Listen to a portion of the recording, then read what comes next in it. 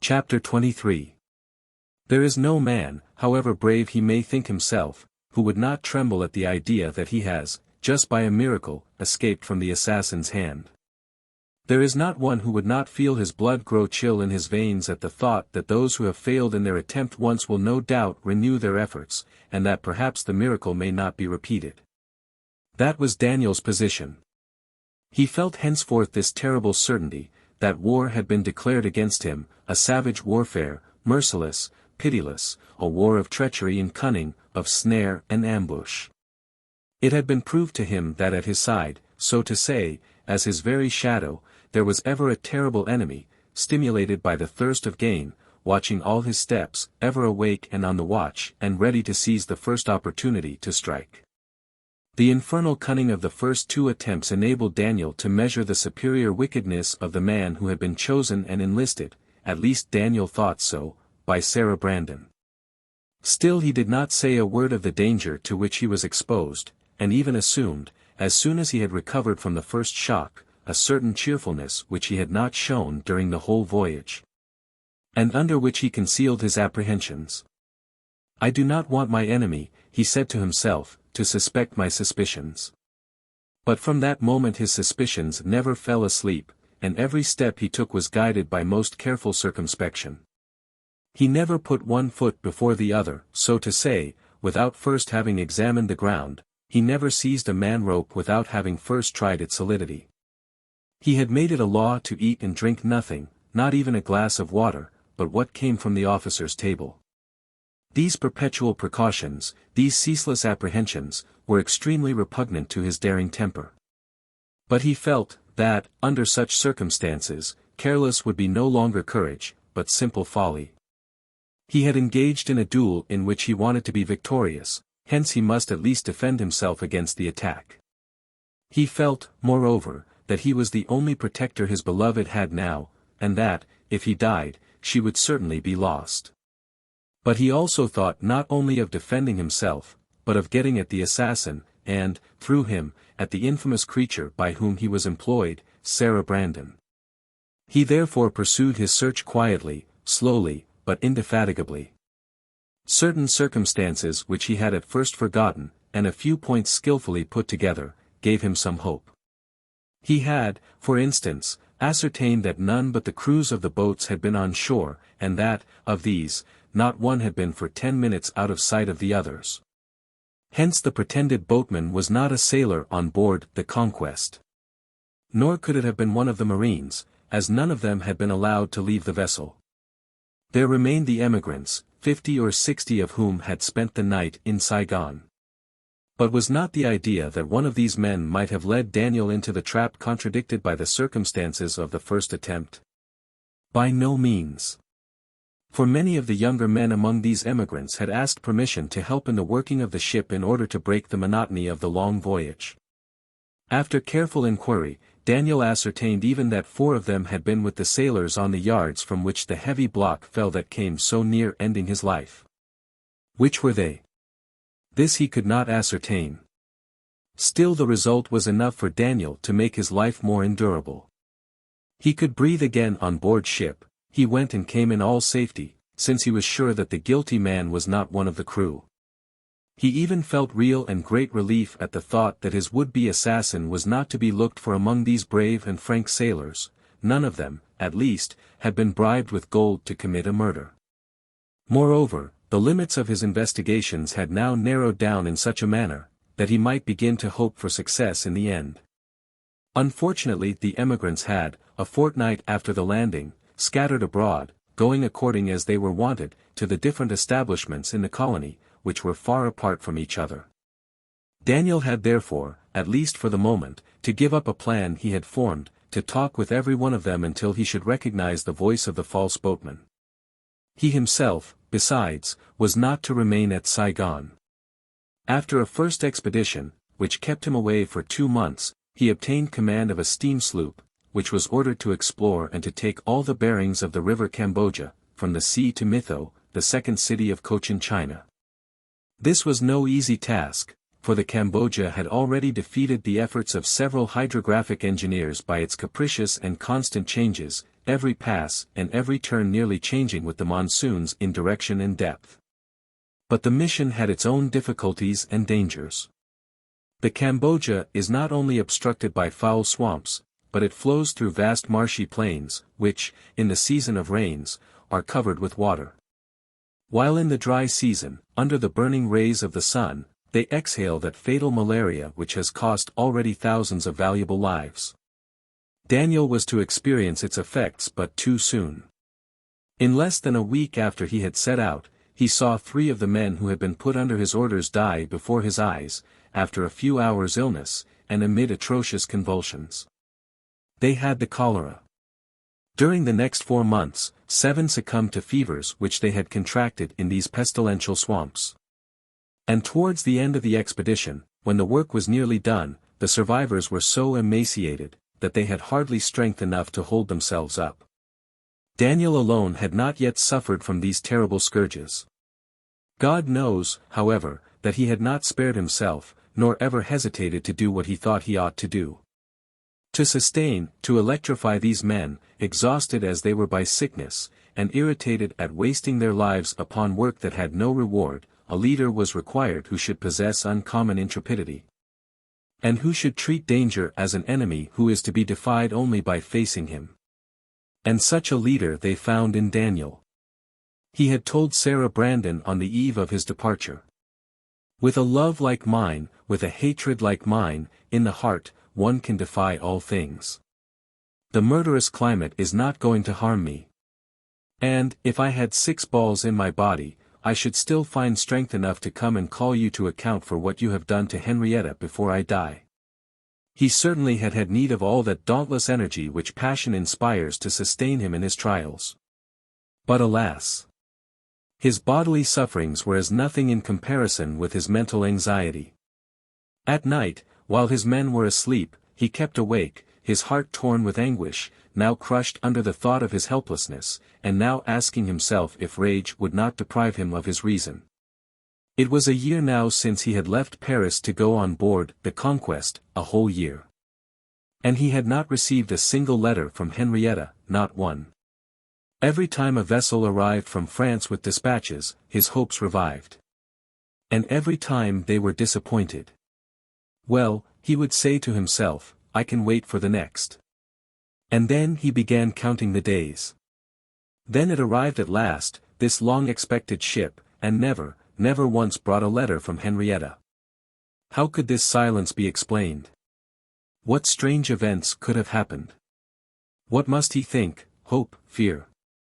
To be chained by honor to a place 1,000 leagues from the woman he loved, to distraction, to know nothing about her, her life, her actions and her thoughts, to be reduced to such extreme wretchedness. To doubt. Daniel would have been much less unhappy if someone had suddenly come and told him, Miss Vilhandry is no more. Yes, less unhappy, for true love in its savage selfishness suffers less from death than from treason. If Henrietta had died, Daniel would have been crushed, and maybe despair would have driven him to extreme measures. But he would have been relieved of that horrible struggle within him, between his faith in the promises of his beloved and certain suspicions, which caused his hair to stand on end. But he knew that she was alive. For there was hardly a vessel coming from France or from England which did not bring him a letter from Maxime, or from the Countess Sarah. For Sarah insisted upon writing to him, as if there existed a mysterious bond between them, which she defied him to break. I obey, she said, an impulse more powerful than reason and will alike. It is stronger than I am, stronger than all things else, I must write to you, I cannot help it. At another time she said. Do you remember that evening, O Daniel?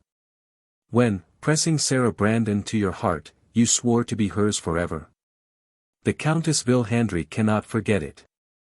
Under the most indifferent words there seemed to palpitate and to struggle a passion which was but partially restrained, and ever on the point of breaking forth. Her letters read like the conversations of timid lovers, who talk about the rain and the weather in a tone of voice trembling with desire, and with looks burning with passion. Could she really be in love with me? Daniel thought, and could that be her punishment? Then, again, swearing, like the roughest of his men, he added. Am I to be a fool forever? Is it not quite clear that this wicked woman only tries to put my suspicions to sleep? She is evidently preparing for her defense, in case the rascal who attempted my life should be caught, and compromise her by his confessions. Every letter. Moreover, brought from the Countess Sarah some news about his betrothed, her stepdaughter. But she always spoke of her with extreme reserve and reticence, and in ambiguous terms, as if counting upon Daniel's sagacity to guess what she could not or would not write. According to her account, Henrietta had become reconciled to her father's marriage. The poor child's melancholy had entirely disappeared. Miss Henrietta was very friendly with Sir Thorn. The coquettish ways of the young girl became quite alarming. And her indiscretion provoked the gossip of visitors. Daniel might as well accustom himself to the idea, that, on his return, he might find Henrietta a married woman. She lies, the wretch, said Daniel. Yes, she lies. But he tried in vain to resist. Every letter from Sarah brought him the germ of some new suspicion, which fermented in his mind as the miasma fermented in the veins of his men. The information furnished by Maxime de Brevan was different, and often contradictory even, but by no means more reassuring. His letters portrayed the perplexity and the hesitation of a man who is all anxiety to soften hard truths. According to him, the Countess Sarah and Miss Vilhandry did not get on well with each other. But he declared he was bound to say that the wrong was all on the young lady's side, who seemed to make it the study of her life to mortify her stepmother, while the latter bore the most irritating provocations with unchanging sweetness. He alluded to the calumnies which endangered Miss Henrietta's reputation, admitting that she had given some ground for them by thoughtless acts. He finally added that he foresaw the moment when she would leave her father's house in spite of all his advice to the contrary. "And not one line from her," exclaimed Daniel, "not one line." And he wrote her letter after letter, beseeching her to answer him, whatever might be the matter, and to fear nothing, as the certainty even of a misfortune would be a blessing to him in comparison with this torturing uncertainty. He wrote without imagining for a moment that Henrietta suffered all the torments he endured, that their letters were intercepted, and that she had no more news of him than he had of her. Time passed, however, carrying with it the evil as well as the good days. Daniel returned to Saigon, bringing back with him one of the finest hydrographic works that exist on Cochin China. It was well known that this work had cost an immense outlay of labor, of privations, and of life. Hence he was rewarded as if he had won a battle, and he was rewarded instantly, thanks to special powers conferred upon his chief, reserving only the confirmation in France, which was never refused. All the survivors of the expedition were mentioned in public orders and in the official report. 2 were decorated, and Daniel was promoted to officer of the Legion of Honor. Under other circumstances, this distinction, doubly valuable to so young a man, would have made him supremely happy. Now it left him cold. The fact was, that these long trials had worn out the elasticity of his heart. And the sources of joy, as well as the sources of sorrow, had dried up. He no longer struggled against despair, and came to believe that Henrietta had forgotten him, and would never be his wife. Now, as he knew he never could love another, or rather as no other existed for him, as, without Henrietta, the world seemed to him empty, absurd, intolerable, he asked himself why he should continue to live. There were moments in which he looked lovingly at his pistols, and said to himself, "Why should I not spare Sarah Brandon the trouble?" What kept his hand back was the leaven of hatred which still rose in him at times. He ought to have the courage, at least, to live long enough to avenge himself. Harassed by these anxieties, he withdrew more and more from society, never went on shore. And his comrades on board the Conquest felt anxious as they looked at him walking restlessly up and down the quarter-deck, pale, and with eyes on fire. For they loved Daniel. His superiority was so evident, that none disputed it. They might envy him, but they could never be jealous of him. Some of them thought he had brought back with him from Cambodia the germ of one of those implacable diseases which demoralize the strongest, and which break out suddenly, carrying a man off in a few hours. "You ought not to become a misanthrope, my dear Champsy," they would say. Come, for heaven's sake, shake off that sadness, which might make an end of you before you are aware of it." And jestingly they added, "Decidedly, you regret the banks of the Cambodia." They thought it a jest, it was the truth. Daniel did regret even the worst days of his mission. At that time his grave responsibility, overwhelming fatigues, hard work, and daily danger, had procured him at least some hours of oblivion. Now idleness left him, without respite or time, face to face with his distressing thoughts. It was the desire, the necessity almost, of escaping in some manner from himself, which made him accept an invitation to join a number of his comrades who wanted to try the charms of a great hunting party. On the morning of the expedition, however, he had a kind of presentiment. A fine opportunity, he thought, for the assassin hired by Sarah Brandon. Then, shrugging his shoulders, he said with a bitter laugh, "How can I hesitate? As if a life like mine was worth the trouble of protecting it against danger." When they arrived on the following day on the hunting ground, he, as well as the other hunters, received their instructions, and had their posts assigned them by the leader. He found himself placed between two of his comrades, in front of a thicket, and facing a narrow ravine, through which all the game must necessarily pass as it was driven down by a crowd of Annamites. They had been firing for an hour, when Daniel's neighbors saw him suddenly let go his rifle, turn over, and fall. They hurried up to catch him. But he fell, face forward, to the ground, saying aloud, and very distinctly, "This time they have not missed me." At the outcry raised by the two neighbors of Daniel, other hunters had hastened up, and among them the chief surgeon of the Conquest, one of those old pill-makers, who, under a jovial skepticism, and a rough, almost brutal outside, conceal great skill and an almost feminine tenderness. As soon as he looked at the wounded man, whom his friends had stretched out on his back, making a pillow of their overcoats, and who lay there pale and inanimate, the good doctor frowned, and growled out, "He won't live." The officers were thunderstruck. "Poor Champsy," said one of them, "to escape the Cambodia fevers, and to be killed here at a pleasure party. Do you recollect, doctor, what you said on the occasion of his second accident, mind the third?" The old doctor did not listen. He had knelt down, and rapidly stripped the coat off Daniel's back. The poor man had been struck by a shot. The ball had entered on the right side, a little behind. And between the fourth and the fifth rib, one could see a round wound, the edges drawn in. But the most careful examination did not enable him to find the place where the projectile had come out again. The doctor rose slowly, and, while carefully dusting the knees of his trousers, he said, "All things considered, I would not bet that he may not escape. Who knows where the ball may be lodged? It may have respected the vital parts. Projectiles often take curious turns and twists. I should almost be disposed to answer for Champsy, if I had him in a good bed in the hospital at Saigon. At all events, we must try to get him there alive. Let one of you gentlemen tell the sailors who have come with us to make a litter of branches." The noise of a struggle, of fearful oaths and inarticulate cries, interrupted his orders. Some 15 yards off, below the place where Daniel had fallen, two sailors were coming out of the thicket, their faces red with anger, dragging out a man with a wretched gun, who hurled out, "Will you let me go, you parcel of good-for-nothings? Let me go, or I'll hurt you."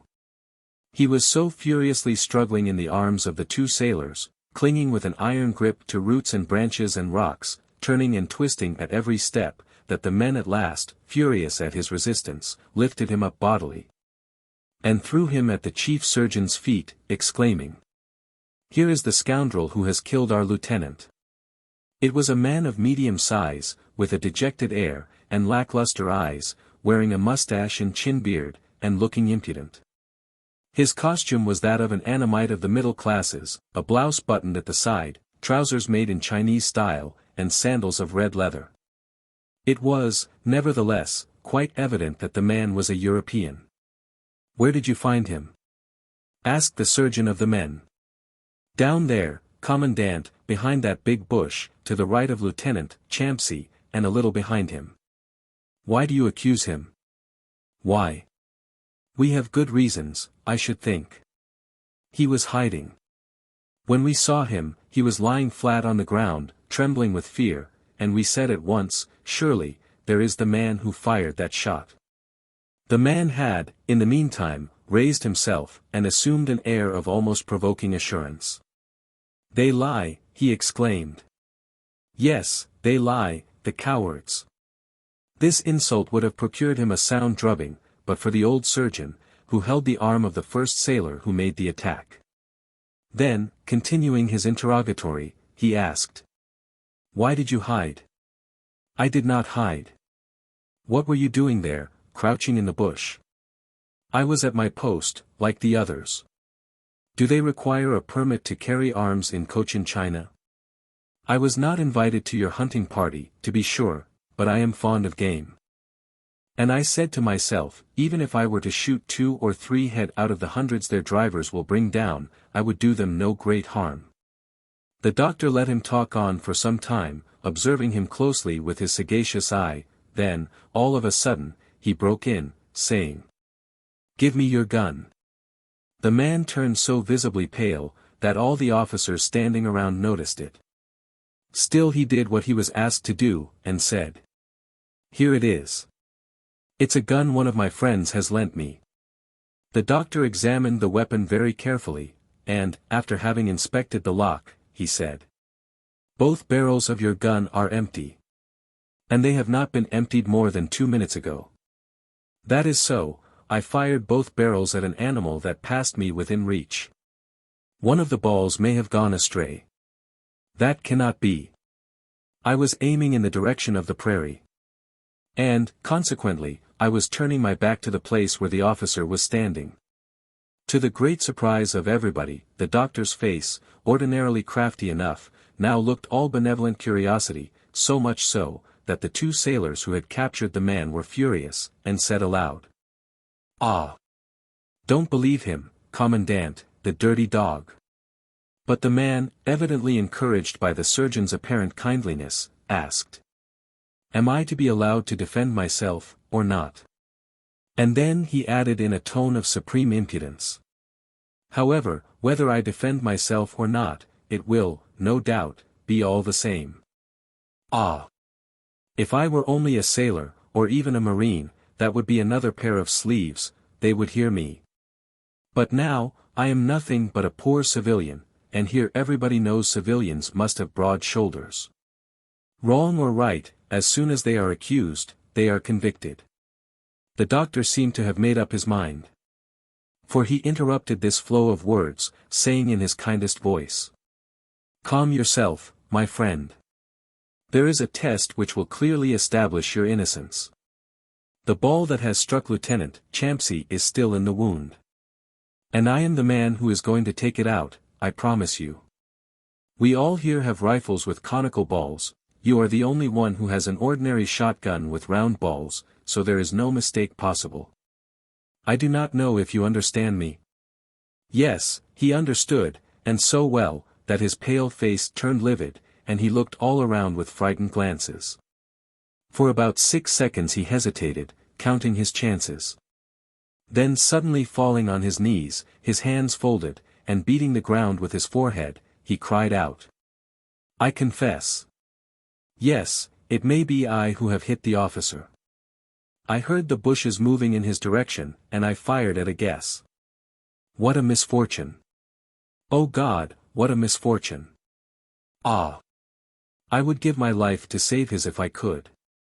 It was an accident, gentlemen, I swear. Such accidents happen every day in hunting, the papers are full of them. Great God! What an unfortunate man I am! The doctor had stepped back. He now ordered the 2 sailors who had arrested the man, to make sure of him, to bind him, and carry him to Saigon to prison.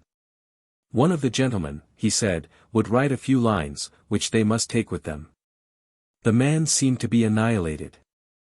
A misfortune is not a crime, he sighed out. I am an honest mechanic. We shall see that in Saigon, answered the surgeon.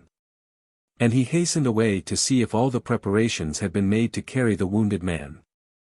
In less than 20 minutes, and with that marvelous skill which is one of the characteristic features of good sailors, a solid litter had been constructed, the bottom formed a real mattress of dry leaves. And overhead a kind of screen had been made of larger leaves. When they put Daniel in, the pain caused him to utter a low cry of pain. This was the first sign of life he had given. "And now, my friends," said the doctor, "let us go. And bear in mind, if you shake the lieutenant, he is a dead man." It was hardly 8 in the morning when the melancholy procession started homeward. And it was not until between 2 and 3 o'clock on the next morning that it entered Saigon, under one of those overwhelming rains which give one an idea of the deluge, and of which Cochin China has the monopoly. The sailors who carried the litter on which Daniel lay had walked 18 hours without stopping, on footpaths which were almost impassable, and where every moment a passage had to be cut through impenetrable thickets of aloes, cactus, and jack trees. Several times the officers had offered to take their places, but they had always refused, relieving each other, and taking all the time as ingenious precautions as a mother might devise for her dying infant. Although, therefore, the march lasted so long, the dying man felt no shock, and the old doctor said, quite touched, to the officers who were around him, "Good fellows, how careful they are. You might have put a full glass of water on the litter, and they would not have spilled a drop. Yes, indeed. Good people, rude and rough, no doubt, in many ways, coarse sometimes, and even brutal, bad to meet on shore the day after payday, or coming out from a drinking shop, but keeping under the rough outside a heart of gold, childlike simplicity, and the sacred fire of noblest devotion." The fact was, they did not dare breathe heartily till after they had put their precious burden safe under the hospital porch. 2 officers who had hastened in advance had ordered a room to be made ready. Daniel was carried there. And when he had been gently put on a white, good bed, officers and sailors withdrew into an adjoining room to await the doctor's sentence. The latter remained with the wounded man, with 2 assistant surgeons who had been roused in the meantime. Hope was very faint. Daniel had recovered his consciousness during the journey, and had even spoken a few words to those around him, but incoherent words, the utterance of delirium. They had questioned him once or twice. But his answers had shown that he had no consciousness of the accident which had befallen him, nor of his present condition. So that the general opinion among the sailors who were waiting, and who all had more or less experience of shot wounds, was, that fever would carry off their lieutenant before sunrise. Suddenly, as if by magic, all was hushed, and not a word spoken. The old surgeon had just appeared at the door of the sick chamber. And, with a pleasant and hopeful smile on his lips, he said, "Our poor Champsy is doing as well as could be expected, and I would almost be sure of his recovery, if the great heat was not upon us." And, silencing the murmur of satisfaction which arose among them at this good news, he went on to say, "Because, after all, serious as the wound is, it is nothing in comparison with what it might have been. And what is more, gentlemen, I have the corpus delicti." He raised in the air, as he said this, a spherical ball, which he held between his thumb and forefinger. "Another instance," he said, "to be added to those mentioned by our great masters of surgery, of the oddities of projectiles. This one, instead of pursuing its way straight through the body of our poor friend, had turned around the ribs, and gone to its place close by the vertebral column. There I found it, almost on the surface. And nothing was needed to dislodge it but a slight push with the probe. The shotgun taken from the hands of the murderer had been deposited in a corner of the large room. They brought it up, tried the ball, and found it to fit accurately.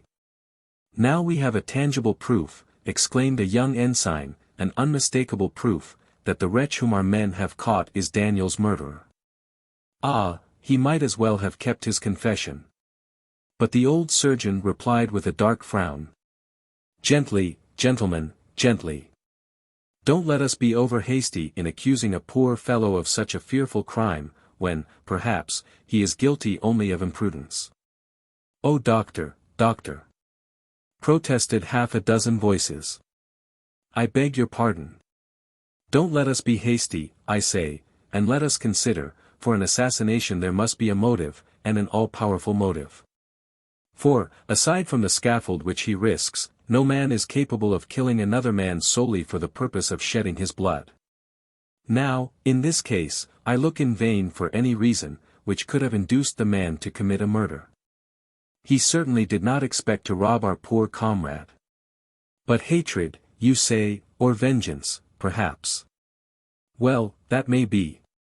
But, before a man makes up his mind to shoot even the man he hates like a dog, he must have been cruelly offended by him.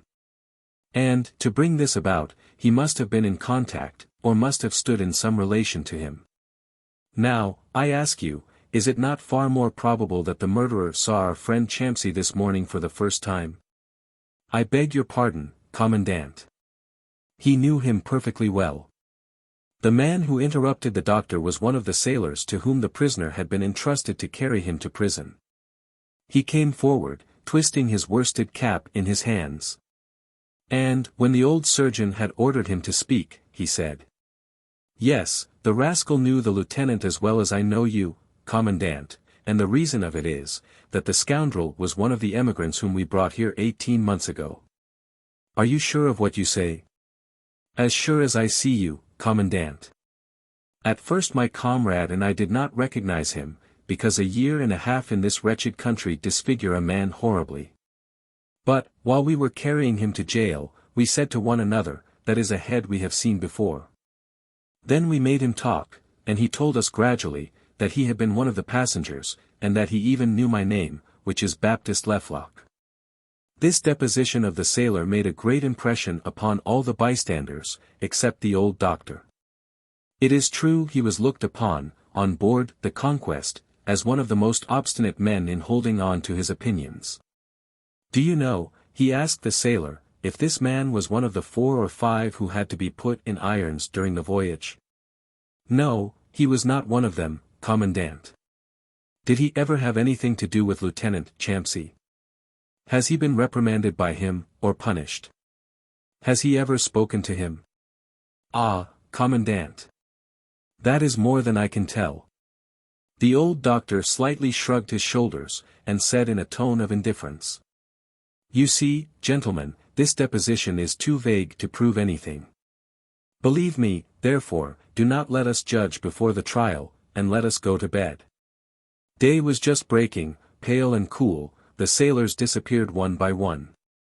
The doctor was getting ready to lie down on a bed which he had ordered to be put up in a room adjoining that in which the wounded man was lying, when an officer came in. It was one of those who had been standing near Champsy. He, also, was a lieutenant. "I should like to have a word in private with you, doctor," he said. "Very well," replied the old surgeon. "Be kind enough to come up to my room."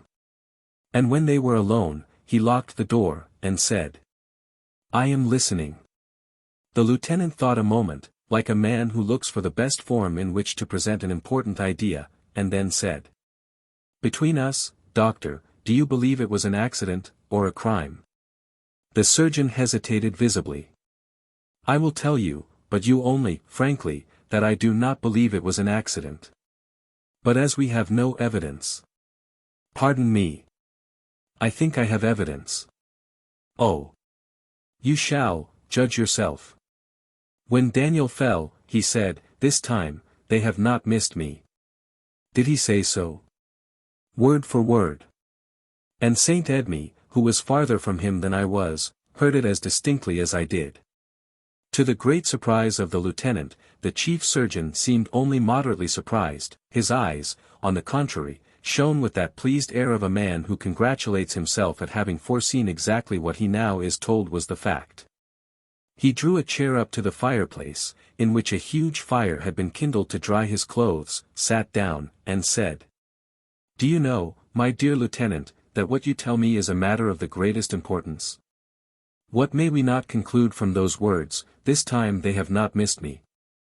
In the first place, it proves that Champsy was fully aware that his life was in danger.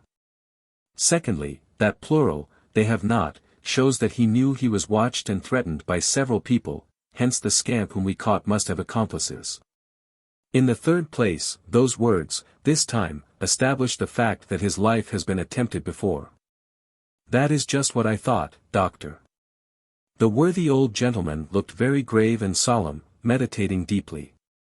Well, he continued slowly, I had a very clear presentiment of all that as soon as I looked at the murderer. Do you remember the man's amazing impudence as long as he thought he could not be convicted of the crime?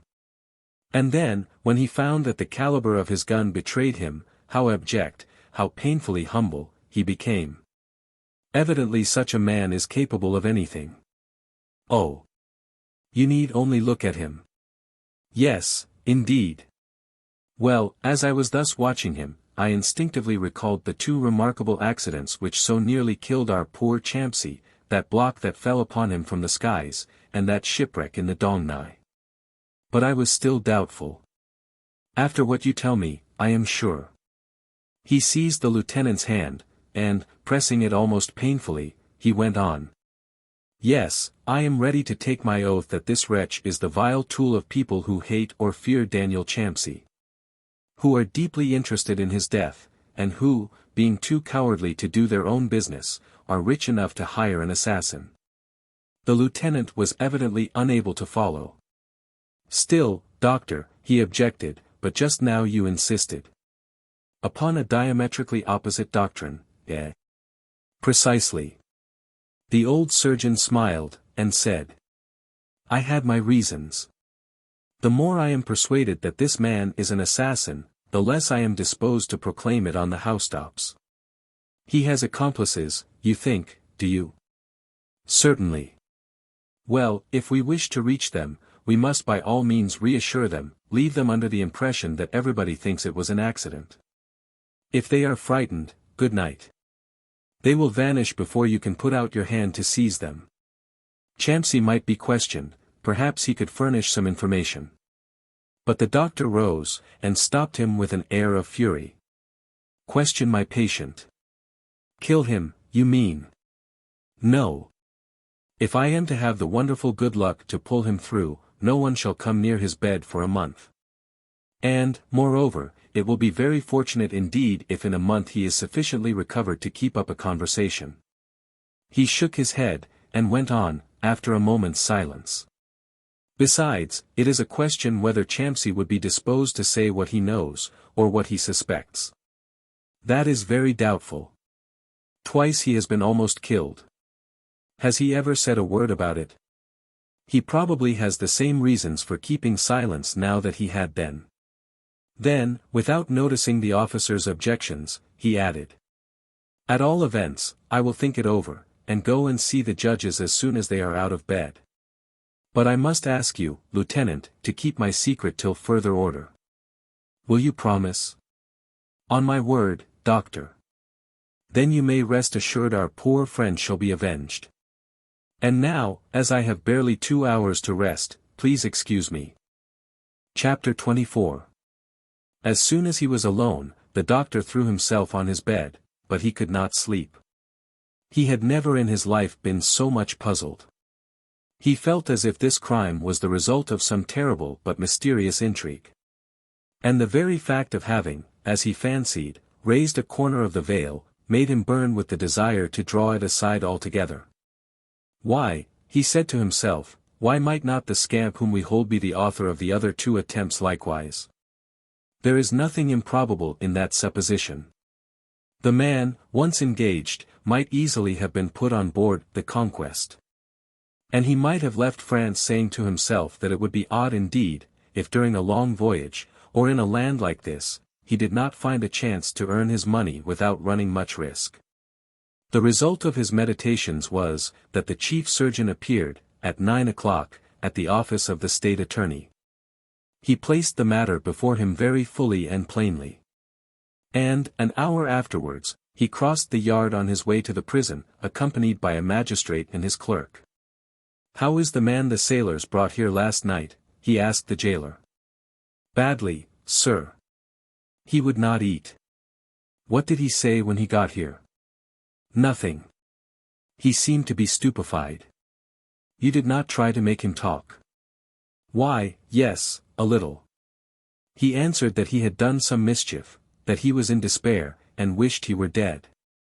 The magistrate looked at the surgeon as if he meant to say, just as I expected from what you told me. Then, turning again to the jailer, he said, "Show us to the prisoner's cell." The murderer had been put into a small but tidy cell in the first story. When they entered, they found him seated on his bed, his heels on the bars, and his chin in the palm of his hands. As soon as he saw the surgeon, he jumped up, and with outstretched arms and rolling eyes, exclaimed, "The officer has died." "No," replied the surgeon, "no. Calm yourself. The wound is a very bad one, but in a fortnight he will be up again." These words fell like a heavy blow upon the murderer. He turned pale, his lips quivered, and he trembled in all his limbs. Still he promptly mastered this weakness of the flesh. And falling on his knees, with folded hands, he murmured in the most dramatic manner, "Then I am not a murderer. O great God, I thank thee." And his lips moved as if he were uttering a fervent prayer. It was evidently a case of coarsest hypocrisy, for his looks contradicted his words and his voice. The magistrate, however, seemed to be taken in. "You show proper feelings," he said. "Now get up and answer me. What is your name?" "Évariste Crochard, surnamed Bagnolet." "What age?" 35 years. "Where were you born?" "At Bagnolet, near Paris." "And on that account, my friend." "Never mind." "Your profession?" The man hesitated. The magistrate added, "In your own interest I advise you to tell the truth. The truth always comes out in the end, and your position would be a very serious one if you tried to lie. Answer, therefore, directly." "Well, I am an engraver on metal. But I have been in the army, I served my time in the Marines." "What brought you to Cochin China?" "The desire to find work. I was tired of Paris. There was no work for engravers. I met a friend who told me the government wanted good workmen for the colonies." "What was your friend's name?" A slight blush passed over the man's cheeks, and he answered hastily, "I have forgotten his name." The magistrate seemed to redouble his attention, although he did not show it. "That is very unfortunate for you," he answered coldly. "Come, make an effort, try to remember." "I know I cannot, it is not worth the trouble." "Well. But no doubt you recollect the profession of the man who knew so well that government wanted men in Cochin China?" "What was it?" The man, this time, turned crimson with rage, and cried out with extraordinary vehemence, "How do I know? Besides, what have I to do with my friend's name and profession? I learned from him that they wanted workmen. I called at the Navy Department, they engaged me, and that is all." Standing quietly in one of the corners of the cell, the old chief surgeon lost not a word, not a gesture, of the murderer. And he could hardly refrain from rubbing his hands with delight as he noticed the marvelous skill of the magistrate in seizing upon all those little signs, which, when summed up at the end of an investigation, form an overwhelming mass of evidence against the criminal. The magistrate, in the meantime, went on with the same impassive air. "Let us leave that question, then, since it seems to irritate you, and let us go on to your residence here. How have you supported yourself at Saigon?" "By my work, forsooth. I have 2 arms, and I am not a good-for-nothing." "You have found employment, you say, as engraver on metal?" "No. But you said—" Évariste Crochard, surnamed Bagnolet, could hardly conceal his impatience. "If you won't let me have my say," he broke out insolently, "it isn't worth while questioning me." The magistrate seemed not to notice it. He answered coldly, "Oh. Talk as much as you want. I can wait." Well, then, the day after we had landed, M. Farniol, the owner of the French restaurant, offered me a place as waiter. Of course I accepted, and stayed there a year. Now I wait at table at the Hôtel de France, kept by M. Roy. You can send for my 2 masters, they will tell you whether there is any complaint against me. They will certainly be examined. "And where do you live?" At the Hotel de France, of course, where I am employed. The magistrate's face looked more and more benevolent. He asked next. And that is a good place, to be waiter at a restaurant or a hotel? Why, yes, pretty good. They pay well, eh? That depends, sometimes they do. At other times they don't. When it is the season. That is so everywhere. But let us be accurate. You have been now 18 months in Saigon, no doubt you have laid up something. The man looked troubled and amazed, as if he had suddenly found out that the apparent benevolence of the magistrate had led him upon slippery and dangerous ground. He said evasively. If I have put anything aside, it is not worth mentioning. On the contrary, let us mention it. How much about have you saved? Bagnolet's looks, and the tremor of his lips, showed the rage that was devouring him. I don't know, he said sharply. The magistrate made a gesture of surprise which was admirable. He added. What? You don't know how much you have laid up? That is too improbable. When people save money, 1 cent after another, to provide for their old age, they know pretty well. Well, then, take it for granted that I have saved nothing. As you like it. Only it is my duty to show you the effect of your declaration. You tell me you have not laid up any money, don't you?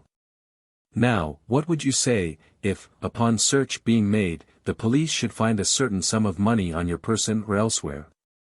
They won't find any. So much the better for you. For, after what you said, it would be a terrible charge. Let them search. They are doing it now, and not only in your room, but also elsewhere. They will soon know if you have invested any money, or if you have deposited it with any of your acquaintances. I may have brought some money with me from home. No, for you have told me that you could no longer live in Paris, finding no work. Crochard, surnamed Bagnolet, made such a sudden and violent start, that the surgeon thought he was going to attack the magistrate. He felt he had been caught in a net the meshes of which were drawing tighter and tighter around him. And these apparently inoffensive questions assumed suddenly a terrible meaning. Just answer me in one word, said the magistrate. Did you bring any money from France, or did you not? The man rose, and his lips opened to utter a curse. But he checked himself, sat down again, and, laughing ferociously, he said. Ah! You would like to squeeze me, and make me cut my own throat. But luckily, I can see through you, and I refuse to answer. You mean you want to consider? Have a care. You need not consider in order to tell the truth. And, as the man remained obstinately silent, the magistrate began again after a pause, saying. You know what you are accused of? They suspect that you fired at Lieutenant Champsy with intent to kill. That is an abominable lie. So you say. How did you hear that the officers of the Conquest had arranged a large hunting party? I had heard them speak of it at table d'hôte. And you left your service in order to attend this hunt, some 12 miles from Saigon? That is certainly singular. Not at all, for I am very fond of hunting. And then I thought, if I could bring back a large quantity of game, I would probably be able to sell it very well. And you would have added the profit to your other savings, wouldn't you?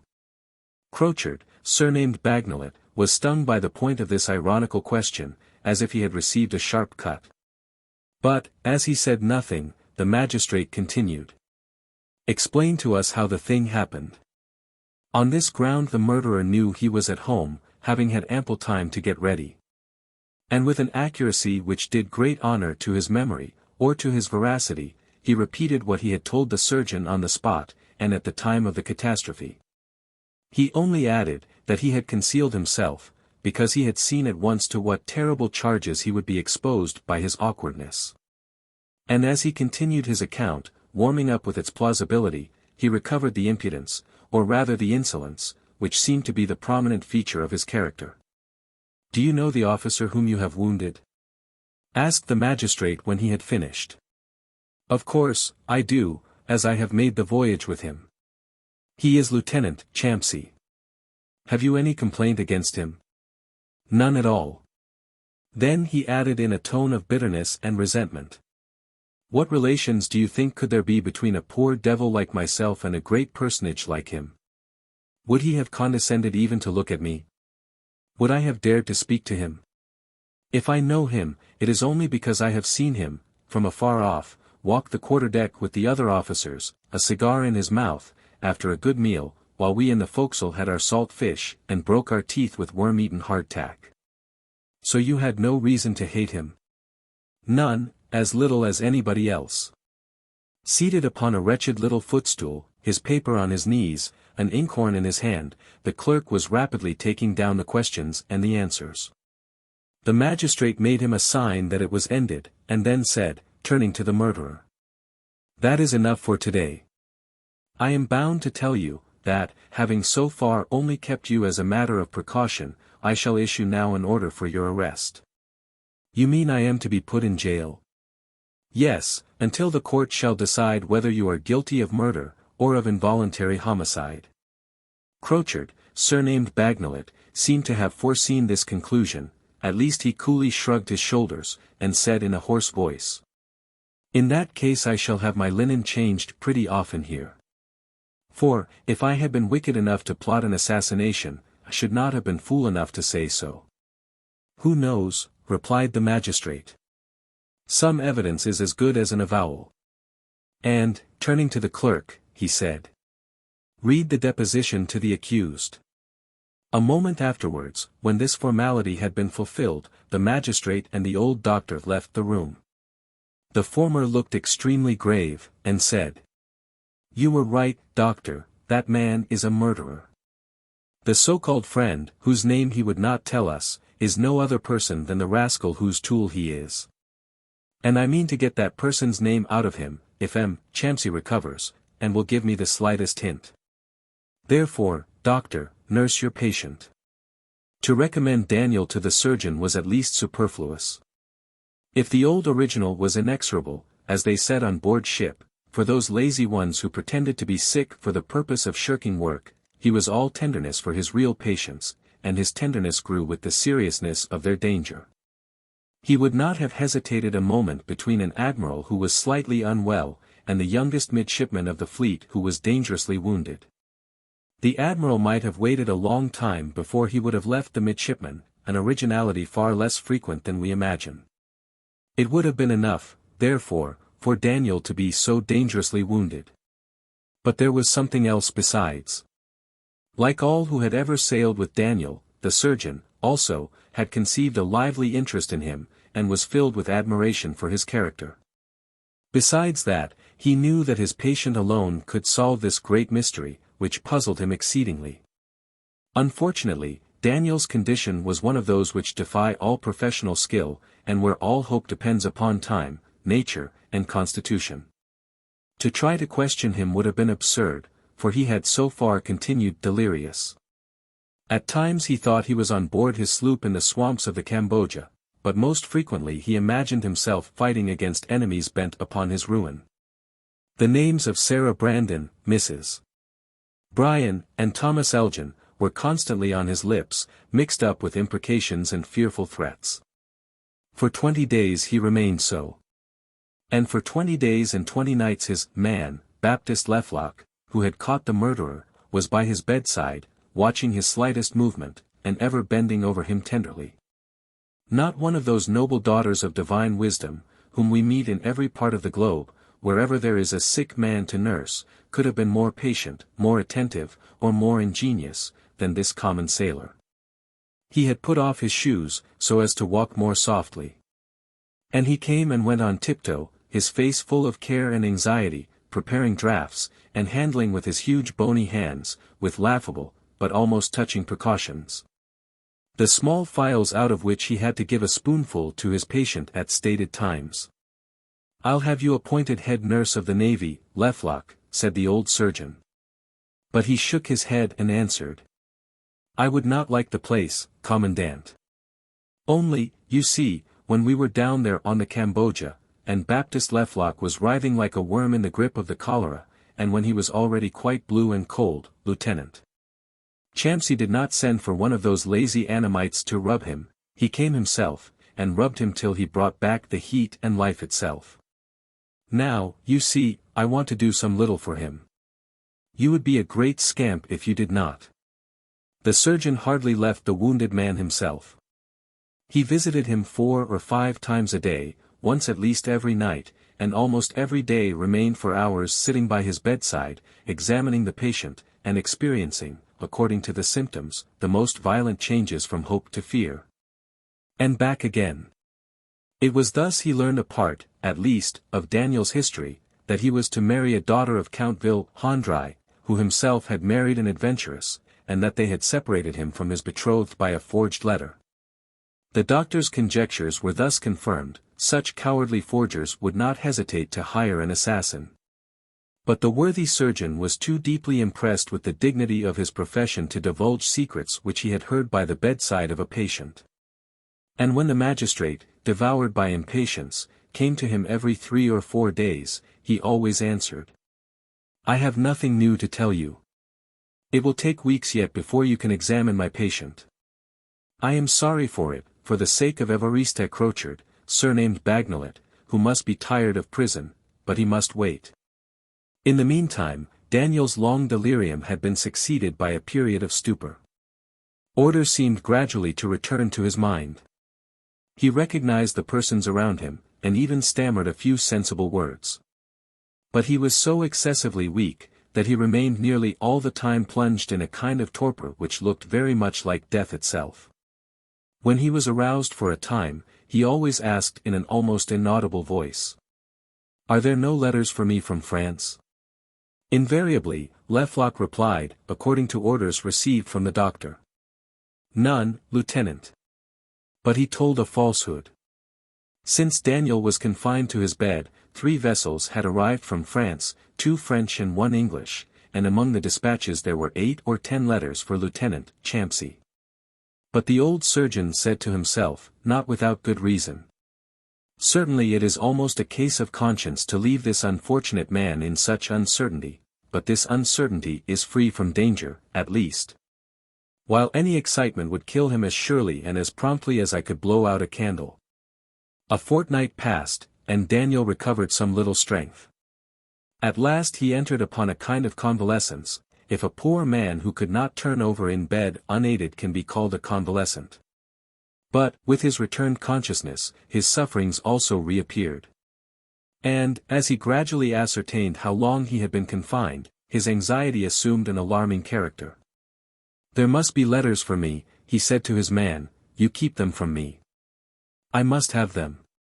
The doctor at last came to the conclusion that this excessive agitation was likely to become as dangerous as the excitement he dreaded so much, so he said one day, "Let us run the risk." It was a burning hot afternoon, and Daniel had now been an invalid for 7 weeks. Lecoq raised him on his pillows, stowed him away, as he called it, and the surgeon handed him his letters. Daniel uttered a cry of delight. At the first glance he had recognized on 3 of the envelopes Henrietta's handwriting. He kissed them, and said, "At last she writes."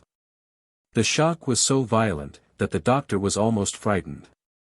"Be calm, my dear friend," he said. "Be calm. Be a man, forsooth." But Daniel only smiled, and replied, "Never mind me, doctor, you know joy is never dangerous, and nothing but joy can come to me from her who writes to me. However, just see how calm I am."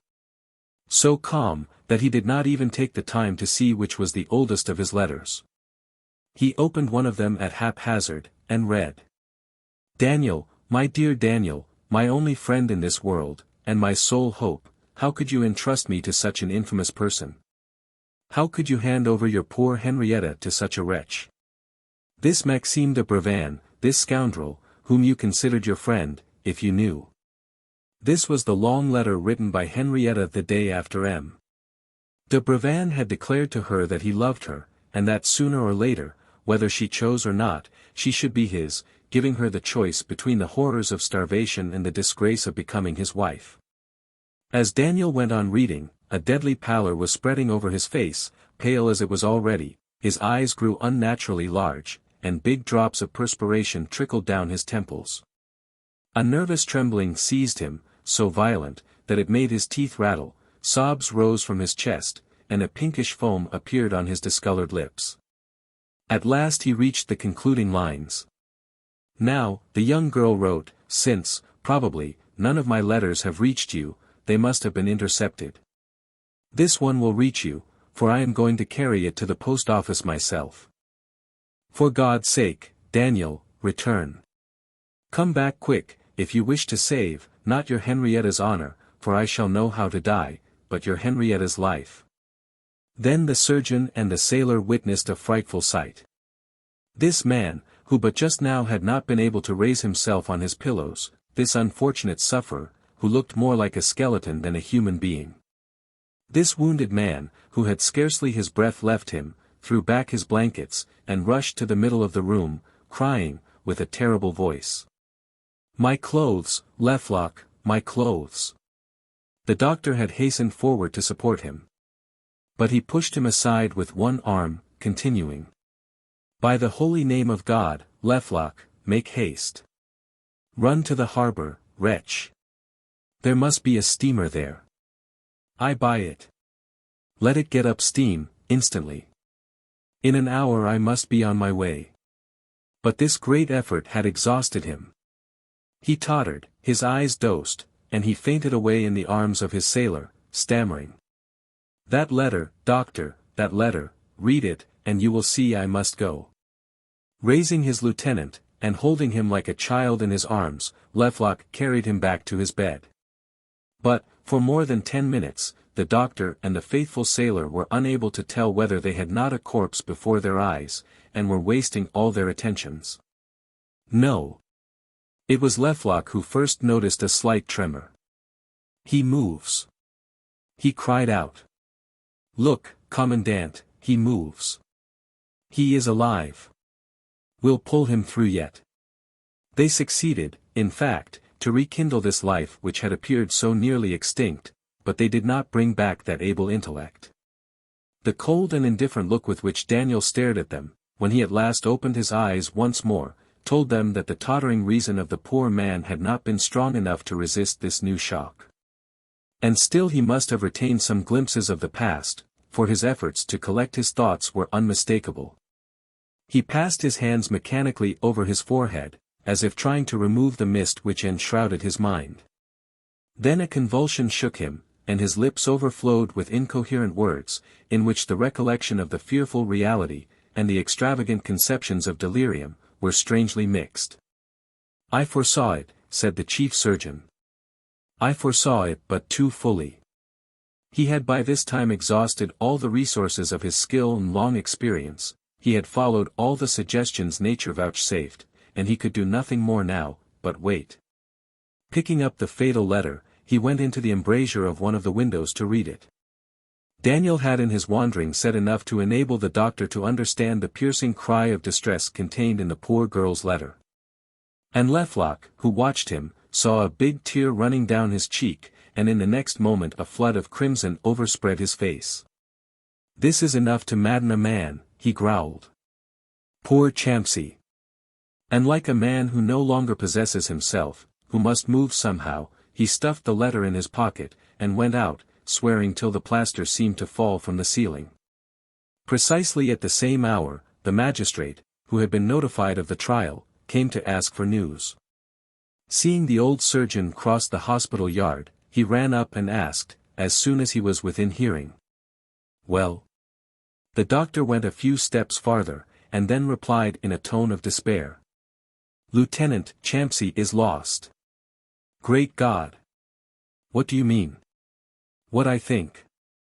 Daniel has a violent brain fever, or rather congestion of the brain. Weakened, exhausted, extenuated as he is, how can he endure it? He cannot, that is evident. It would take another miracle to save him now, and you may rest assured it won't be done. In less than 24 hours he will be a dead man, and his assassins will triumph. Oh!" The old surgeon's eyes glared with rage, and a sardonic smile curled his lips as he continued. And who could keep those rascals from triumphing? If Daniel dies, you will be bound to release that scamp, the wretched murderer whom you keep imprisoned, that man Crochard, surnamed Bagnolet, for there will be no evidence. Or, if you send him before a court, he will be declared guilty of involuntary homicide. And yet you know, as well as I do, he has wantonly fired at one of the noblest creatures I have ever known.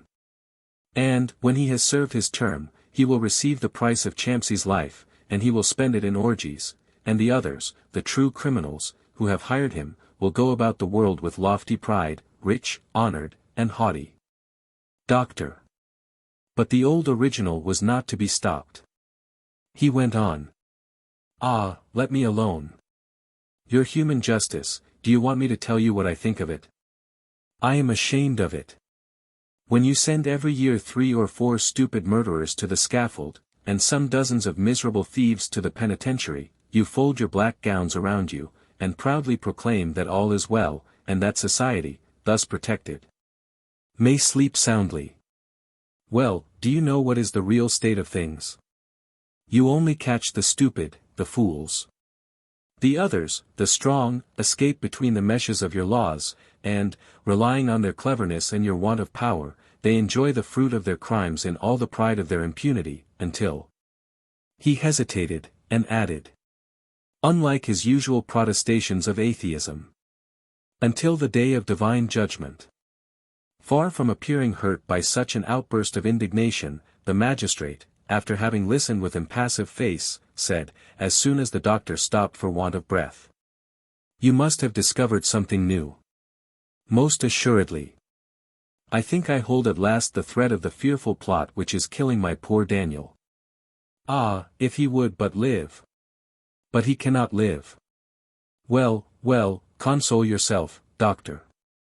You said human justice has its limits, and hosts of criminals escape its vengeance, but in this case, whether Lieutenant Champsey live or die, justice shall be done, I promise you. He spoke in a tone of such absolute certainty, that the old surgeon was struck by it. He exclaimed. Has the murderer confessed the crime? The magistrate shook his head. No, he replied, nor have I seen him again since the first examination. But I have not been asleep. I have been searching, and I think I have sufficient evidence now to bring out the truth. And if you, on your side, have any positive information. Yes, I have, and I think I am justified now in communicating it to you. I have, besides, a letter. He was pulling the letter out of his pocket, but the magistrate stopped him, saying. We cannot talk here in the middle of the court, where everybody can watch us from the windows. The courtroom is quite near, suppose we go there, doctor. For all answer the surgeon put on his cap firmly, took his friend's arm, and the next moment the soldier on duty at the gate of the hospital saw them go out, engaged in a most animated conversation. When they had reached the magistrate's room, he shut the door carefully, and, after having invited the surgeon to take a seat, he said.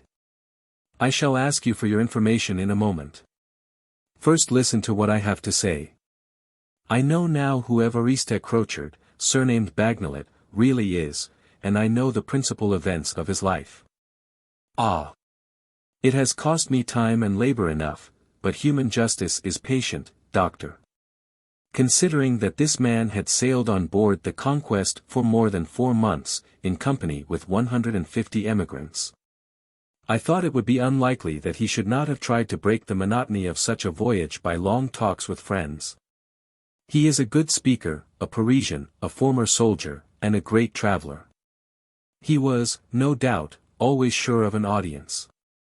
I sent, therefore, one by one, for all the former passengers on board the Conquest, whom I could find, 100, perhaps. And I examined them.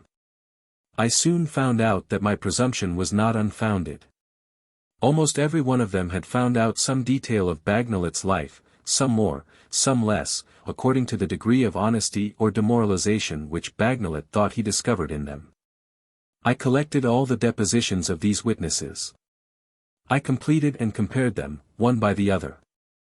And thus, by means of the confessions of the accused, certain allusions and confidences of his made to others, and his indiscretions when he was drunk, I was enabled to make up his biography with a precision which is not likely to be doubted. Without seeming to notice the doctor's astonishment, he opened a large case on his table, and, drawing from it a huge bundle of papers, he held it up in the air, saying, "Here are the verbal depositions of my 100-and-odd witnesses." Then, pointing at 4 or 5 sheets of paper, which were covered with very fine and close writing, he added, "And here are my extracts. Now, doctor, listen." And at once he commenced reading this biography of his accused, making occasional remarks, and explaining what he had written. Évariste Crochard, surnamed Bagnolet, was born at Bagnolet in 1829, and is, consequently, older than he says, although he looks younger. He was born in February. And this month is determined by the deposition of a witness, to whom the accused offered, during the voyage, a bottle, with the words, "Today is my birthday." From all the accounts of the accused, it appears that his parents were evidently very honest people. His father was foreman in a copper foundry, and his mother a seamstress. They may be still living. But for many years they have not seen their son. The accused was sent to school, and, if you believe him, he learned quickly, and showed remarkable talents. But from his 12th year he joined several bad companions of his age, and frequently abandoned his home for weeks, roaming about Paris. How did he support himself while he was thus vagabondizing? He has never given a satisfactory explanation. But he has made such precise statements about the manner in which youthful thieves maintain themselves in the capital, that many witnesses suspect him of having helped them in robbing open stalls in the streets. The positive result of these investigations is, that his father, distressed by his misconduct, and despairing of ever seeing him mend his ways, had him sent to a house of correction when he was 14 years old. Released at the end of 18 months, he says he was bound out as an apprentice, and soon learned his business well enough to support himself. This last allegation, however, cannot be true. For 4 witnesses, of whom one at least is of the same profession as Crochard, declare that they have seen him at work, and that, if he ever was a skilled mechanic, he is so no longer. Besides, he cannot have been long at work. For he had been a year in prison again, when the revolution of 1848 began. This fact he has himself stated to more than 25 persons. But he has explained his imprisonment very differently, and almost every witness has received a new version. One was told that he had been sentenced for having stabbed one of his companions while drunk, another, that it was for a row in a drinking saloon, and a third, that he was innocently involved with others in an attempt to rob a foreigner. The prosecution is, therefore, entitled to conclude fairly that Crochard was sentenced simply as a thief. Set free soon after the Revolution, he did not resume his profession, but secured a place as machinist in a theatre on the boulevards. At the end of 3 months he was turned off, because of improper conduct with women, according to one, or, if we believe another statement, because he was accused of a robbery committed in one of the boxes. Unable to procure work, he engaged himself as groom in a wandering circus, and thus travelled through the provinces. But at Marseilles, he is wounded in a fight, and has to go to a hospital, where he remains 3 months. After his return to Paris, he associated himself with a rope dancer, but was soon called upon to enter the army. He escaped conscription by good luck. But the next year we find him negotiating with a dealer in substitutes. And he confesses having sold himself purely from a mad desire to possess 1,500 francs at once, and to be able to spend them in debauch. Having successfully concealed his antecedents, he is next admitted as substitute in the B regiment of the line, but, before a year had elapsed, his insubordination has caused him to be sent to Africa as a punishment. He remained there 16 months, and conducted himself well enough to be incorporated in the 1st Regiment of Marines, 1 battalion of which was to be sent to Senegambia. He had, however, by no means given up his bad ways. For he was very soon after condemned to 10 years penal servitude for having broken into a house by night as a robber. The chief surgeon, who had for some time given unmistakable signs of impatience, now rose all of a sudden, and said, "Pardon me, if I interrupt you, sir, but can you rely upon the veracity of your witnesses? Why should I doubt them? Because it seems to me very improbable that a cunning fellow, such as this Crochard seems to be, should have denounced himself. But he has not denounced himself. Ah! He has often mentioned this condemnation. But he has always attributed it to acts of violence against a superior. On that point he has never varied in his statements. Then how on earth did you learn the truth? Oh, very simply.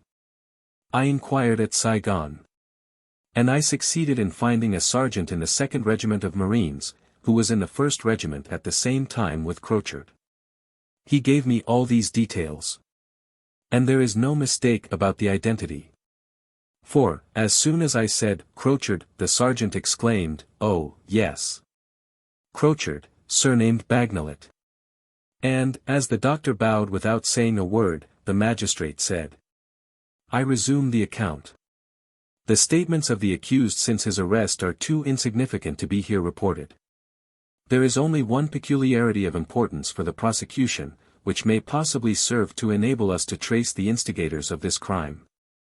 On 3 occasions, and in the presence of, at least, 3 witnesses each time, Crochard has used, in almost the same terms, these words. No one would believe the strange acquaintances one makes in prisons. You meet there young men of family, who have done a foolish thing, and lots of people, who, wishing to make a fortune all at once, had no chance. When they come out from there, many of these fellows get into very good positions. And then, if you meet them, they don't know you. I have known some people there, who now ride in their carriages." The doctor had become silent. "Oh," he said half aloud, "might not some of these people whom the assassin has known in prison have put arms in his hand? That is the very question I asked myself. Because, you see, some of Daniel's enemies are fearful people. And if you knew what is in this letter here in my hand, which, no doubt, will be the cause of that poor boy's death." "Allow me to finish, doctor," said the man of law.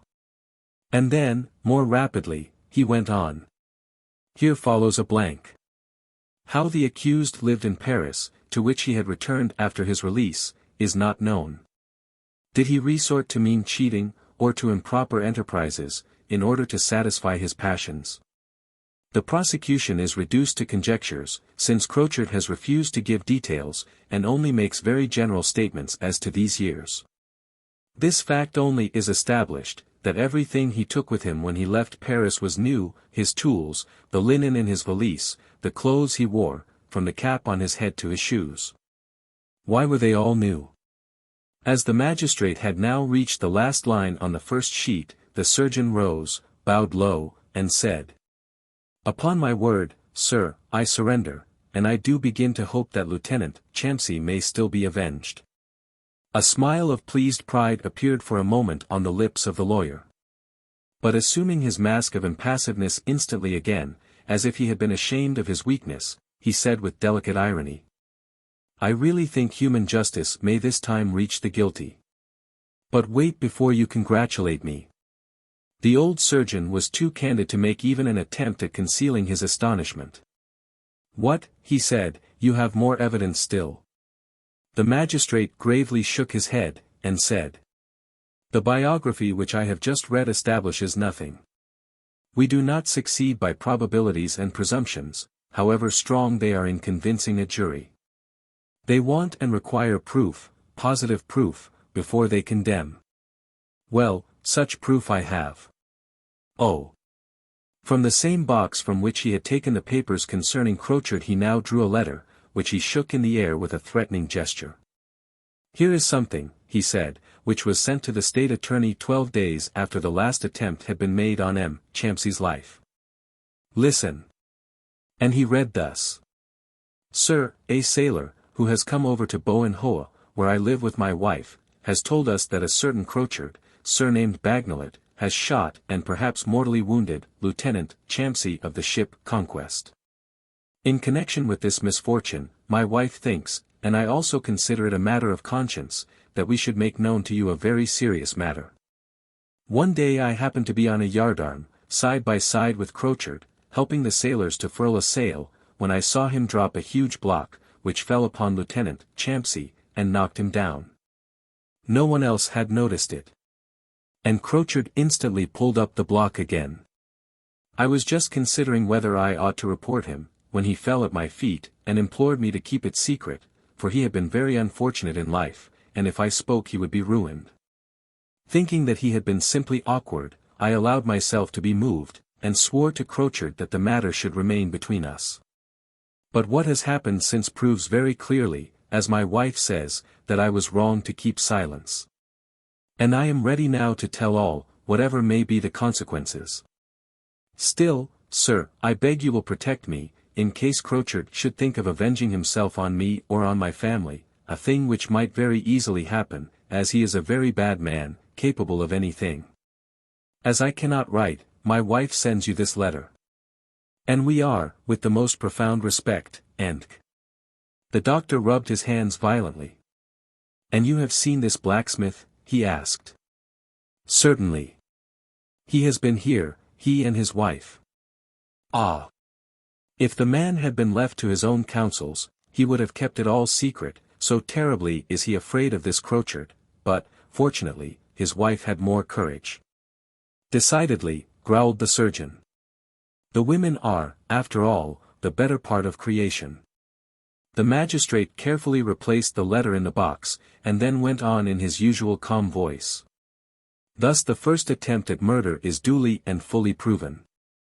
As for the second, the one made on the river, we are not quite so far advanced. Still I have hopes. I have found out, for instance, that Crochard is a first-rate swimmer. Only about 3 months ago he made a bet with one of the waiters at the hotel where he is engaged, that he would swim across the Dong Nai twice, at a place where the current is strongest, and he did it. But that is evidence, is it not? No. It is only a probability in favor of the prosecution. But I have another string to my bow. The register on board ship proves that Crochard went on shore the very evening after the arrival of the vessel. Where, and with whom, did he spend the evening? Not one of my 100 and odd witnesses has seen him that night. And that is not all. No one has noticed, the next day, that his clothes were wet. Therefore he must have changed his clothes. And, in order to do that, he must have bought some, for he had taken nothing with him out of the ship but what he had on. Where did he buy these clothes? I mean to find that out as soon as I shall no longer be forced to carry on the investigation secretly, as I have done so far. For I never forget one thing, that the real criminals are in France, and that they will surely escape us, if they hear that their wretched accomplice here is in trouble. Once more the surgeon drew Henrietta's letter from his pocket, and handed it to the lawyer, saying, I know who they are, the really guilty ones. I know Daniel's enemies, Sarah Brandon, Maxime de Brevan, and the others. But the magistrate waved back the letter, and replied, It is not enough for us to know them, doctor, we want evidence against them, clear, positive, irrefutable evidence. This evidence we will get from Crochard. Oh, I know the ways of these rascals. As soon as they see they are overwhelmed by the evidence against them, and feel they are in real danger, they hasten to denounce their accomplices, and to aid justice, with all their perversity to discover them. The accused will do the same. When I shall have established the fact that he was hired to murder M. Champsey, he will tell me by whom he was hired. And he will have to confess that he was thus hired, when I show him how much of the money he received for the purpose is now left. The old surgeon once more jumped up from his chair. What, he said, you have found Crochard's treasure? No, replied the lawyer, not yet, but... He could hardly keep from smiling grimly, but he added at once. But I know where it is, I think. Ah! I can safely say it was not on the first day exactly that I saw where the truth probably was hid. I have had a good deal of perplexity and trouble. Morally sure as I was, after the first examination of the accused, that he had a relatively large sum hidden somewhere, I first gave all my attention to his chamber. Assisted by a clever police agent, I examined that room for a whole fortnight, till I was furious. The furniture was taken to pieces, and examined, the lining taken out of the chairs, and even the paper stripped from the walls. All in vain. I was in despair, when a thought struck me, one of those simple thoughts which make you wonder why it did not occur to you at once. I said to myself, I have found it. And, anxious to ascertain if I was right, I immediately sent for the man with whom Crochard had made the bet about swimming across the Dongnai. He came, but I prefer reading you his deposition. He took from the large bundle of papers a single sheet, and, assuming an air of great modesty, read the affidavit. Magistrate. At what point of the river did Crochard swim across? Witness. A little below the town. M. Where did he undress? W. At the place where he went into the water, just opposite the tile factory of M. Wong Tai. M. What did he do with his clothes? W. Very much surprised. Nothing. M. Excuse me, he must have done something. Try to recollect. W. Striking his forehead. Why, yes. I remember now. When Bagnolet had undressed, I saw he looked annoyed, as if he disliked going into the water. But no. That was not it. He was afraid about his clothes. And he did not rest satisfied till I had told him I would keep watch over them. Now, his clothes consisted of a mean pair of trousers and a miserable blouse. As they were in my way, I put them down on the ground, at the foot of a tree. He had in the meantime done his work, and came back, but, instead of listening to my compliments, he cried furiously, "My clothes!" Well, I said, they are not lost. There they are. Thereupon he pushed me back fiercely, without saying a word, and ran like a madman to pick up his clothes. The chief surgeon was electrified. He rose, and said, "I understand, yes, I understand." Chapter 25. Thus proceeding from one point to another, and by the unaided power of his sagacity, coupled with indefatigable activity, the magistrate had succeeded in establishing Crochard's guilt. And the existence of accomplices who had instigated the crime. No one could doubt that he was proud of it, and that his self-esteem had increased, although he tried hard to preserve his stiff and impassive appearance. He had even affected a certain dislike to the idea of reading Henrietta's letter, until he should have proved that he could afford to do without such assistance. But, now that he had proved this so amply, he very quickly asked for the letter, and read it. Like the chief surgeon, he, also, was struck and amazed by the wickedness of M. de Brevan. "But here is exactly what we want," he exclaimed, "an irrefragable proof of complicity." He would never have dared to abuse Miss Handry's confidence in so infamous a manner, if he had not been persuaded, in fact been quite sure, that Lieutenant Champsy would never return to France. Then, after a few minutes' reflection, he added, "And yet I feel that there is something underneath still, which we do not see. Why had they determined upon M. Champsy's death even before he sailed? What direct and pressing interest could M. de Brevan have in wishing him dead at that time? Something must have happened between the two which we do not know. What? Ah! That is what I cannot conceive.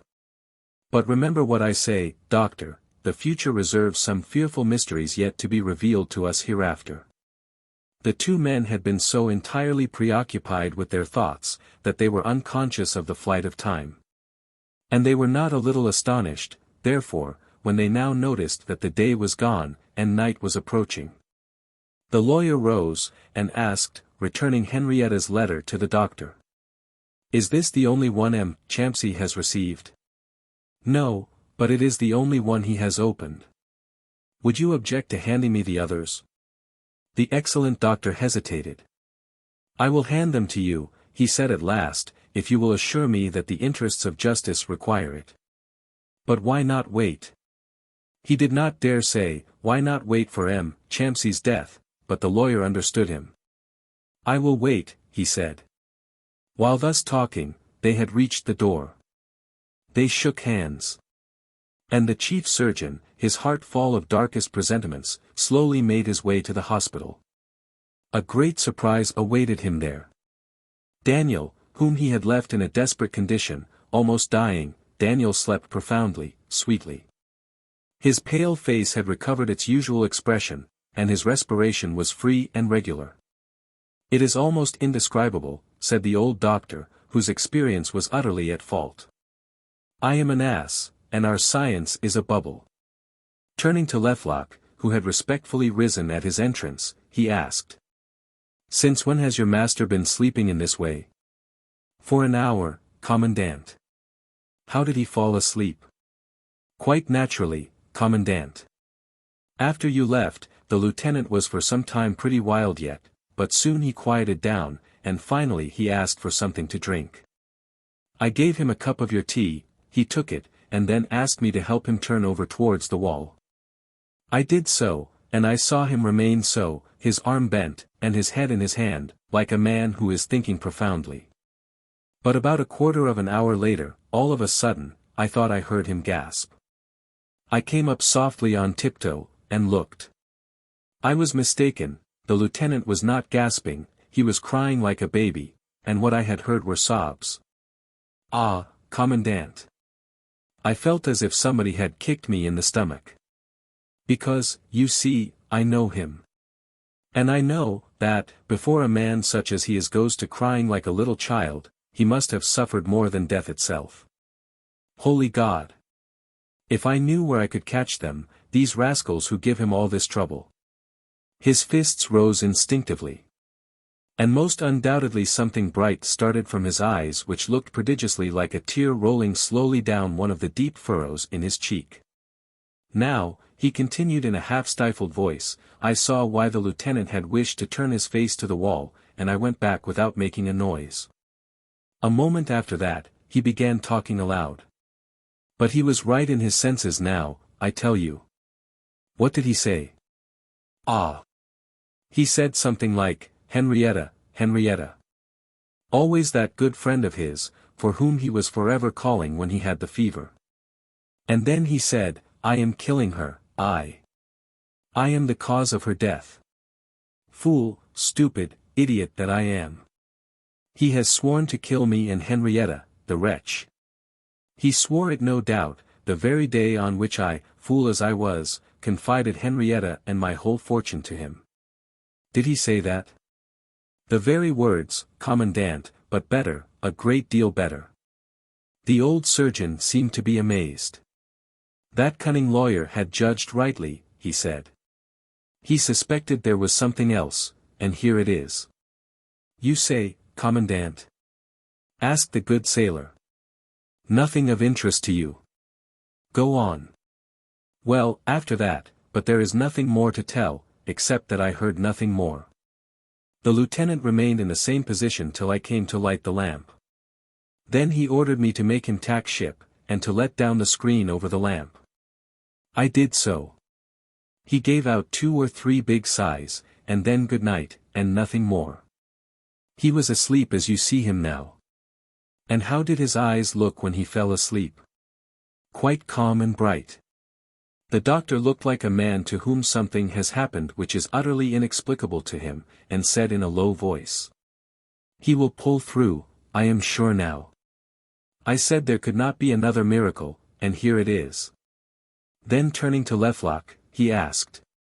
You know where I am staying? Yes, Commandant.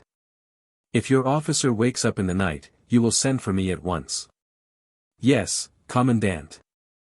But Daniel did not wake up, and he had hardly opened his eyes on the next morning, about 8 o'clock, when the chief surgeon entered his room.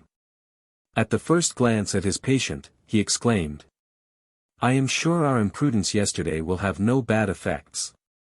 Daniel said nothing.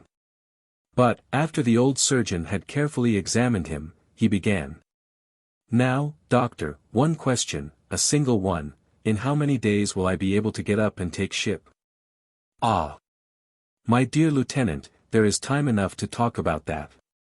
No, doctor, no. I must have an answer.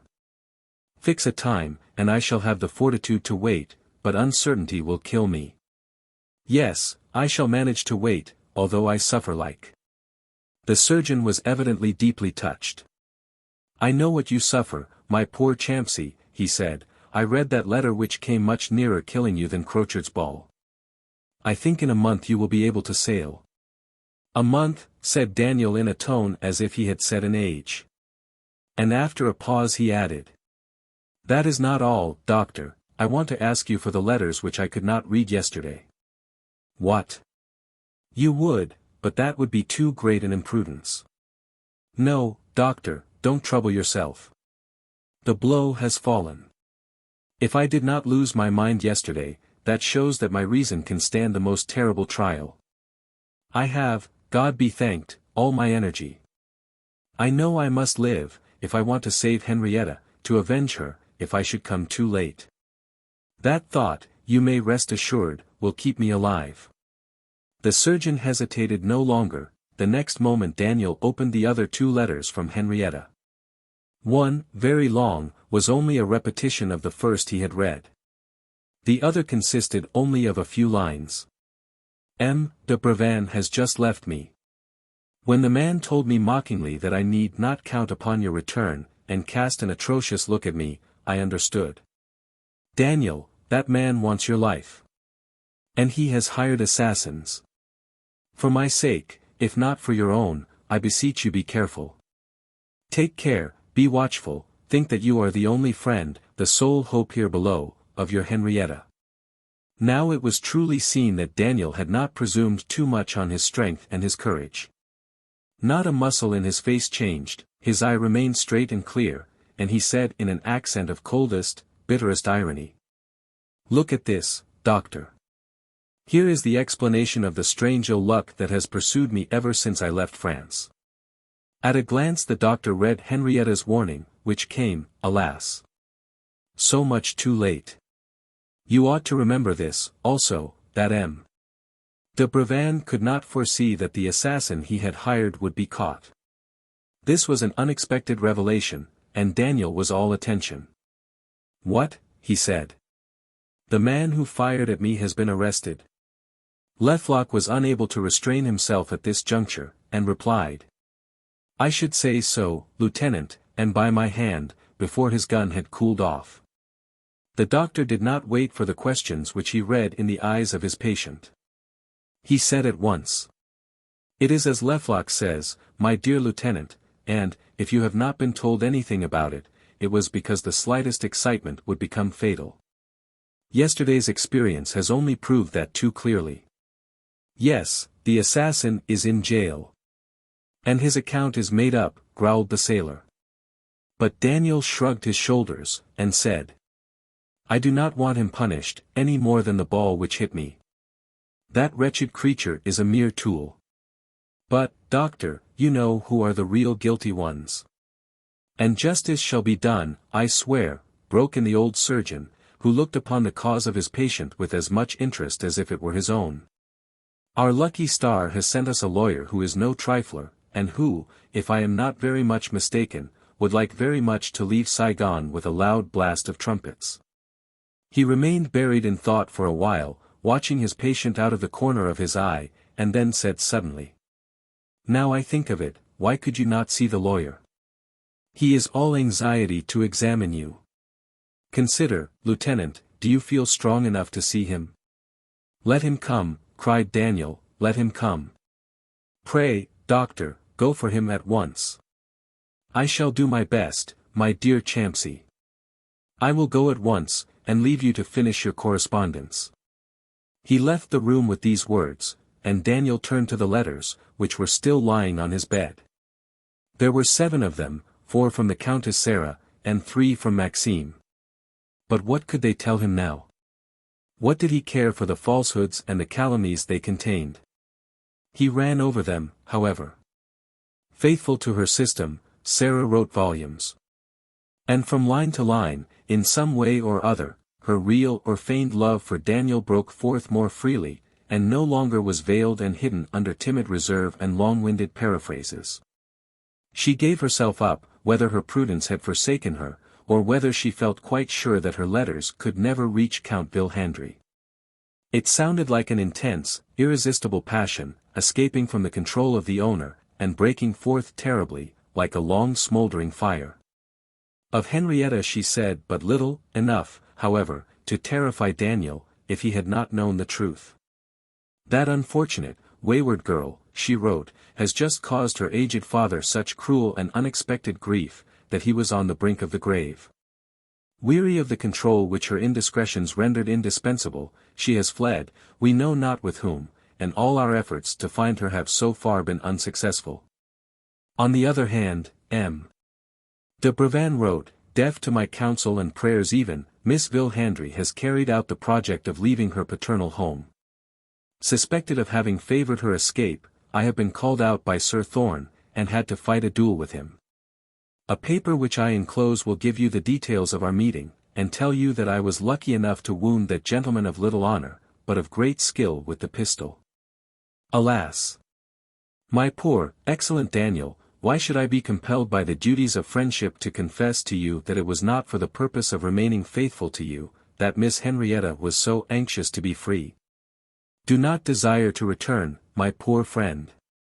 You would suffer too much in finding her whom you have loved so dearly unworthy of an honest man, unworthy of you. Believe me, I did all I could to prevent her irregularities, which now have become public. I only drew her hatred upon me, and I should not be surprised if she did all she could to make us all cut our throats. This impudence was bold enough to confound anybody's mind, and to make one doubt one's own good sense. Still he found the newspaper, which had been sent to him with the letter, and in it the account of the duel between M. de Brevan and M. Thomas Elgin. What did that signify?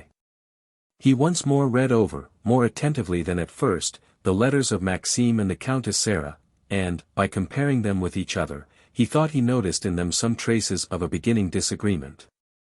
"It may be that there is discord among my enemies," he said to himself, "and that they do no longer agree, now that, in their view, the moment approaches when they are to divide the proceeds of their crimes. Or did they never agree, and am I the victim of a double plot? Or is the whole merely a comedy for the purpose of deceiving me, and keeping me here, until the murderer has done his work?" He was not allowed to torture his mind long with efforts to seek the solution of this riddle.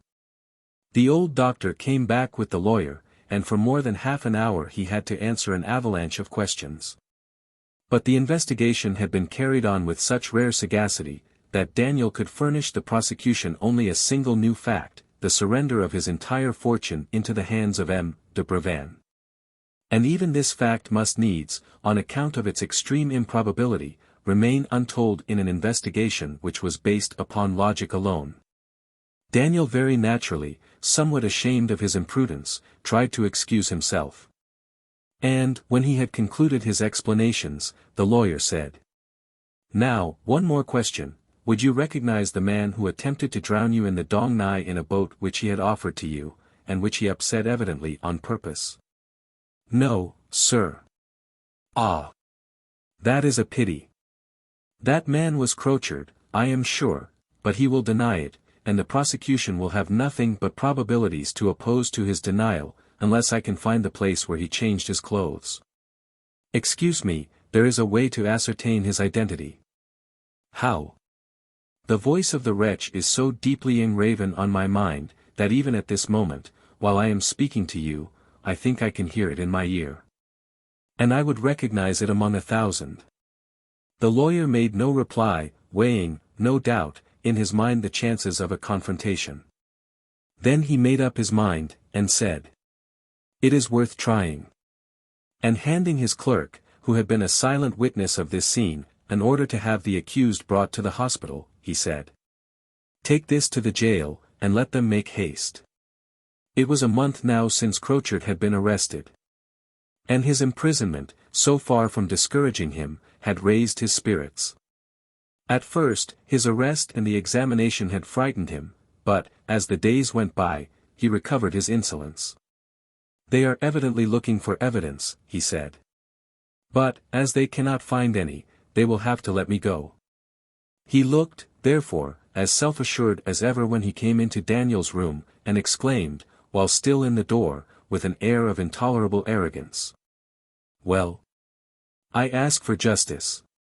I am tired of jail. If I am guilty, let them cut my throat, if I am innocent." But Daniel did not let him finish. "That is the man," he exclaimed, "I am ready to swear to it, that is the man." Great as was the impudence of Crochard, surnamed Bagnolet, he was astonished, and looked with rapid, restless eyes at the chief surgeon, at the magistrate, and last at Lecoq, who stood immovable at the foot of the bed of his lieutenant. He had too much experience of legal forms not to know that he had given way to absurd illusions, and that his position was far more dangerous than he had imagined. But what was their purpose? What had they found out? And what did they know positively? The effort he made to guess all this gave to his face an atrocious expression. "Did you hear that, Crochard?" asked the lawyer. But the accused had recovered his self-control by a great effort. And he replied, "I am not deaf." And there was in his voice the unmistakable accent of the former vagabond of Paris. "I hear perfectly well, only I don't understand." The magistrate, finding that, where he was seated, he could not very well observe Crochard, had quietly gotten up, and was now standing near the mantelpiece, against which he rested.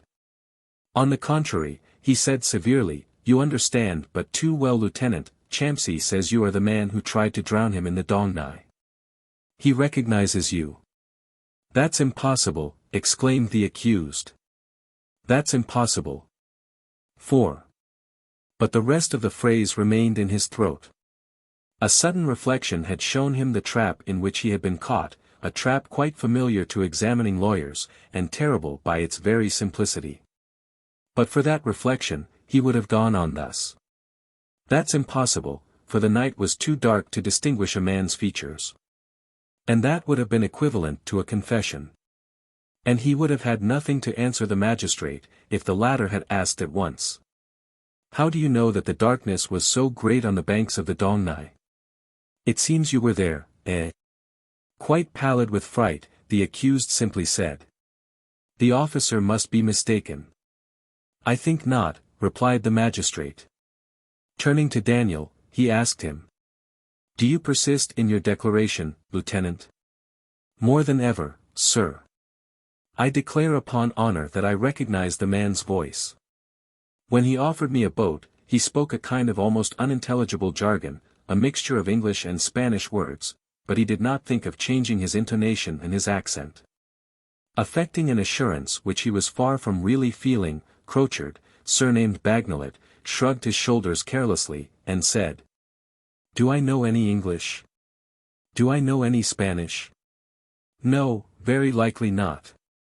But like all Frenchmen who live in this colony, and like all the Marines, you no doubt know a certain number of words of these two languages."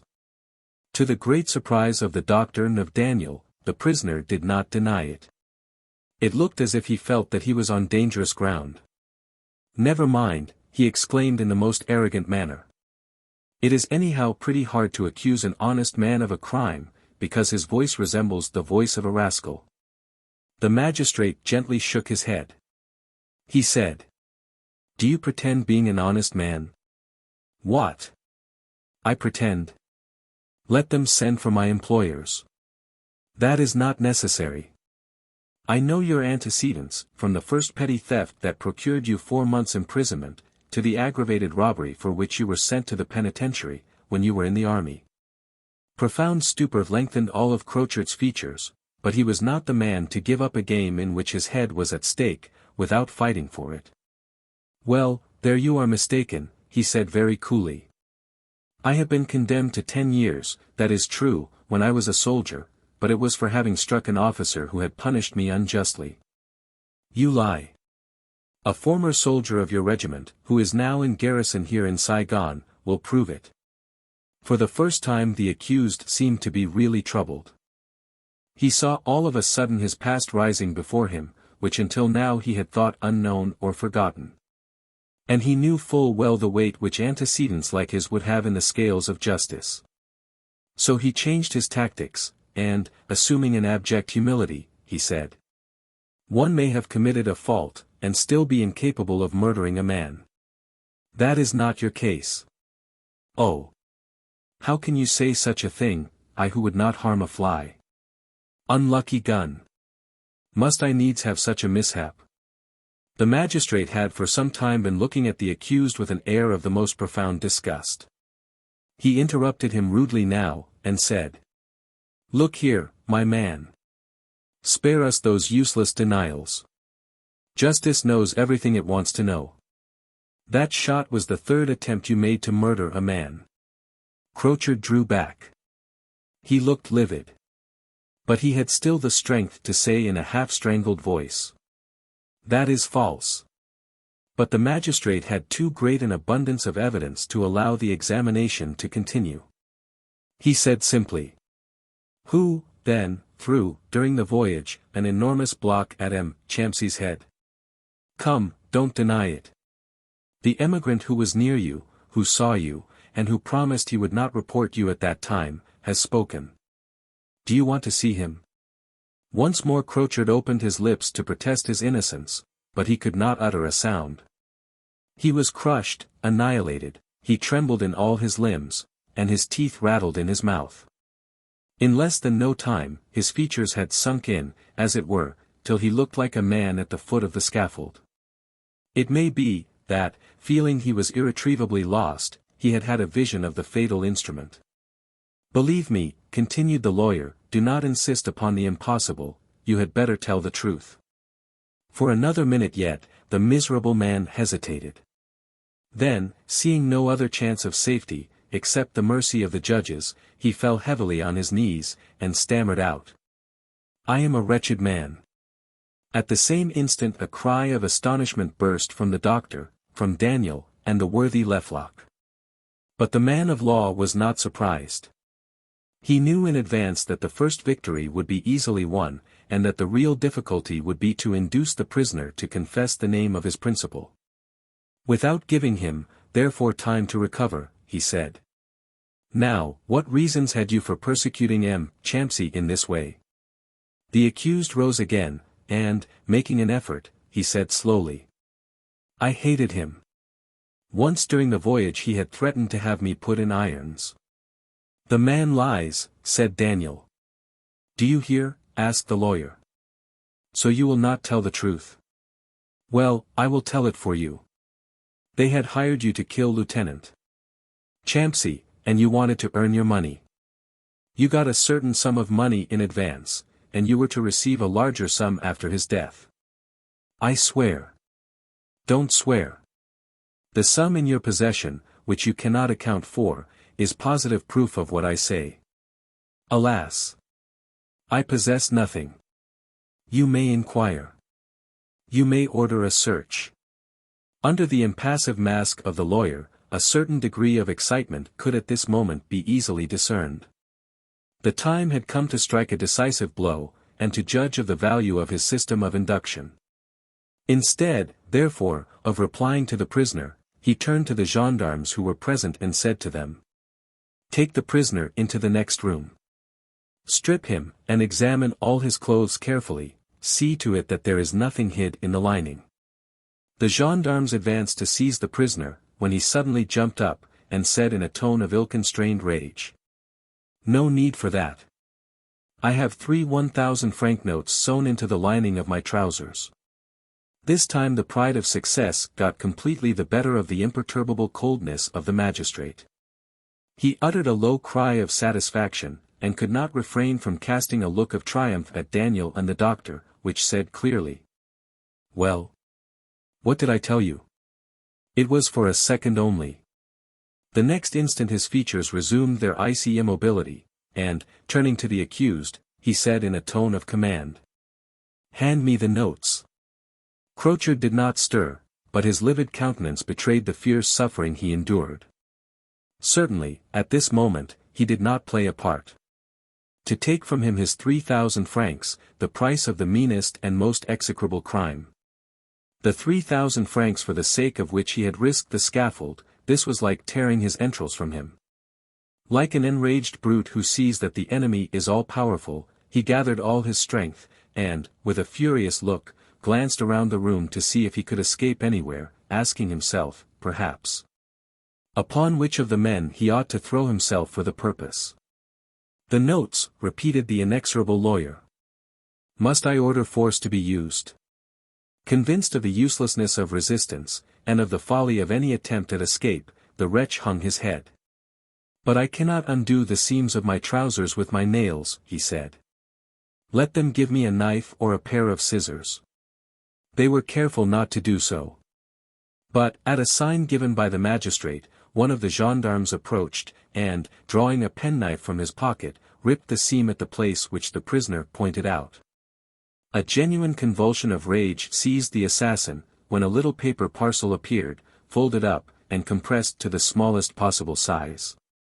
By a very curious phenomenon, which is, however, quite frequently observed in criminals, he was far more concerned about his money than about his life, which was in such imminent danger. "That is my money," he raged. "No one has a right to take it from me. It is infamous to ill-use a man who has been unfortunate, and to rob him." The magistrate, no doubt quite accustomed to such scenes, did not even listen to Crochard, but carefully opened the packet.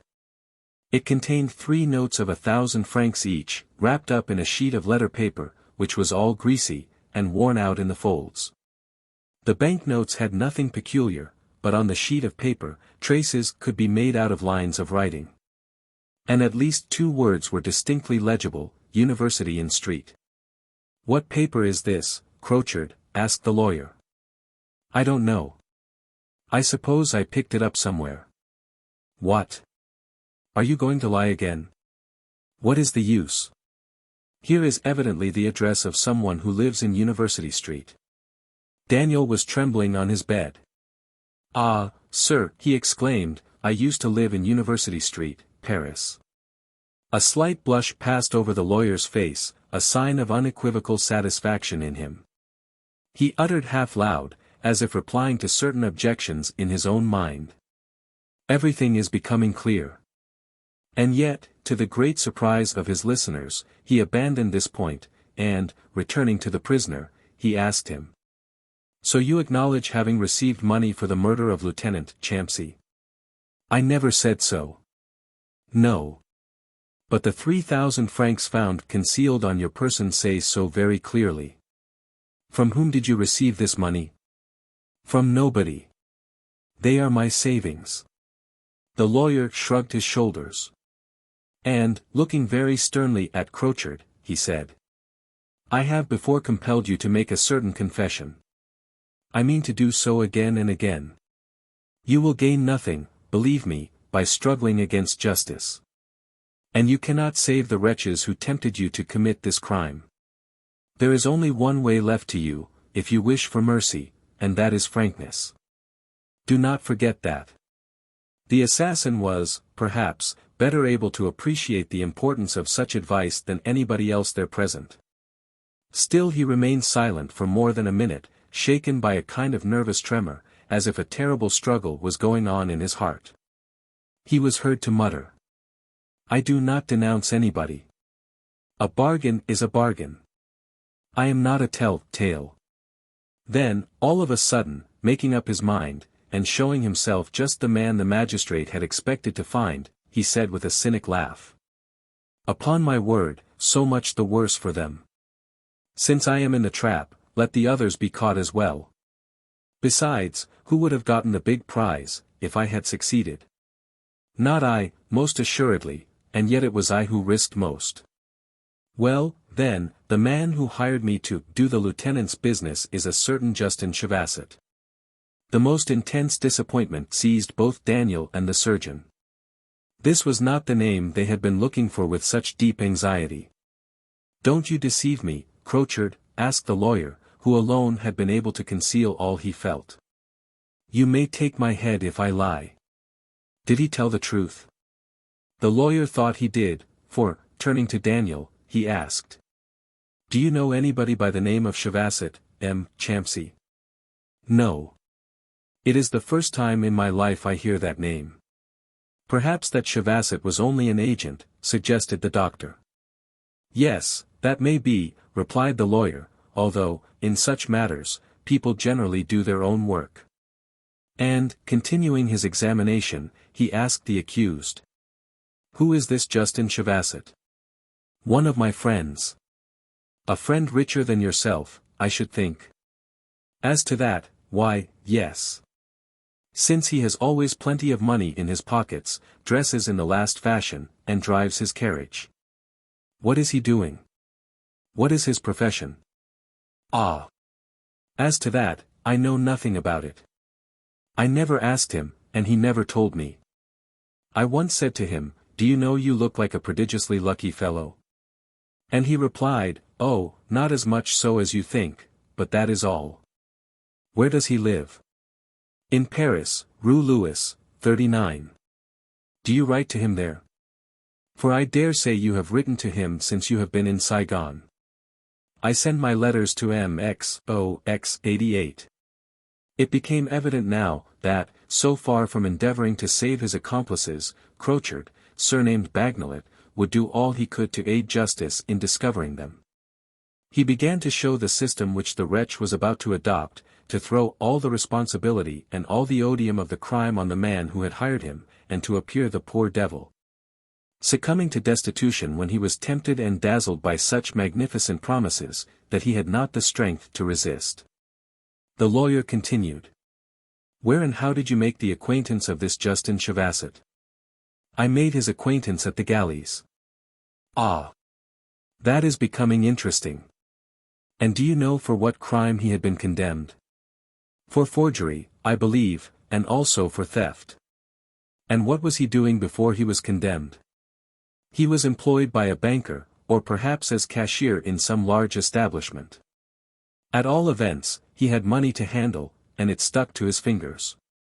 I am surprised, as you are so well informed with regard to this man's antecedents, that you should know nothing of his present means of existence. He has money, plenty of money, that is all I know. Have you lost sight of him? Why, yes. Chevasset was set free long before I was. I believe he was pardoned, and I had not met him for more than 15 years. How did you find him again? Oh. By the merest chance, and a very bad chance for me. Since, but for him, I would not be here. Chapter 26. Never would a stranger who should have suddenly come into Daniel's chamber, upon seeing Crochard's attitude, have imagined that the wretch was accused of a capital crime, and was standing there before a magistrate. In presence of the man whom he had tried 3 times to assassinate. Quite at home in the law, as far as it was studied at the galleys, he had instantly recognized that his situation was by no means so desperate as he had at first supposed. That, if the jury rendered a verdict of guilty of death, it would be against the instigator of the crime, and that he would probably get off with a few years' penal servitude. Hence he had made up his mind about his situation with that almost bestial indifference which characterizes people who are ready for everything, and prepared for everything. He had recovered from that stupor which the discovery of his crime had produced in him, and from the rage in which he had been thrown by the loss of his banknotes. Now there appeared, under the odious personage of the murderer, the pretentious and ridiculous orator of the streets and prisons, who is accustomed to make himself heard, and displays his eloquence with great pride. He assumed a studied position. And it was evident that he was preparing himself for his speech, although, afterwards, a good many words escaped him which are found in no dictionary, but belong to the jargon of the lowest classes, and serve to express the vilest sentiments. It was, he began, a Friday, an unlucky day, a week, about, before the Conquest sailed. It might have been 2 o'clock. I had eaten nothing. I had not a cent in my pockets, and I was walking along the boulevards, loafing, and thinking how I could procure some money. I had crossed several streets, when a carriage stopped close to me. And I saw a very fine gentleman step out, a cigar in his mouth, a gold chain across his waistcoat, and a flower in his buttonhole. He entered a glove shop. At once I said to myself, curious. I have seen that head somewhere. Thereupon, I go to work, and remain fixed to the front of the shop, a little at the side, though, you know, at a place where, without being seen myself, I could very well watch my individual, who laughed and talked, showing his white teeth. While a pretty girl was trying on a pair of gloves. The more I looked at him, the more I thought, positively, Bagnolet, although that sweet soul don't look as if he were a member of your society, you know him. However, as I could not put a name to that figure, I was going on my way, when suddenly my memory came back to me, and I said, Creton, it is an old comrade. I shall get my dinner. After all, I was not positively sure, because why? 15 years make a difference in a man, especially when he does not particularly care to be recognized. But I had a little way of my own to make the thing sure. I waited, therefore, for my man. And, at the moment when he crossed the sidewalk to get into his carriage, I stepped up, and cried out, though not very loud, Chavasset. The scamp! They might have fired a cannon at his ear, and he would not have jumped as he did when I spoke to him. And white he was, as white as his collar. But, nevertheless, he was not without his compass, the screw. He puts up his eyeglass, and looks at me up and down, and then he says in his finest manner, What is it, my good fellow? Do you want to speak to me? Thereupon, quite sure of my business now, I say, Yes, to you, Justin Chavasset. Don't you recall me? Évariste Crochard, surnamed Bagnolet, eh? Do you recollect now? However, the gentleman continued to hold his head high, and to look at me. At last he says, If you do not clear out, I will call a policeman. Well, the mustard got into my nose, and I began to cry, to annoy him, so as to collect a crowd. What? Policemen, just call them, please do. They will take us before a magistrate. If I am mistaken, they won't hang me. But, if I am not mistaken, they will laugh prodigiously. What have I to risk? Nothing at all, for I have nothing. I must tell you, that, while I said all this, I looked at him fixedly with the air of a man who has nothing in his stomach, and who is bent upon putting something into it. He also looked at me fixedly. And, if his eyes had been pistols, but they were not. And, when he saw I was determined, the fine gentleman softened down. Make no noise, he whispered, looking with a frightened air at all the idlers who commenced to crowd around us. And pretending to laugh very merrily, for the benefit of the spectators, you know, he said, speaking very low and very rapidly. In the costume that you have on, I cannot ask you to get into my carriage. That would only compromise us both uselessly. I shall send my coachman back, and walk home. You can follow quietly, and, when we get into a quiet street, we will take a cab, and talk. As I was sure I could catch him again, if he should try to escape, I approved the idea. All right. I understand. The magistrate suddenly interrupted the accused. He thought it of great importance that Crochard's evidence should be written down, word for word, and he saw, that, for some little while, the clerk had been unable to follow. Rest a moment, Crochard, he said. And when the clerk had filled up what was wanting, and the magistrate had looked it over, he said to the prisoner. Now you can go on, but speak more slowly. The wretch smiled, well pleased. This permission gave him more time to select his words, and this flattered his vanity, for even the lowest of these criminals have their weak point, in which their vanity is engaged. Don't let your soup get cold, he continued. Chavasset said a few words to his coachman, who whipped the horse, and there he was, promenading down the boulevard, turning his cane this way, puffing out big clouds of smoke. As if he had not the colic at the thought that his friend Bagnolet was following on his heels. I ought to say that he had lots of friends, very genteel friends, who wished him good evening as they passed him. There were some even who stopped him, shook hands with him, and offered to treat him. But he left them all promptly, saying, Excuse me, pray, I am in a hurry. Why, yes, he was in a hurry, and I who was behind him, and saw and heard it all, I laughed in my sleeve most heartily. Whatever advantage there may be in not interrupting a great talker, who warms up as he talks, and consequently forgets himself, the magistrate became impatient. Spare us your impressions, he said peremptorily. This was not what Crochard expected. He looked hurt, and went on angrily. In fine, my individual goes down the boulevard as far as the opera, turns to the right, crosses the open square, and goes down the first street to the left. Here a cab passes, he hails it, orders the driver to take us to Vincennes. We get in, and his first care is to let down the curtains. Then he looks at me with a smile, holds out his hand, and says, "Well, old man. How are you?" At first, when I saw myself so well received, I was quite overcome. Then reflecting, I thought, it is not natural for him to be so soft. He is getting ready for some trick. Keep your eyes open, Bagnolet. Then you are not angry that I spoke to you, eh? He laughs, and says, "No." Then however, you hadn't exactly a wedding air when I spoke to you, and I thought you were looking for a way to get rid of me unceremoniously. But he said very seriously, "Look here, I am going to talk to you quite openly." For a moment I was surprised, but I was not annoyed. I have long foreseen something of the kind would happen. And I know that every time I go out I run the risk of meeting a former comrade. You are not the first who has recognized me, and I am prepared to save myself all annoyance. If I wanted to get rid of you, this very evening you would have lost all trace of me, thanks to a little contrivance I have arranged. Besides, as you are in Paris without leave, before 24 hours are over, you would be in jail.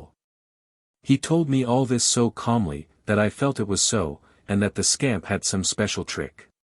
Then, I said, "You rather like meeting an old friend, eh?" He looked me straight in the face and replied, "Yes. And the proof of it is, that if you were not here, sitting at my side, and if I had known where to find you, I should have gone in search of you. I have something to do for you." Henceforth Bagnolet had reason to be satisfied. Although the magistrate preserved his impassive appearance, Daniel and the chief surgeon listened with breathless attention, feeling that the prisoner had come to the really important part of his confession, from which, no doubt, much light would be obtained.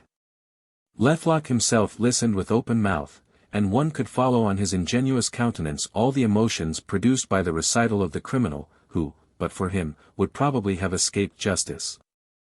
"Naturally," continued Crochard, "when he talked of something to do, I opened my ears wide. 'Why,' I said, 'I thought you had retired from business.' And I really thought he had. 'You are mistaken,' he replied. 'Since I left that place you know of, I have been living nicely. But I have not put anything aside, and if an accident should happen to me, which I have reason to fear, I would be destitute.' I should have liked very much to know more. But he would not tell me anything else concerning himself, and I had to give him my whole history since my release. Oh! That was soon done. I told him how nothing I had undertaken had ever succeeded. That, finally, I had been a waiter in a drinking shop, that they had turned me out, and that for a month now I had been walking the streets, having not a cent, no clothes, no lodgings, and no bed but the quarries. 'Since that is so,' he said, 'you shall see what a comrade is.' I ought to say that the cab had been going all the time we were talking, and that we were out in the suburbs now. My Chevasset raised the blind to look out. And, as soon as he saw a clothing store, he ordered the driver to stop there. The driver did so, and then Chevasset said to me, 'Come, old man, we'll begin by dressing you up decently.' So we get out. And upon my word, he buys me a shirt, trousers, a coat, and everything else that was needful. He pays for a silk hat and a pair of varnished boots. Farther down the street was a watchmaker. I declare he makes me a present of a gold watch, which I still have, and which they seized when they put me in jail. Finally, he has spent his 500 francs, and gives me 80 francs to boot, to play the gentleman. You need not ask if I thanked him, when we got back into the cab. After such misery as I had endured, my morals came back with my clothes. I would have jumped into the fire for Chevasset. Alas! I would not have been so delighted, if I had known what I should have to pay for all this, for in the first place— "Oh, go on," broke in the lawyer, "go on." Not without some disappointment, Crochard had to acknowledge that everything purely personal did not seem to excite the deepest interest. He made a face, full of spite, and then went on, speaking more rapidly. All these purchases had taken some time, so that it was 6 o'clock, and almost dark, when we reached Vincennes. A little before we got into the town, Chevasset stopped the cab, paid the driver, sends him back, and, taking me by the arm, says, "You must be hungry, let us dine." So we first absorb a glass of absinthe. Then he carries me straight to the best restaurant, asks for a private room, and orders a dinner. Ah, but a dinner! Merely to hear it ordered from the bill of fare made my mouth water. We sit down. And I, fearing nothing, would not have changed places with the Pope. And I talked, and I ate, and I drank, perhaps, most, for I had not had anything to drink for a long time, and, finally, I was rather excited. Chevasset seemed to have unbuttoned, and told me lots of funny things which set me laughing heartily. But when the coffee had been brought, with liquors in abundance, and cigars at 10 cents apiece, my individual rises, and pushes the latch in the door, for there was a latch. Then he comes back, and sits down right in front of me, with his elbows on the table. "Now, old man," he says, "we have had enough laughing and talking. I am a good fellow, you know. But you understand that I am not treating you for the sake of your pretty face alone. I want a good stout fellow, and I thought you might be the man."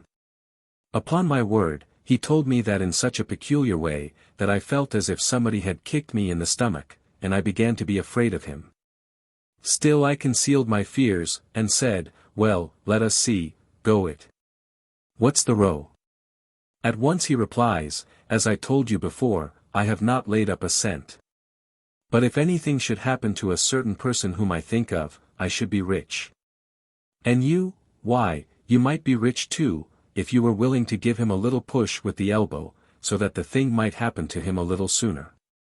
Earnestly bent upon the part which he had to play for the sake of carrying out his system of defense, the prisoner assumed more and more hypocritical repentance, an effort which gave to his wicked face a peculiarly repulsive expression. The magistrate, however, though no doubt thoroughly disgusted with this absurd comedy, did not move a muscle of his face, nor make a gesture, anxious, as he was, not to break the thread of this important deposition. "Ah, sir!" exclaimed Crochard, his hand upon his heart, "when I heard Chevasset talk that way, my heart turned within me, and I said, 'Unfortunate man, what do you mean? I should commit a murder? Never. I'd rather die first.' He laughed, and replied, 'Don't be a fool, who talks to you of murder? I spoke of an accident. Besides, you would not risk anything. The thing would happen to him abroad.' I continued, however, to refuse, and I spoke even of going away. When Chevasset seized a big knife, and said, now that I had his secret, I was bound to go on. If not, he looked at me with such a terrible air, that, upon my word, I was frightened, and sat down again. Then, all at once, he became as jolly again as before, and, whilst he kept pouring the brandy into my glass, he explained to me that I would be a fool to hesitate, that I could never in all my life find such a chance again of making a fortune.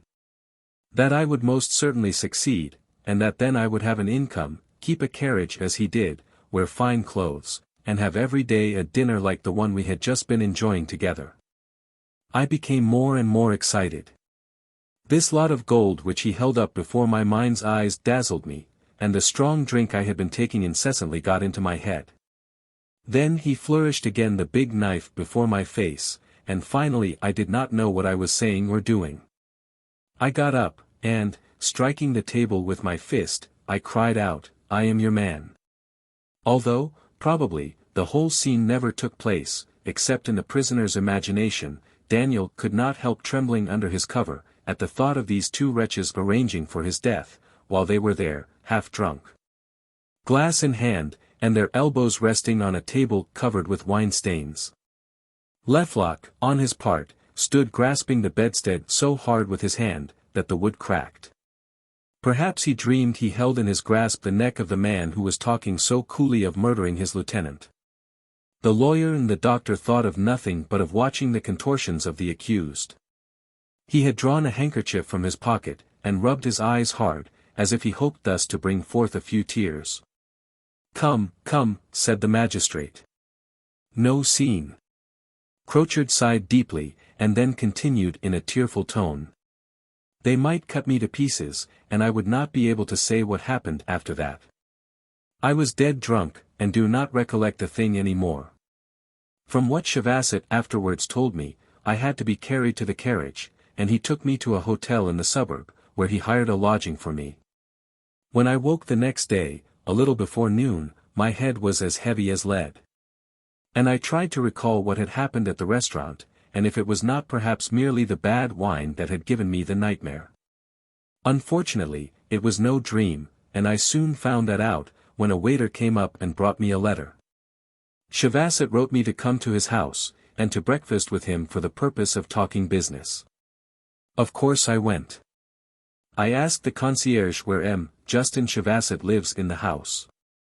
And he directs me to go to the second floor, on the right hand. I go up, ring the bell, a servant opens the door, I enter, and find, in an elegant apartment, my brigand in a dressing gown, stretched out on a sofa. On the way I had made up my mind to tell him positively that he need not count upon me, that the thing was a horror to me, and that I retracted all I had said. But, as soon as I began, he became perfectly furious, calling me a coward and a traitor, and telling me that I had no choice but to make my fortune, or to receive a blow with the big knife between my shoulders. At the same time he spread out before me a great heap of gold. Then I was weak. I felt I was caught. Chavasset frightened me, the gold intoxicated me. I pledged my word, and the bargain was made. As he said this, Crochard, surnamed Bagnolet, sighed deeply and noisily, like a man whose heart has been relieved of a grievous burden. He really felt prodigiously relieved. To have to confess everything on the spot, without a moment's respite to combine a plan of apology, was a hard task. Now, the wretch had stood this delicate and dangerous trial pretty well, and thought he had managed cleverly enough to prepare for the day of his trial a number of extenuating circumstances. But the magistrate hardly gave him time to breathe. "Not so fast," he said, "we are not done yet. What were the conditions which you and Chavasset agreed upon?" "Oh. Very simple, sir. I, for my part, said yes to everything he proposed. He magnetized me, I tell you, that man.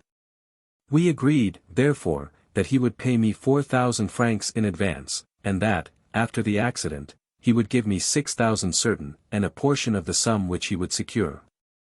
Thus you undertook, for 10,000 francs, to murder a man. I thought.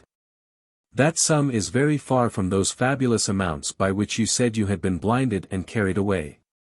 Pardon me. There was that share in the great fortune. Ah! You knew very well that Chavasset would never have paid you anything." Crochard's hands twitched nervously. He cried out. "Chavasset cheat me. Cockanier. I would have, but no, he knows me. He would never have dared." The magistrate had caught the prisoner's eye, and, fixing him sternly, he said good-naturedly.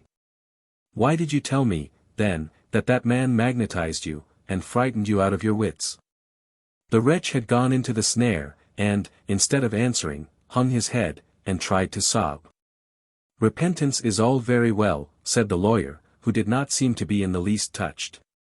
"But just now it would be better for you to explain how your trip to Cochin China was arranged. Come, collect yourself, and give us the details." As to that, he resumed his account. "You see, Chavasset explained to me everything at breakfast. And the very same day he gave me the address which you found on the paper in which the banknotes were wrapped up." "What did he give you, Champsey's address for?" "So that I might know him personally." "Well, go on." "At first, when I heard he was a lieutenant in the Navy, I said I must give it up, knowing as I did that with such men there is no trifling. But Chavasset scolded me so terribly, and called me such hard names, that I finally got mad, and promised everything. Besides, he said to me, 'Listen to my plan. The Navy Department wants mechanics to go to Saigon. They have not gotten their full number yet, so you go and offer yourself. They will accept you, and even pay your journey to Rochefort, a boat will carry you out to the roadstead on board the frigate Conquest. Do you know whom you will find on board? Our man, Lieutenant Champsey. Well, now, I tell you that if any accident should happen to him either during the voyage, or at Saigon, that accident will pass unnoticed, as a letter passes through the post office. Yes, that's what he told me, every word of it, and I think I hear him now. And I was so completely bewildered, that I had nothing to say in return. However, there was one thing which troubled me, and I thought, well, after all, they won't accept me at the Navy Department, with my antecedents. But, when I mentioned the difficulty to Shavasset, he laughed. Oh, but he laughed. It made me mad. You are surely more of a fool than I thought, he said. Are your condemnations written on your face? No, I should say. Well, as you will exhibit your papers in excellent order, they will take you. I opened my eyes wide, and said, that's all very pretty, what you say. But the mischief is, that, as I have not worked at my profession for more than 15 years, I have no papers at all. He shrugs his shoulders, and says, you shall have your papers. That worries me. And I reply, if I have to steal somebody's papers, and change my name, I won't do it. But the brigand had his notions. You shall keep your name, he said, touching me on the shoulder. You shall always remain Crochard, surnamed Bagnolet. And you shall have your papers as engraver on metal as perfect as anybody can have them. And, to be sure, the second day after that he gave me a set of papers, signatures, seals, all in perfect order. The papers found in your room, you mean? Asked the lawyer. Exactly. Where did Shavasset get them? Get them? Why, he had made them himself. He can do anything he chooses with his pen, the scamp. If he takes it into his head to imitate your own handwriting, you would never suspect it. Daniel and the old surgeon exchanged glances. This was a strong and very important point in connection with the forged letter that had been sent to the Navy Department, and claimed to be signed by Daniel himself. The magistrate was as much struck by the fact as they were. But his features remained unchanged, and, pursuing his plan in spite of all the incidents of the examination, he asked. These papers caused no suspicion? None whatever. I had only to show them, and they accepted me. Besides, Shavasset said he would enlist some people in my behalf, perhaps I had been specially recommended. And thus you sailed? Yes. They gave me my ticket, some money for traveling expenses. And, 5 days after my meeting with Shavasset, I was on board the Conquest. Lieutenant Champsey was not there. Ah! I began to hope he would not go out on the expedition at all. Unfortunately, he arrived 48 hours afterwards, and we sailed at once. The marvelous coolness of the wretch showed clearly under his affected trouble. And, while it confounded Daniel and the old surgeon, it filled the faithful Lecoq with growing indignation. He spoke of this abominable plot, of this assassination which had been so carefully plotted, and of the price agreed upon, and partly paid in advance, as if the whole had been a fair commercial operation. Now, Crochard, said the lawyer, I cannot impress it too strongly on your mind, how important it is for your own interests that you should tell the truth. Remember, all your statements will be verified. Do you know whether Shavasset lives in Paris under an assumed name? No, sir. I have always heard him called Shavasset by everybody. What? By everybody? Well, I mean his concierge, his servants. The magistrate seemed for a moment to consider how he should frame his next question, and then he asked, all of a sudden. Suppose that the accident, as you call it, had succeeded, you would have taken ship, you would have arrived in France. You reach Paris, how would you have found Shavasset to claim your 6,000 francs? I should have gone to his house, where I breakfasted with him, and, if he had left, the concierge would have told me where he lived now. Then you really think you saw him at his own rooms? Consider. If you left him only for a couple of hours, between the time when you first met him and the visit you paid him afterwards, he might very well have improvised a new domicile for himself. Ah! I did not lie, sir. When dinner was over, I had lost my consciousness, and I did not get wide awake again till noon on the next day. Shavasset had the whole night and next morning. Then, as a suspicion suddenly flashed through Crochard's mind, he exclaimed. Ah, the brigand! Why did he urge me never to write to him otherwise than to be called for? The magistrate had turned to his clerk. Go down, he said, and see if any of the merchants in town have a Paris directory. The clerk went off like an arrow, and appeared promptly back again with the volume in question. The magistrate hastened to look up the address given by the prisoner, and found it entered thus: Langlois, sumptuous apartments for families and single persons. Superior attendance. I was almost sure of it, he said to himself. Then handing Daniel the paper on which the words University and Street could be deciphered, he asked. Do you know that handwriting, M. Champsy? Too full of the lawyer's shrewd surmises to express any surprise, Daniel looked at the words, and said coolly. That is Maxime de Brevan's handwriting. A rush of blood colored instantly the pale face of Crochard. He was furious at the idea of having been duped by his accomplice, by the instigator of the crime he had committed, and for which he would probably never have received the promised reward. Ah, the brigand, he exclaimed. And I, who was very near not denouncing him at all. A slight smile passed over the lawyer's face. His end had been attained. He had foreseen this wrath on the part of the prisoner, he had prepared it carefully, and caused it to break out fully. For he knew it would bring him full light on the whole subject. To cheat me, Crochard went on with extraordinary vehemence, to cheat a friend, an old comrade. Ah, the rascal! But he shan't go to paradise, if I can help it.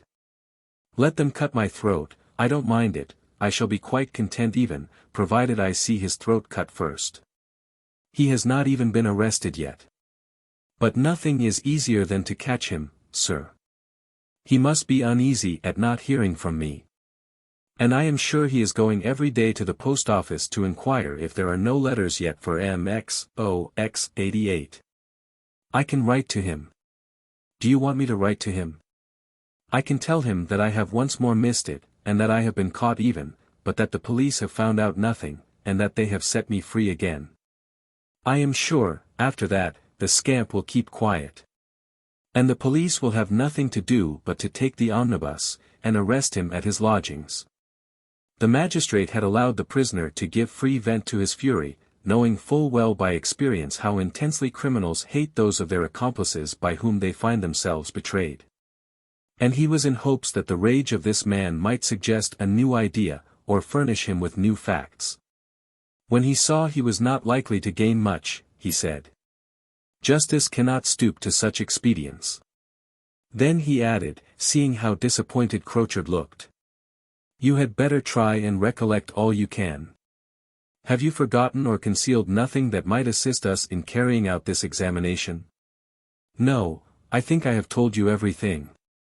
You cannot furnish any additional evidence of the complicity of Justin Shavasset, of his efforts to tempt you to commit this crime, or of the forgery he committed in getting up a false set of papers for you. No. Ah, he is a clever one, and leaves no trace behind him that could convict him. But, strong as he is, if we could be confronted in court, I'd undertake, just by looking at him, to get the truth out of him somehow. You shall be confronted, I promise you. The prisoner seemed to be amazed. Are you going to send for Shavasset? He asked. No. You will be sent home, to be tried there. A flash of joy shone in the eyes of the wretch. He knew the voyage would not be a pleasant one, but the prospect of being tried in France was as good as an escape from capital punishment to his mind. Besides, he delighted in advance in the idea of seeing Shavasset in court, seated by his side as a fellow prisoner. Then, he asked again, they will send me home? On the first national vessel that leaves Saigon. The magistrate went and sat down at the table where the clerk was writing, and rapidly ran his eye over the long examination, seeing if anything had been overlooked. When he had done, he said, "Now give me as accurate a description of Justin Chevasset as you can." Crochard passed his hand repeatedly over his forehead. And then, his eyes staring at empty space, and his neck stretched out, as if he saw a phantom which he had suddenly called up, he said, "Chevasset is a man of my age, but he does not look more than 27 or 8. That is what made me hesitate at first, when I met him on the boulevard. He is a handsome fellow, very well made, and wears all his beard. He looks clever, with soft eyes, and his face inspires confidence at once." "Ah! That is Maxime all over," broke in Daniel. And, suddenly remembering something, he called Lecoq. The sailor started, and almost mechanically assumed the respectful position of a sailor standing before his officer. "Lieutenant," he said. "Since I have been sick, they have brought part of my baggage here, have they not?" "Yes, Lieutenant, all of it." "Well. Go and look for a big red book with silver clasps. You have no doubt seen me look at it often." "Yes, Lieutenant. And I know where it is." And he immediately opened one of the trunks that were piled up in a corner of the room, and took from it a photograph album, which, upon a sign from Daniel, he handed to the lawyer.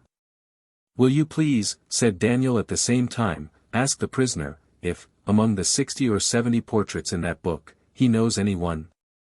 The album was handed to Crochard, surnamed Bagnolet, who turned over leaf after leaf, till all of a sudden, and almost beside himself, he cried out, "Here he is, Justin Chevasset. Oh! That's he, no doubt about it."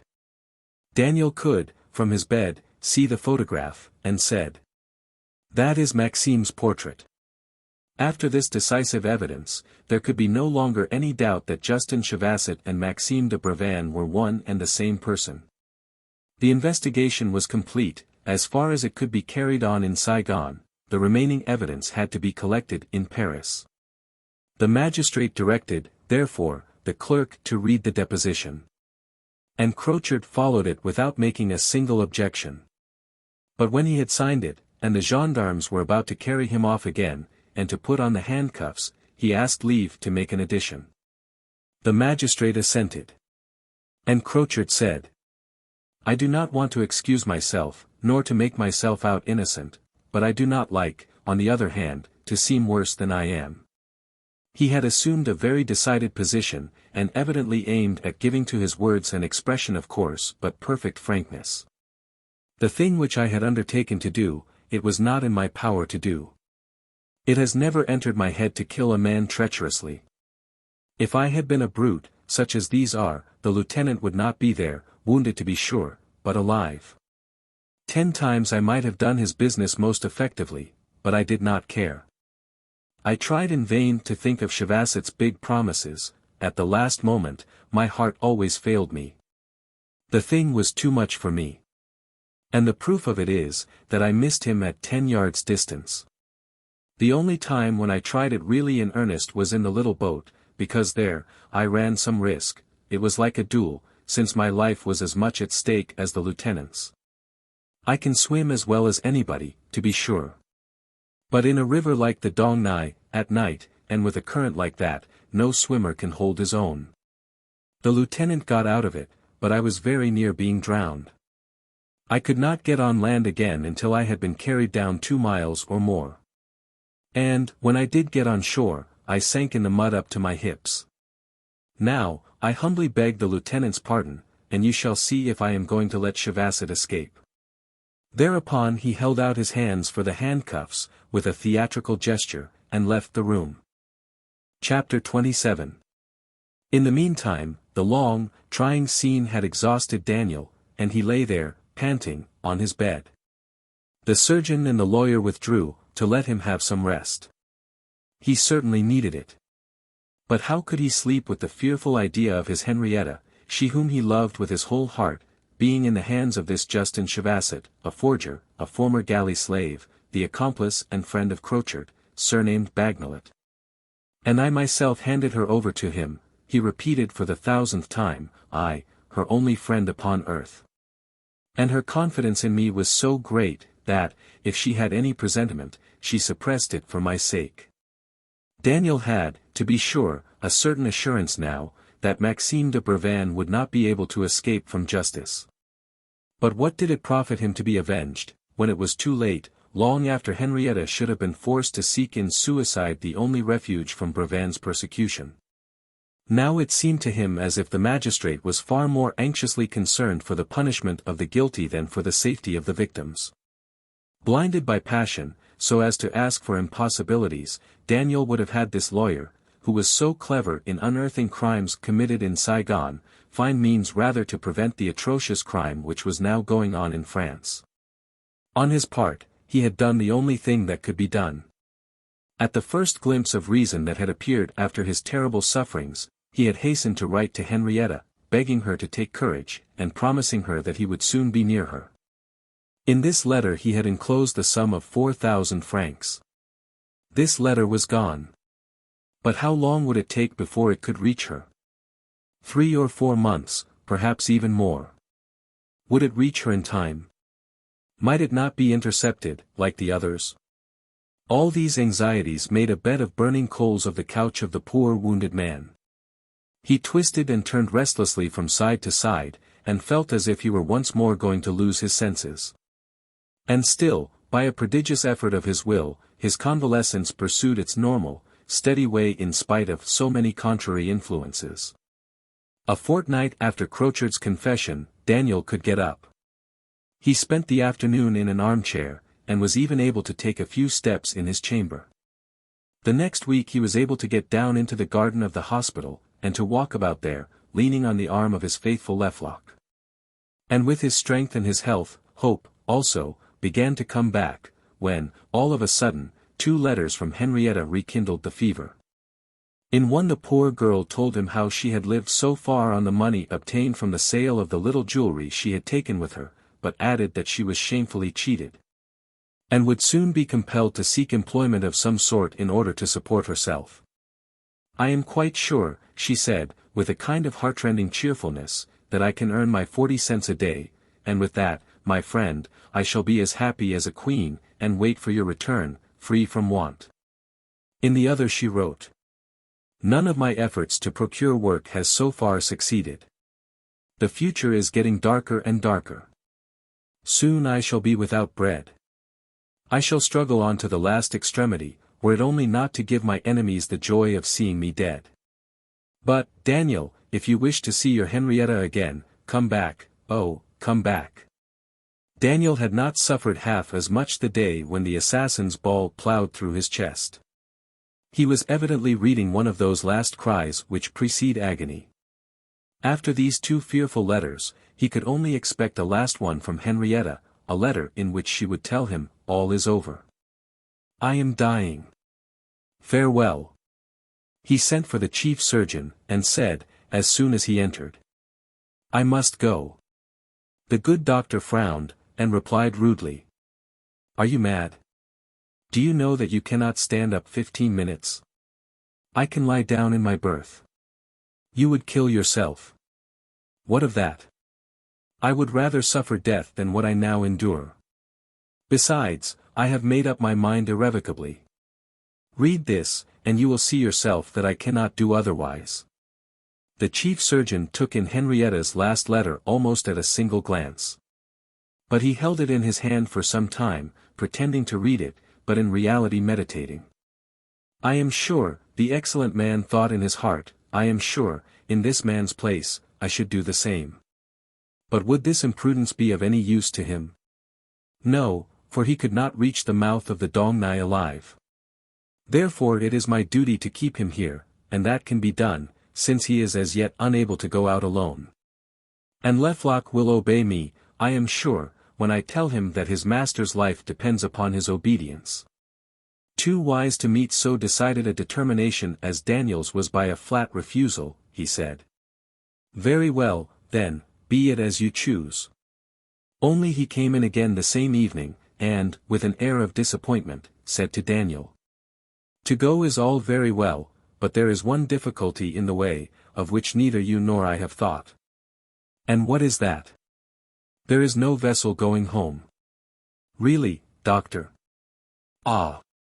My dear friend, replied the excellent man boldly, do you think I could deceive you?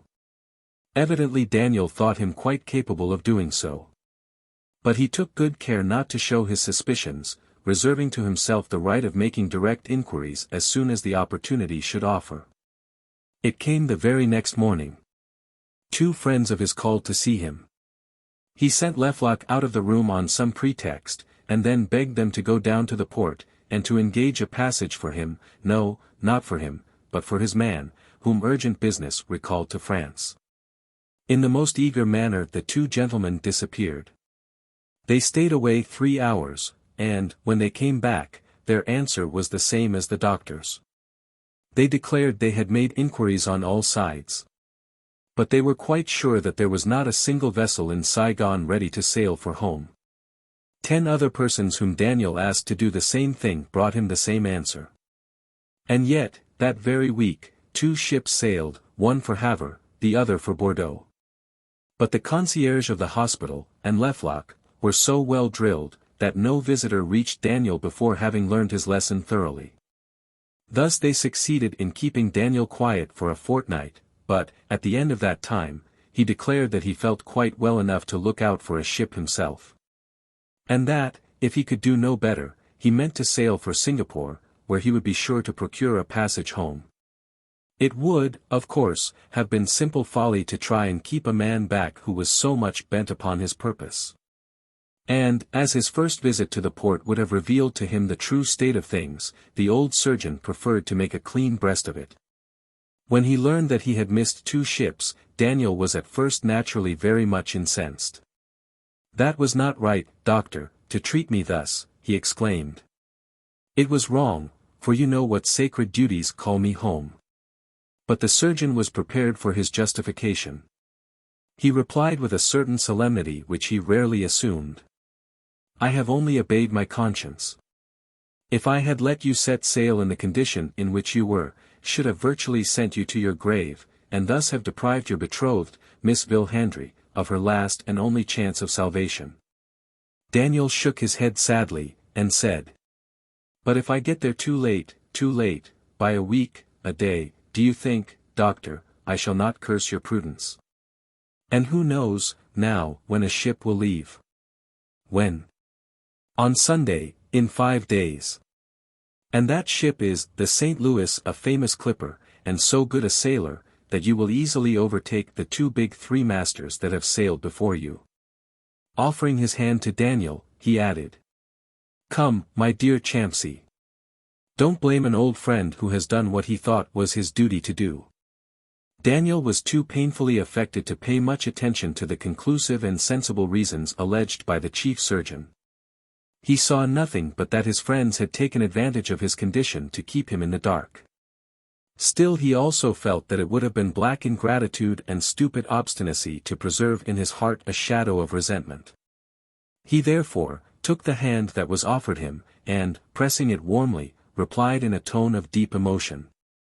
Whatever the future may have in store for me, doctor, I shall never forget that I owe my life to your devotion. As usually, when he felt that excitement was overcoming him, a very rare event, to tell the truth, the old surgeon fell back into his rough and abrupt manner. I have attended you as I would have attended any one, that is my duty, and you need not trouble yourself about your gratitude. If any one owes me thanks, it is Miss Villandry, and I beg you will remind her of it when she is your wife. And now you will be good enough to dismiss all those dismal ideas, and remember that you have only 5 days longer to tremble with impatience in this abominable country. He spoke easily enough of it, 5 days. It was an eternity for a man in Daniel's state of mind. In 3 hours he had made all his preparations for his departure, arranged his business matters, and obtained a furlough for Lecoq, who was to go with him. At noon, therefore, he asked himself with terror, how he was to employ his time till night, when they came, and asked if he would please come over to the courthouse, to see the magistrate. He went at once, and found the lawyer, but so changed, that he hardly recognized him at first. The last mail had brought him the news of his appointment to a judgeship, which he had long anxiously desired, and which would enable him to return, not only to France, but to his native province. He meant to sail in a frigate which was to leave towards the end of the month, and in which Crochard, also, was to be sent home. In this way, he said, I shall arrive at the same time as the accused, and very soon after the papers, which were sent home last week. And I trust and hope I shall be allowed to conduct the trial of an affair, which, so far, has gone smoothly enough in my hands. His impassive air was gone. And that official mask was laid aside, which might have been looked upon as much a part of his official costume as the black gown which was lying upon one of his trunks. He laughed, he rubbed his hands, and said, I should take pleasure in having him in my court, this Justin Chavasset, alias Maxime de Brevan. He must be a cool swindler, brimful of cunning and astuteness, familiar with all the tricks of criminal courts, and not so easily overcome. It will be no child's play, I am sure, to prove that he was the instigator of Crochard's crimes, and that he has hired him with his own money. Ah! There will be lively discussions and curious incidents. Daniel listened, quite bewildered. He, too, he thought. Professional enthusiasm carries him away, and here he is, troubling himself about the discussions in court, neither less nor more than Crochard, surnamed Bagnolet. He thinks only of the honor he will reap for having handed over to the jury such a formidable rascal as. But the lawyer had not sent for Daniel to speak to him of his plans and his hopes. Having learned from the chief surgeon that Lieutenant Champsey was on the point of sailing, he wished to tell him that he would receive a very important packet, which he was desired to hand to the court as soon as he reached Paris. This is, you understand, he concluded, an additional precaution which we take to prevent Maxime de Brevan from escaping us. It was 5 o'clock when Daniel left the courthouse. And on the little square before it he found the old surgeon, waiting to carry him off to dinner, and a game of whist in the evening. So, when he undressed at night, he said to himself, after all, the day has not been so very long. But tomorrow, and the day after tomorrow, and the next days. He tried in vain to get rid of the fixed idea which filled his mind, a mechanical instinct, so to say, which was stronger than his will, and drove him incessantly to the wharf where the St. Louis was lying. Sitting on some bags of rice, he spent hour after hour in watching the cargo as it was put on board. Never had the Annamites and the Chinamen, who in Saigon act as stevedores, appeared to him so lazy, so intolerable. Sometimes he felt as if, seeing or guessing his impatience, they were trying to irritate him by moving the bales with the utmost slowness, and walking with unbearable laziness around with the windlass. Then, when he could no longer bear the sight, he went to the café on the wharf, where the captain of the St. Louis was generally to be found. Your men will never finish, Captain, he said. You will never be ready by Sunday. To which the captain invariably replied in his fierce Marseilles accent. Don't be afraid, Lieutenant. The St. Louis, I tell you, beats the Indian mail in punctuality. And really, on Saturday, when he saw his passenger come as usual to the café, the captain exclaimed. Well, what did I tell you? We are all ready. At 5 o'clock I get my mail at the post office, and tomorrow morning we are off. I was just going to send you word that you had better sleep on board. That evening the officers of the Conquest gave Daniel a farewell dinner. And it was nearly midnight, when, after having once more shaken hands most cordially with the old chief surgeon, he took possession of his stateroom, one of the largest on board ship, in which they had put up 2 berths, so that, in case of need, Lecoq might be at hand to attend his master. Then at last, towards 4 o'clock in the morning, Daniel was aroused by the clanking of chains, accompanied by the singing of the sailors. He hastened on deck. They were getting up anchors. And, an hour after that, the St. Louis went down the Dong Nai, aided by a current, rushing along like lightning. And now, said Daniel to Lecoq, I shall judge, by the time it will take us to get home, if fortune is on my side. Yes, fate, at last, declared for him. Never had the most extraordinarily favorable winds hastened a ship home as in this case. The St. Louis was a first-class sailor. And the captain, stimulated by the presence of a Navy lieutenant, always exacted the utmost from his ship.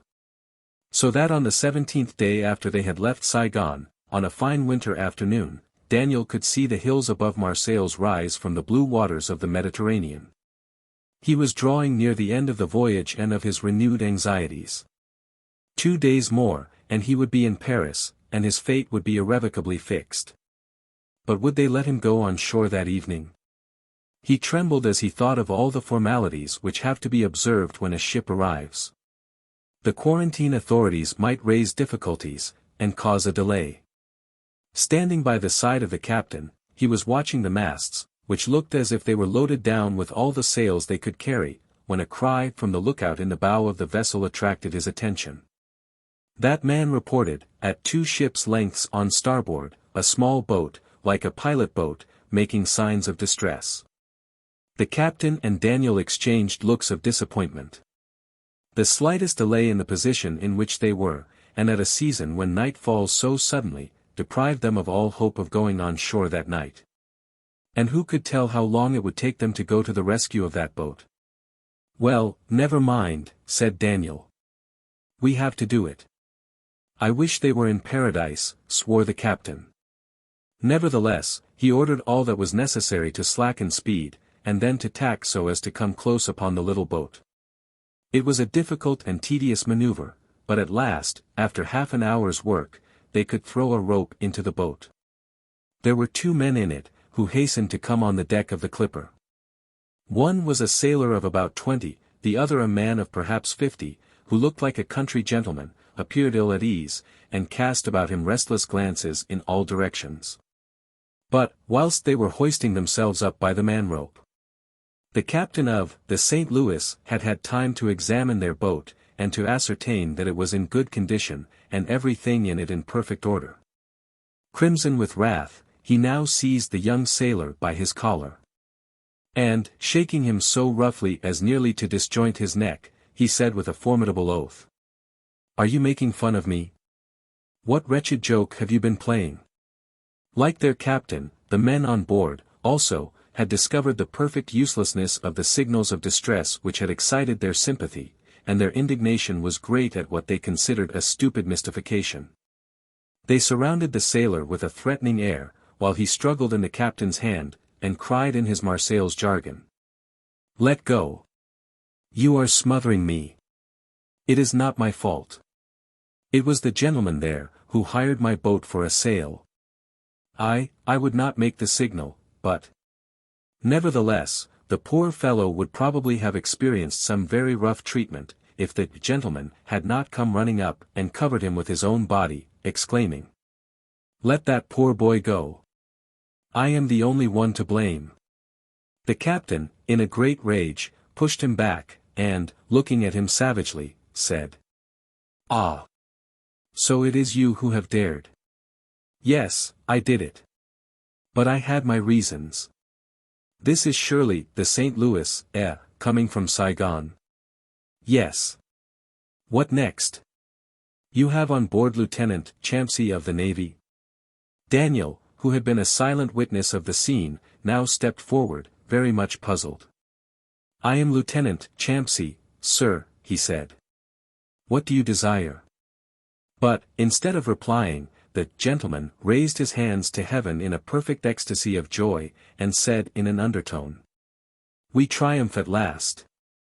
Then, turning to Daniel and the captain, he said, "But come, gentlemen, come. I must explain my conduct, and we must be alone for what I have to tell you." Pale, and with every sign of seasickness in his face, when he had first appeared on deck, the man now seemed to have recovered, and, in spite of the rolling of the vessel, followed the captain and Daniel with a firm step to the quarter-deck. As soon as they were alone, he said, "Could I be here, if I had not used a stratagem?" Evidently not. And yet I had the most powerful interest in boarding the St. Louis before she should enter port, therefore I did not hesitate. He drew from his pocket a sheet of paper, simply folded twice, and said, "Here is my apology, Lieutenant Champsey, see if it is sufficient." Utterly amazed, the young officer read. I am saved, Daniel. And I owe my life to the man who will hand you this. I shall owe to him the pleasure of seeing you again. Confide in him as you would in your best and most devoted friend, and, I beseech you, do not hesitate to follow his advice literally. Henrietta. Daniel turned deadly pale, and tottered. This unexpected, intense happiness overcame him. Then, it is true, she is alive, he stammered. She is at my sister's house, safe from all danger. And you, sir, you have rescued her? I did. Prompt like thought, Daniel seized the man's hands, and, pressing them vehemently, exclaimed with a penetrating voice. Never, sir, never, whatever may happen, can I thank you enough. But remember, I pray you, under all circumstances, and for all times, you can count upon Lieutenant Champsey. A strange smile played on the man's lips, and, shaking his head, he said, I shall before long remind you of your promise, Lieutenant. Standing between the two men, the captain of the St. Louis was looking alternately at the one and the other with an astonished air, listening without comprehending, and imagining marvelous things. The only point he understood was this, that his presence was, to say the least, not useful. If that is so, he said to Daniel, we cannot blame this gentleman for the ugly trick he has played us. Blame him? Oh, certainly not. Then I'll leave you. I believe I have treated the sailor who brought him on board a little roughly, but I am going to order him a glass of brandy, which will set him right again. Thereupon the captain discreetly withdrew. While Papa Ravinet continued. You will tell me, M. Champsey, that it would have been simpler to wait for you in port, and hand you my letter of introduction there. That would have been grievous imprudence. If I heard at the Navy Department of your arrival, others may have learned it as well. As soon, therefore, as the St. Louis was telegraphed in town, you may be sure a spy was sent to the wharf, who is going to follow you, never losing sight of you, and who will report all your goings and your doings. What does it matter? Ah! Do not say so, sir. If our enemies hear of our meeting, you see, if they only find out that we have conversed together, all is lost. They would see the danger that threatens them, and they would escape. Daniel could hardly trust his ears. Our enemies? He asked, emphasizing the word our. Yes, I mean our enemies, Sarah Brandon, Countess Vilhandry, Maxime de Brevan, Thomas Elgin, and Mrs. Bryan. You hate them? If I hate them. I tell you for 5 years I have lived only on the hope of being able to avenge myself on them. Yes, it is 5 years now, that, lost in the crowd, I have followed them with the perseverance of an Indian, 5 years that I have patiently, incessantly, inch by inch, undermined the ground beneath their steps. And they suspect nothing. I doubt whether they are aware of my existence. No, not even, what would it be to them, besides? They have pushed me so far down into the mud, that they cannot imagine my ever rising again up to their level. They triumph with impunity. They boast of their unpunished wickedness, and think they are strong, and safe from all attacks, because they have the prestige and the power of gold. And yet their hour is coming. I, the wretched man, who have been compelled to hide, and to live on my daily labor, I have attained my end. Everything is ready. And I have only to touch the proud fabric of their crimes to make it come down upon them, and crush them all under the ruins. Ah! If I could see them only suffer 1/4 of what they have made me suffer, I should die content. Papa Ravinet seemed to have grown afoot, his hatred convulsed his placid face, his voice trembled with rage, and his yellow eyes shone with ill-subdued passion. Daniel wondered, and asked himself what the people who had sworn to ruin him and Henrietta could have done to this man, who looked so inoffensive with his bright flowered waistcoat and his coat with the high collar. But who are you, sir? He asked. Who am I? Exclaimed the man, who am I? But he paused, and, after waiting a little while, he sunk his head, and said. I am Anthony Ravinet, dealer in curiosities. The clipper was in the meantime making way rapidly. Already the white country houses appeared on the high bluffs amid the pine groves, and the outlines of the castle of If were clearly penned on the deep blue of the sky. "But we are getting near," exclaimed Papa Ravinet. "And I must get back into my boat. I did not come out so far, that they might see me enter on board the St. Louis." And when Daniel offered him his stateroom, where he might remain in concealment, he replied, "No, no. We shall have time enough to come to an understanding about what is to be done in Paris, and I must go back by rail tonight. I came down for the sole purpose of telling you this. Miss Henrietta is at my sister's house. But you must take care not to come there. Neither Sarah nor Brevan know what has become of her. They think she has thrown herself into the river, and this conviction is our safety and our strength. As they will most assuredly have you watched, the slightest imprudence might betray us. But I must see Henrietta, sir." "Certainly, and I have found the means for it. Instead of going to your former lodgings, go to the Hotel du Louvre. I will see to it that my sister and Miss Vilhandry shall have taken rooms there before you reach Paris, and you may be sure, that, in less than a quarter of an hour after your arrival, you will hear news. But, heavens, how near we are! I must make haste." Upon Daniel's request, the ship lay by long enough to allow Papa Ravinet and his sailor to get back again into their boat without danger.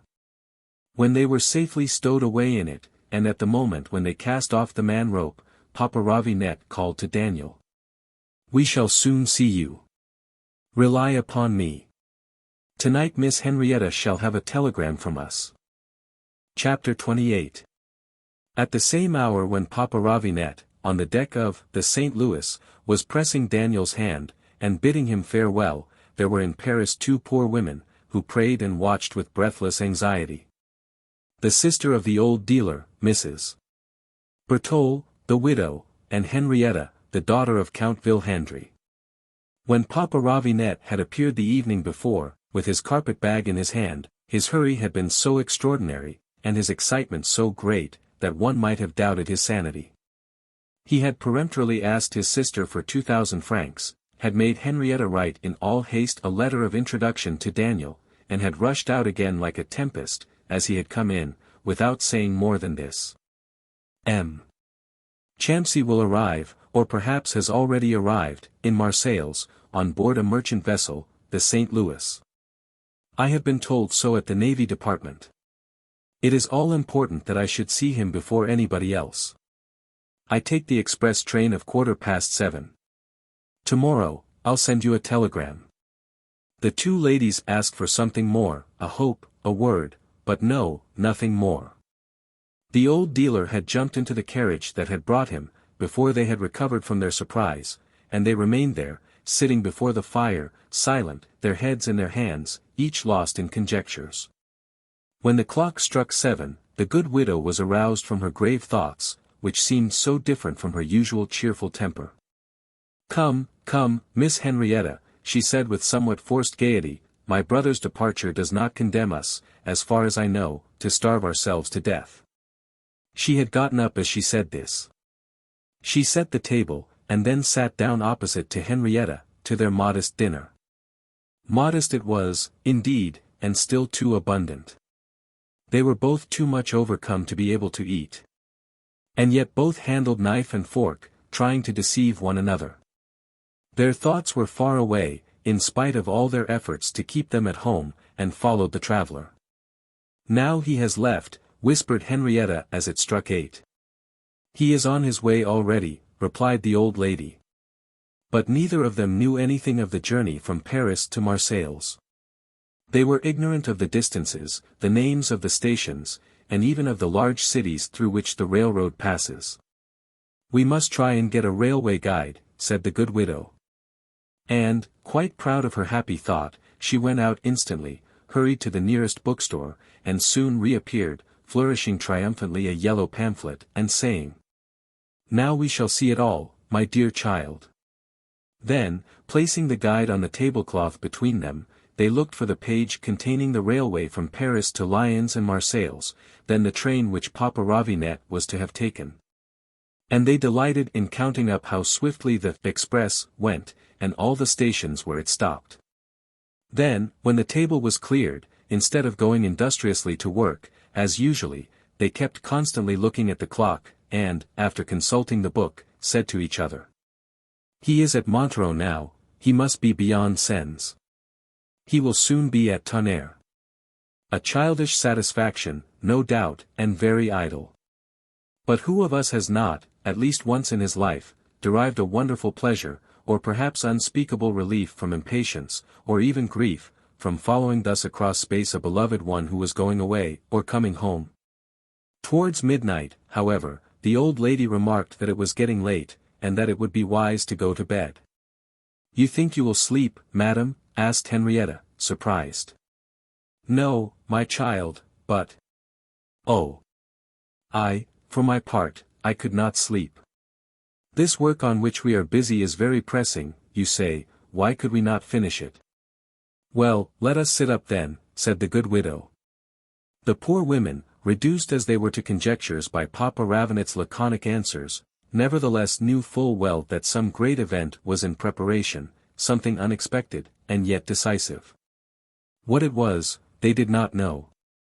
But they understood, or rather felt, that Daniel's return would and must totally change the aspect of affairs. But would Daniel really come? "If he does come," said Henrietta, "why did they only the other day tell me, at the Navy Department, that he was not coming? Then, again, why should he come home in a merchant vessel, and not on board his frigate?" "Your letters have probably reached him at last," explained the old lady, and, as soon as he received them, he came home. Gradually, however, after having exhausted all conjectures, and after having discussed all contingencies, Henrietta became silent. When it struck 3:30, she said once more, Ravinet is at the Lion Station now." Then her hand became less and less active in drawing the worsted, her head oscillated from side to side, and her eyelids closed unconsciously. Her old friend advised her to retire, and this time she did not refuse. It was past 10 o'clock when she awoke, and upon entering, fully dressed, into the sitting-room, Mrs. Berthold greeted her with the exclamation, "At this moment my brother reaches Marseilles." "Then it will not be long before we shall have news," replied Henrietta. But there are moments in which we think electricity the slowest of messengers. At 2 o'clock nothing had come. And the poor women began to accuse the old dealer of having forgotten them, when, at last, the bell was rung. It was really the telegraph messenger, with his black leather pouch. The old lady signed her receipt with marvelous promptness. And, tearing the envelope hastily open, she read, "Marseilles, 12:40 a.m. St. Louis, signaled by telegraph this morning. Will be in tonight. I hire boat to go and meet her, provided Champsy is on board. This evening telegram. Ravinet." "But this does not tell us anything," said Henrietta, terribly disappointed. "Just see, madam, your brother is not even sure whether Champsy is on board the St. Louis." Perhaps Mrs. Berthold, also, was a little disappointed. But she was not the person to let it be seen.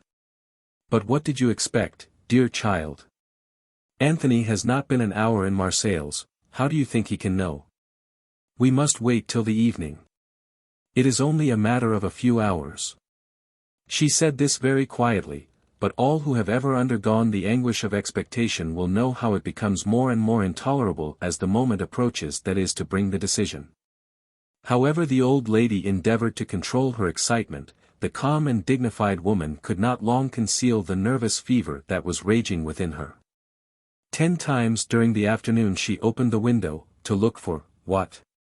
She could not have told it herself, as she well knew nothing could come as yet. At night she could not stay in any one place. She tried in vain to work on her embroidery, her fingers refused their service. At last, at 10 minutes past 9, the telegraph man appeared, as impassive as ever. This time it was Henrietta who had taken the dispatch. And, before opening it, she had half a minute's fearful suspense, as if the paper had contained the secret of her fate. Then, by a sudden impulse, tearing the envelope, she read, almost at a glance. Marseilles, 6:45 p.m. I have seen Champsy. All well, devoted to Henrietta. Return this evening. Will be in Paris tomorrow evening at 7 o'clock. Prepare your trunks as if you were to start on a month's journey immediately after my return. All is going well. Pale as death, and trembling like a leaf, but with open lips and bright eyes, Henrietta had sunk into a chair. Up to this moment she had doubted everything. Up to this hour, until she held the proof in her hand, she had not allowed herself to hope. Such great happiness does not seem to the unhappy to be intended for them. But now she stammered out. Daniel is in France. Daniel. Nothing more to fear. The future is ours. I am safe now. But people do not die of joy, and, when she had recovered her equanimity, Henrietta understood how cruel she had been in the incoherent phrases that had escaped her in her excitement. She rose with a start, and, seizing Mrs. Bertol's hands, said to her. Great God! What am I saying? Ah, you will pardon me, madam, I am sure, but I feel as if I did not know what I am doing. Safe. I owe it to you and your brother, if I am safe. Without you Daniel would find nothing of me but a cross at the cemetery, and a name stained and destroyed by infamous calumnies. The old lady did not hear a word. She had picked up the dispatch, had read it. And, overcome by its contents, had sat down near the fireplace, utterly insensible to the outside world. The most fearful hatred convulsed her ordinarily calm and gentle features. And pale, with closed teeth, and in a hoarse voice, she said over and over again. We shall be avenged. Most assuredly Henrietta did not find out only now that the old dealer and his sister hated her enemies, Sarah Brandon and Maxime de Brevan, mortally, but she had never seen that hatred break out so terribly as tonight. What had brought it about? This she could not fathom. Papa Ravinet, it was evident, was not a nobody. Ill-bred and coarse in Water Street, amid the 1,000 articles of his trade, he became a very different man as soon as he reached his sister's house. As to the widow Bertol, she was evidently a woman of superior intellect and education. How had they both been reduced to this more than modest condition? By reverses of fortune. That accounts for everything, but explains nothing. Such were Henrietta's thoughts, when the old lady roused her from her meditations. You saw, my dear child, she began saying, that my brother desires us to be ready to set out on a long journey as soon as he comes home. Yes, madam. And I am quite astonished. I understand, but, although I know no more than you do of my brother's intentions, I know that he does nothing without a purpose. We ought, therefore, in prudence, comply with his wishes. They agreed, therefore, at once on their arrangements, and the next day Mrs. Bertol went out to purchase whatever might be necessary, ready-made dresses for Henrietta, shoes, and linen. Towards 5 o'clock in the afternoon, all the preparations of the old lady and the young girl had been made, and all their things were carefully stowed away in 3 large trunks. According to Papa Ravenet's dispatch, they had only about 2 hours more to wait, 3 hours at the worst. Still they were out of their reckoning. It was 8:30 before the good man arrived, evidently broken down by the long and rapid journey which he had just made. At last, exclaimed Mrs. Bertol. We hardly expected you any longer tonight. But he interrupted her, saying. Oh, my dear sister. Don't you think I suffered when I thought of your impatience?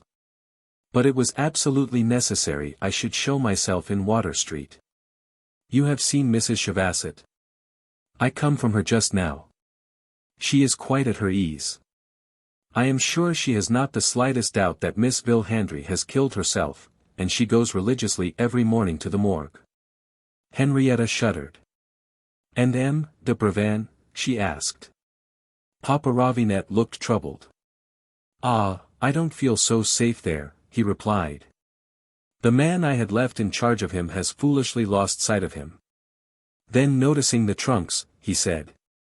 But I am talking, and time flies. You are ready, I see. Let us go. I have a carriage at the door. We can talk on the way. When he noticed some reluctance in Henrietta's face, he added with a kindly smile. You need not fear anything, Miss Henrietta, we are not going away from M.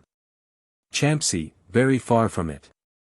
Here, you see, he could not have come twice without betraying the secret of your existence. But where are we going? Asked Mrs. Bertole.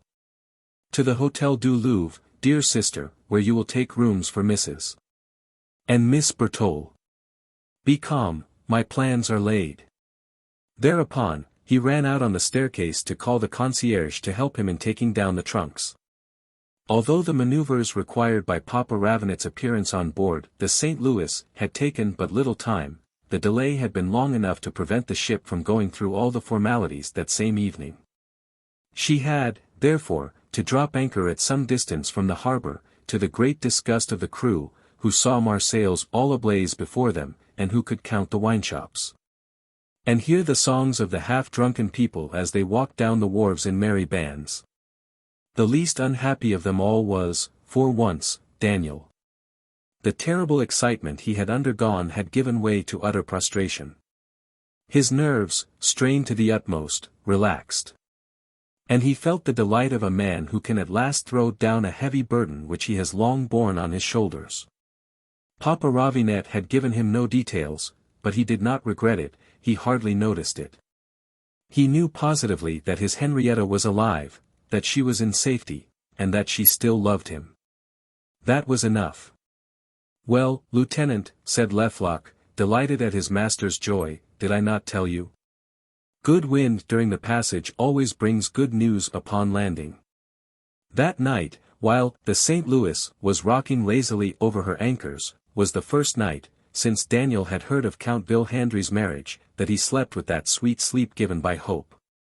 He was only aroused by the noise of the people who came in the quarantine boat, and, when he came on deck, he found that there was nothing any longer to prevent his going on shore. The men had been actively engaged ever since early in the morning, to set things right aloft and below, so as to dress the St. Louis. For every ship, when it enters port, is decked out gaily, and carefully conceals all traces of injury she has suffered, like the carrier pigeon, which, upon returning to his nest after a storm, dries and smooths his feathers in the sun. Soon the anchors were got up again, and the great clock on the wharf struck 12, when Daniel jumped on the wharf at Marseilles, followed by his faithful man, and dazzled by the most brilliant sunlight. Ah! When he felt his foot once more standing on the soil of France, whence a vile plot had driven him long ago, his eyes flashed, and a threatening gesture boded ill to his enemies. It looked as if he were saying to them, Here I am, and my vengeance will be terrible. Neither his joy nor his excitement, however, could make him forget the apprehensions of Papa Ravinet, although he thought they were eccentric, and very much exaggerated. That a spy should be waiting for him in the harbor, concealed in this busy, noisy crowd, to follow his track, and report his minutest actions, this seemed to him, if not impossible, at least very improbable. Nevertheless, he determined to ascertain the fact. Instead, therefore, of simply following the wharf, of going up Cannebière Street, and turning to the right on his way to the Hotel du Luxembourg, he went through several narrow streets, turning purposely every now and then. When he reached the hotel, he was compelled to acknowledge that the old dealer had acted wisely. A big fellow, dark-complexioned, and wicked-looking, had followed the same route as he, always keeping some 30 yards behind him. The man who thus watched him, with his nose in the air and his hands in his pockets, hardly suspected the danger which he ran by practicing his profession within reach of Lecoq. The idea of being tracked put the worthy sailor into a red-hot fury. And he proposed nothing less than to run foul of the spy, and make an end of him for good. I can do it in a second, he assured his master. I just go up to him, without making him aware of my presence. I seize him by his cravat. I give him 2 turns, like that, and good night. He won't track anybody again. Daniel had to use all his authority to keep him back, and found it still harder to convince him of the necessity to let the scamp not know that he had been discovered. Besides, he added, it is not proved yet that we are really watched, it may be merely a curious coincidence. That may be so, growled Lecoq. But they could no longer doubt, when, just before dinner, as they looked out of the window, they saw the same man pass the hotel. At night they saw him again at the depot, and he took the same express train of 9:45 for Paris, in which they went. They recognized him in the refreshment room at Lyons. And the first person they saw as they got out at Paris was the same man. But Daniel did not mind the spy. He had long since forgotten him. He thought of nothing but the one fact that he was in the same town now with Henrietta. Too impatient to wait for his trunks, he left Lecoq in charge, and jumped into a cab, promising the driver $2 if he would go as fast as he could to the Hôtel du Louvre. For such pay, the lean horses of any cab become equal to English thoroughbreds, and in 3/4 of an hour Daniel was installed in his room at the hotel, and waited with anxiety the return of the waiter. Now that he was really here, 1,000 doubts assailed him. Had he understood Papa Ravinet correctly? Had the good old man given him the right directions? Might they not, excited as they both were, have easily made a mistake?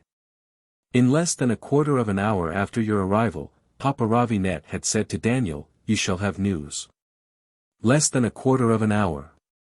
It seemed to Daniel as if he had been an eternity in this room.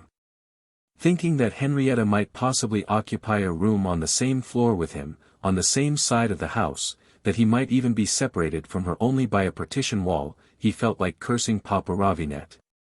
When there came a knock at the door. "Come in," he cried. A waiter appeared, and handed him a visiting card, on which was written, "Mrs. Bertole, 3rd story. Number 5. As the waiter did not instantly disappear, Daniel said almost furiously, "Did I not tell you it was all right?" He did not want the man to see his excitement, the most intense excitement he had ever experienced in all his life. His hands shook, he felt a burning sensation in his throat, his knees gave way under him. He looked at himself in the glass, and was startled, he looked deadly pale.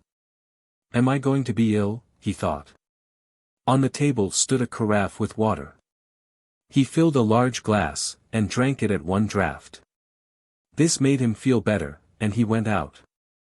But, once outside, he was so overcome, that he lost his way in the long passages and interminable staircases, in spite of the directions hung up at every turn, and had finally to ask a waiter, who pointed out a door which he had passed half a dozen times, and said, "That is No.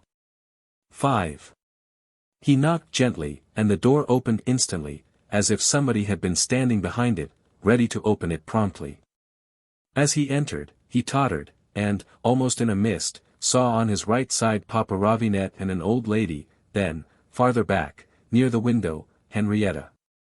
He uttered a cry, and went forward. But as quickly she bounded to meet him, casting both arms around his neck, and leaning upon his bosom, sobbing and stammering. "Daniel, Daniel!"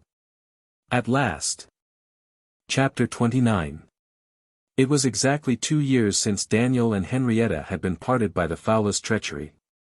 2 years since that fatal evening when the stupidly ironical voice of Count Vilhandry had suddenly made itself heard near them under the old trees of the garden of the palace. What had not happened since then? What unheard of, most improbable events, what trials, what tribulations, what sufferings.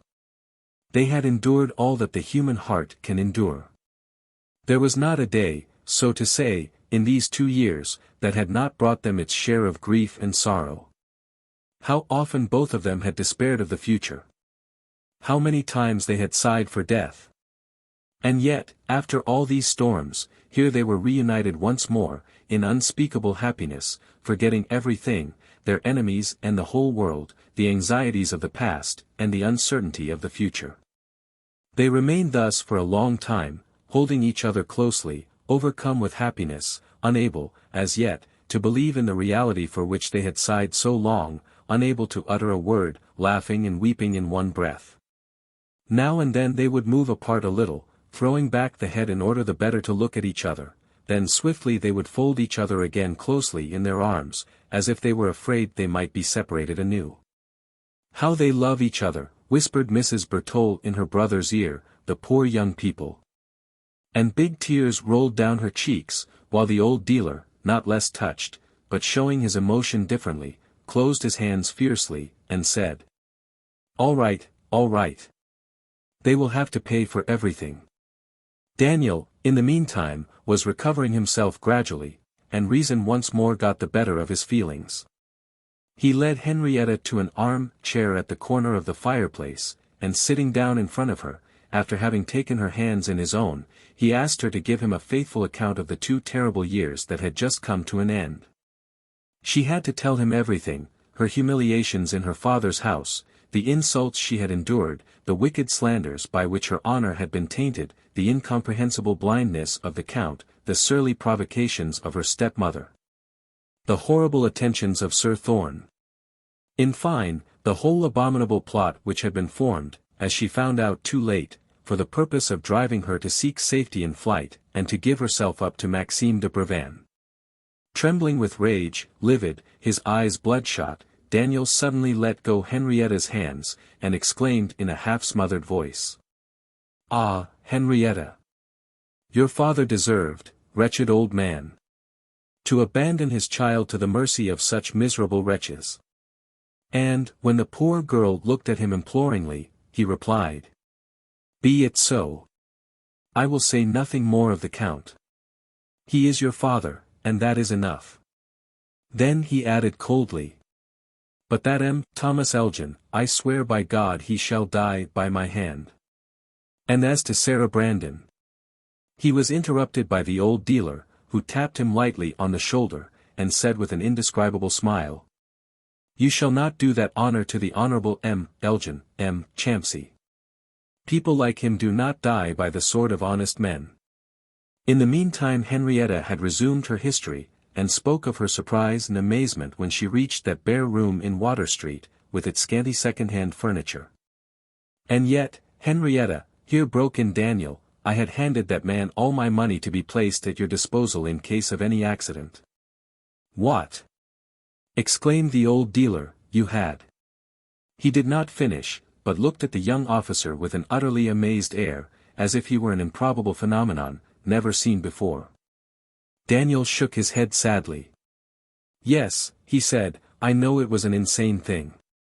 But it was less insane than to entrust my betrothed to his care. I believed in the friendship of that man. And besides, remarked Mrs. Bertole, how could you suppose such atrocious treachery? There are crimes which honest hearts never even conceive. Henrietta continued, describing her sensations when she found herself for the first time in her life harassed by want, destitution, hunger. But, when she came to the disgusting ill-treatment she received at the hands of the concierge's wife, Daniel cried out. Stop! And, fearfully excited, he asked her. Did I hear right? Did you say the concierge of that house in Water Street and his wife were called Chavasset? Yes, why? Because Maxime de Brevan's real name is Justin Chavasset. Papa Ravinet started up as if he had been shot. What, he said, you know that. I learned it 3 months ago. I also know that my friend, the proud nobleman, Maxime de Brevan, who has been received in the most aristocratic salons of Paris, has been a galley slave, condemned for forgery. Henrietta had risen, filled with terror.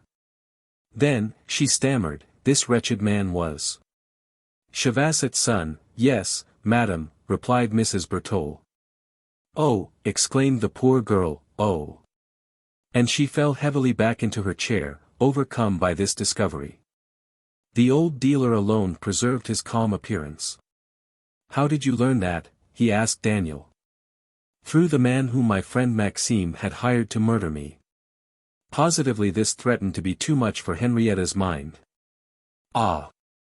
I thought the mean coward would try to get you out of the way, Daniel. I wrote to you to be careful. And I received your letter, my darling, but too late.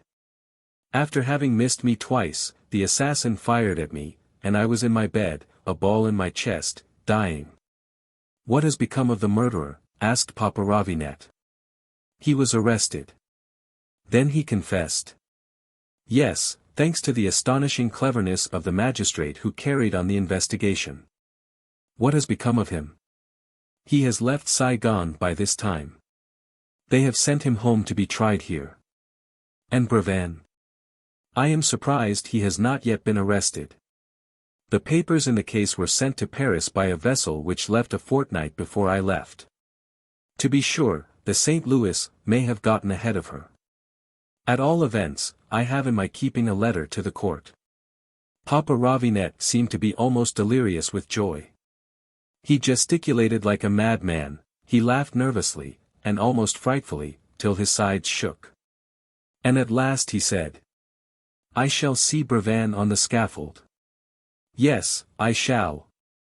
But from that moment there was an end of that logical order which the old gentleman had so far kept up.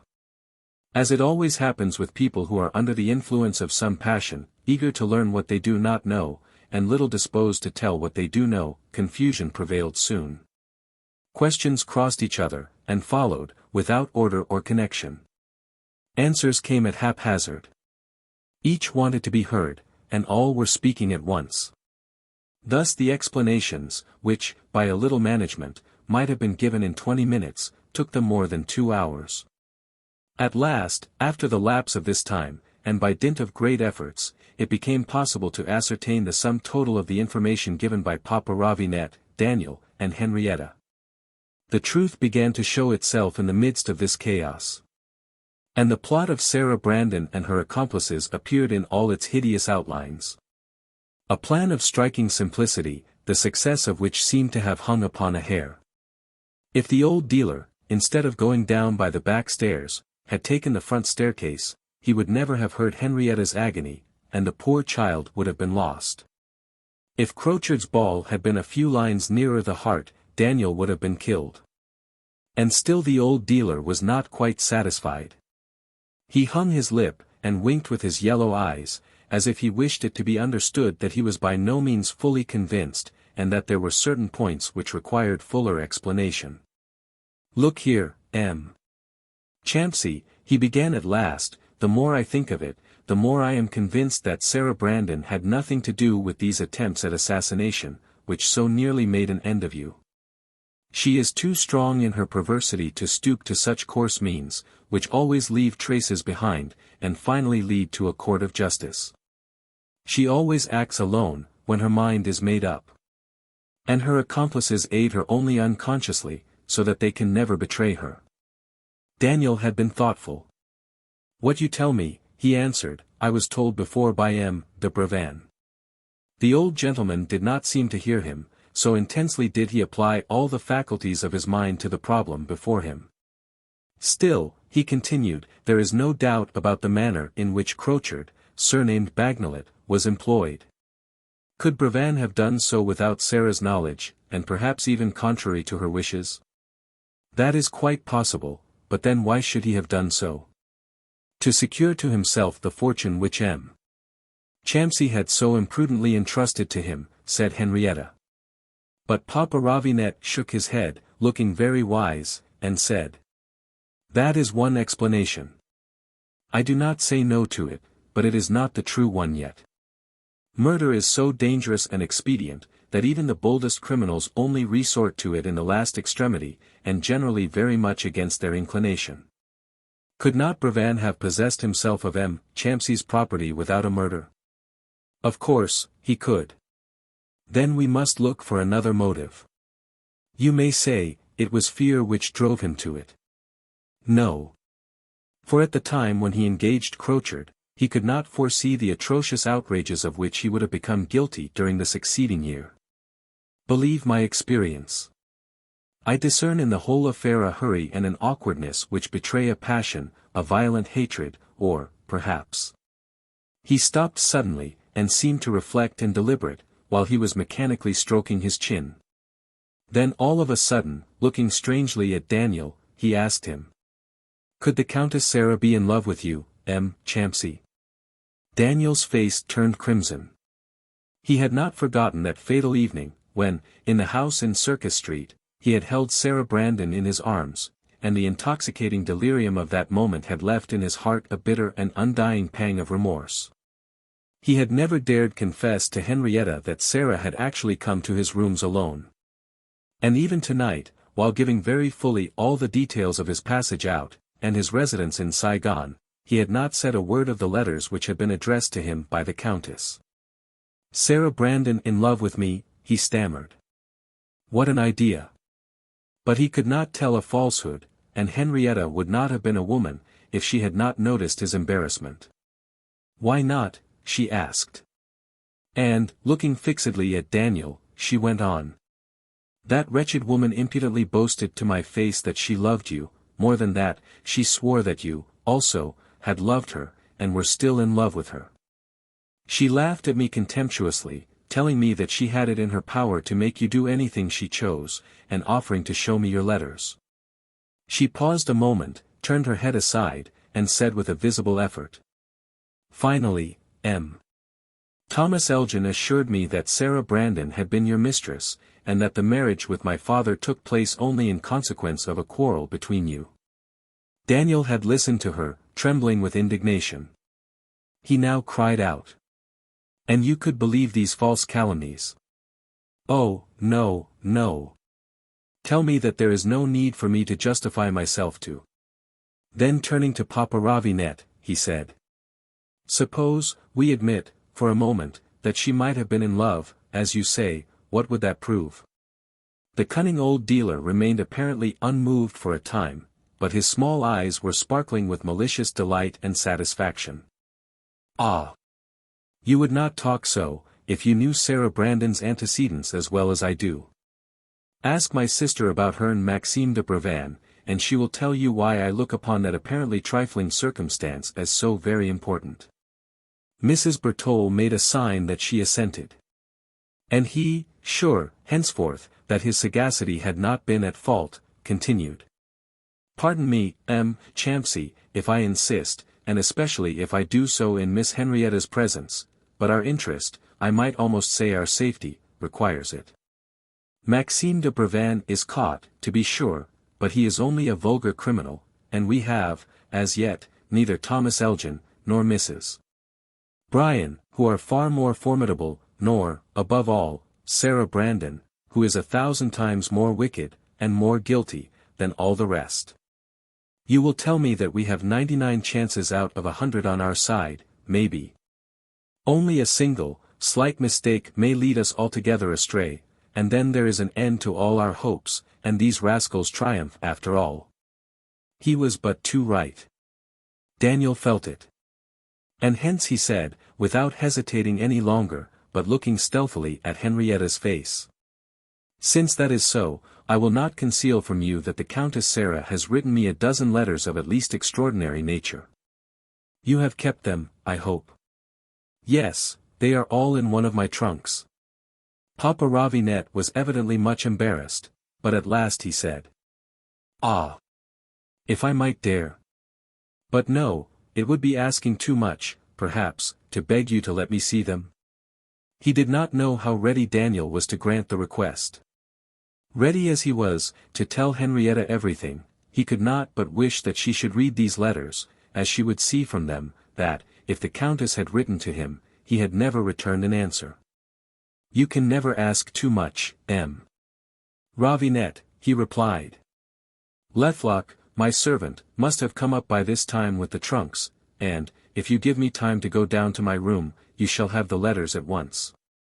He was on the point of leaving the room, when the old dealer held him back, and said. "Sir, you forget the man who has been following you all the way from Marseilles. Wait till my sister has made sure that there is nobody watching you." Mrs. Bertole at once went out, but she noticed nothing suspicious, and found all the passages silent and deserted. The spy had probably gone to make his report to his employers. Daniel went down promptly. And, when he came back, he held in his hand a bundle of faded and crumpled papers, which he handed to Papa Ravinet, with the words. "Here they are." Strange as it may seem, when the old gentleman touched these letters, impregnated with the peculiar perfume affected by Sarah Brandon, he trembled and turned pale. Immediately, however, perhaps in order to conceal his embarrassment, or to be the better able to reflect, he took a candlestick from the mantelpiece, and sat down aside, at one of the small tables. Mrs. Bertaux, Daniel, and Henrietta were silent. And nothing broke the stillness but the rustling of the paper, and the old gentleman's voice as he muttered. "This is fabulous, Sarah writing such things. She did not even disguise her handwriting, she who never committed an imprudence in her life, she ruins herself. And she signs her name." But he had seen enough. He folded up the letters, and, rising again, said to Champsy. "No doubt now. Sarah loves you madly, insanely. Ah! How she does love! Well, well, all heartless women love thus when a sudden passion conquers them, setting their brains and their senses on fire, and—" Daniel noticed in Henrietta's face a sign of concern. And, quite distressed, he beckoned to the old gentleman to say nothing more. But he saw nothing, full as he was of his notion, and went on. "Now I understand. Sarah Brandon has not been able to keep her secret. And Brevan, seeing her love, and furious with jealousy, did not consider that to hire an assassin was to ruin himself. The indignation he felt had restored the blood to his face. And, as he struck the packet of letters with the palm of his hand, he exclaimed. Yes, all is clear now, and by this correspondence, Sarah Brandon, you are ours. What could be the plan of Papa Ravinet? Did he expect to use these letters as weapons against her? Or did he propose to send them to Count Vilhandry in order to open his eyes? Daniel trembled at the idea, for his loyalty rebelled against such a vengeance. He felt as if he would have become a traitor.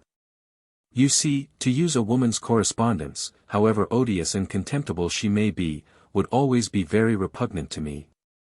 I had no idea of asking such a thing of you, replied the old dealer. No. It is something very different I want you to do. And, when Daniel still seemed to be embarrassed, he added. You ought not to give way to such exaggerated delicacy, Champsy. All weapons are fair when we are called upon to defend our lives and our honor against rascals, and that is where we are. If we do not hasten to strike Sarah Brandon, she will anticipate us. And then. He had been leaning against the mantelpiece, close to Mrs. Bertaux, who sat there silent and immovable. And now he raised his head, and, looking attentively at Henrietta and Daniel by turns, he added. Perhaps you are both not exactly conscious of the position in which you stand. Having been reunited tonight, after such terrible trials, and having, both of you, escaped, almost by a miracle, from death, you feel, no doubt, as if all trouble was at an end, and the future was yours. I must undeceive you. You are precisely where you were the day before Champsy left France. You cannot any more now than at that time marry without Count Vilhandry's consent. Will he give it? You know very well that the Countess Sarah will not let him. Will you defy prejudices, and proudly avow your love? Ah, have a care. If you sin against social conventionalities, you risk your whole happiness of life. Will you hide yourself, on the other hand? However careful you may be, the world will find you out, and fools and hypocrites will overwhelm you with slander. And Miss Henrietta has been too much calumniated already. To soar in the azure air, and suddenly to fall back into the mud on earth. To indulge in the sweetest of dreams, and all at once to be recalled to stern reality, this is what Daniel and Henrietta endured at that moment. The calm, collected voice of the old dealer sounded cruel to them. Still he was but a sincere friend, who did his painful duty in awakening them from such deceptive illusions. Now, he went on, mind that I take everything at the best. And even suppose the case, that Count Vilhandry leaves his daughter free to choose, would that be enough? Evidently not.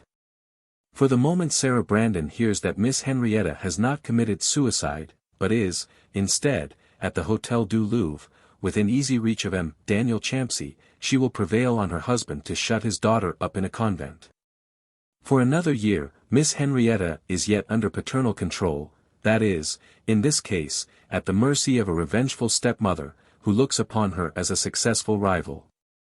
At this idea, that Henrietta might be once more taken from him, Daniel felt his blood chill off in his veins, and he exclaimed. "Ah, and I never dreamed of any of these things. I was mad. Joy had blinded my eyes completely." But the old gentleman beckoned to him to say nothing, and with an almost imperious gesture went on. "Oh, wait. I have not yet shown you the most urgent danger, Count Vilhandry, who, when you knew him, had, I know not how many millions, is completely ruined. Of all he once owned, of his lands, forests, castles, deeds, and bonds, there is nothing left. His last cent, his last rod of land, has been taken from him. You left him living like a prince in his forefather's palace, you will find him vegetating in the fourth story of a lodging-house. You know, that, being poor, he is deemed guilty. The day is drawing near when Sarah Brandon will get rid of him, as she has gotten rid of Kergrist, of Malgat the poor cashier, and others. The means are at hand. Already the name of Count Vilhandry is seriously compromised. The company which he has established is breaking to pieces, and the papers hold him up to public contempt. If he cannot pay today, he will be tomorrow accused of fraudulent bankruptcy. Now, I ask you, is the Count a man who will survive such a disgrace?" For some time Henrietta had been unable to suppress her sobs. Under this terrible threat she broke out in loud weeping. "Ah, sir," she said, "you have misled me. You assured me that my father's life was in no danger. And I promise you still, it is not in danger. Would I be here, if I did not think that Sarah was not quite ready yet?" Daniel, also, had suffered terribly during this discussion. And he now said passionately, "Would it not be a crime for us to think, to wait, and to calculate, when such great dangers are impending? Come, sir, let us go." "Where?" "Ah, how do I know?" "Into court, to the Count, to a lawyer who can advise us. There must be something that can be done." The old dealer did not stir. "Poor, honest young man," he said with an accent of bitter irony. "And what could we tell the lawyer? That Sarah Brandon has made an old man, the Count Vilhandry, fall madly in love with her. That is no crime. That she has made him marry her. That was her right. That the Count has launched forth in speculations. She opposed it. That he understood nothing of business. She could not help that. That he has been duped, cheated, and finally ruined in 2 short years. Apparently she is as much ruined as he is. That, in order to delay the catastrophe, he has resorted to illegal means. She is sorry for it. That he will not survive the taint on his ancient name. What can she do? Sarah, who was able to clear herself the day after Malgat's disappearance, will not be at a loss now to establish her innocence. But the Count, sir, the Count. Can we not go to him? Count Vilhandry would say to you, but you shall hear tomorrow what he will tell you." Daniel began to feel utterly dismayed. "What can be done, then?" he asked. "We must wait till we have sufficient evidence in hand to crush at one blow Sarah Brandon, Thorne, and Mrs. Bryan." "Well, but how shall we get such evidence?" The old gentleman cast a look of intelligence at his sister, smiled, and said with a strange accent in his voice. "I have collected some. As to the rest. Well, my dear M. Champsy, I am no longer troubled about getting more, since I have found out that the Countess Sarah is in love with you." Now Daniel began to understand the part Papa Ravinet expected him to play. Still he did not object. He bowed his head under the clear eye of Henrietta, and said in a low voice, "I will do what you wish me to do, sir." The old gentleman uttered a low cry of delight, as if he had been relieved of an overwhelming anxiety. "Then," he said, "we will begin the campaign tomorrow morning. But we must know exactly who the enemies are whom we have to meet. Listen, therefore." Chapter 30. It struck midnight, but the poor people in the little parlor in the Hotel du Louvre hardly thought of sleep. How could they have become aware of the flight of time, as long as all their faculties were bent upon the immense interests that were at stake? On the struggle which they were about to undertake depended Count Vilhandry's life and honor, and the happiness and whole future life of Daniel and Henrietta. And Papa Ravinet and his sister had said, "As for us, even more than that depends upon it." The old dealer, therefore, drew up an easy chair, sat down, and began in a somewhat husky voice. "The Countess Sarah is not Sarah Brandon, and is not an American. Her real name, by which she was known up to her 16th year, is Ernestine Burget, and she was born in Paris, in the suburb of Saint Martin, just on the line of the corporation. To tell you in detail what the first years of Sarah were like would be difficult indeed. There are things of that kind which do not bear being mentioned. Her childhood might be her excuse, if she could be excused at all. Her mother was one of those unfortunate women of whom Paris devours every year several thousands, who come from the provinces in wooden shoes, and are seen, 6 months later, dressed in all the fashion. And who live a short, gay life, which invariably ends in the hospital. Her mother was neither better nor worse than the rest. When her daughter came, she had neither the sense to part with her, nor the courage, perhaps, who knows? She had not the means, to mend her ways. Thus the little one grew up by God's mercy, but at the devil's bidding, living by chance, now stuffed with sweet things, and now half killed by blows, fed by the charity of neighbors, while her mother remained for weeks absent from her lodgings. 4 years old, she wandered through the neighborhood dressed in fragments of silk or velvet, with a faded ribbon in her hair, but with bare feet in her torn shoes, hoarse, and shivering with severe colds, very much after the fashion of lost dogs, who rove around open-air cooking shops, and looking in the gutters for cents with which to buy fried potatoes or spoilt fruit. At a later time she extended the circle of her excursions, and wandered all over Paris, in company of other children like herself, stopping on the boulevards, before the brilliant shops or performing jugglers, trying to learn how to steal from open stalls, and at night asking in a plaintive voice for alms in behalf of her poor sick father. When 12 years old she was as thin as a plank, and as green as a June apple, with sharp elbows and long red hands. But she had beautiful light hair, teeth like a young dog's, and large, impudent eyes. Merely upon seeing her go along, her head high with an air of saucy indifference, coquettish under her rags, and walking with elastic steps, you would have guessed in her the young Parisian girl, the sister of the poor gamin. 1,000 times more wicked than her brothers, and far more dangerous to society. She was as depraved as the worst of sinners, fearing neither God nor the devil, nor man, nor anything. However, she did fear the police. For from them she derived the only notions of morality she ever possessed. Otherwise, it would have been love's labor lost to talk to her of virtue or of duty. These words would have conveyed no meaning to her imagination, she knew no more about them than about the abstract ideas which they represent. One day, however, her mother, who had virtually made a servant of her, had a praiseworthy inspiration. Finding that she had some money, she dressed her anew from head to foot, bought her a kind of outfit, and bound her as an apprentice to a dressmaker. But it came too late. Every kind of restraint was naturally intolerable to such a vagabond nature. The order and the regularity of the house in which she lived were a horror to her.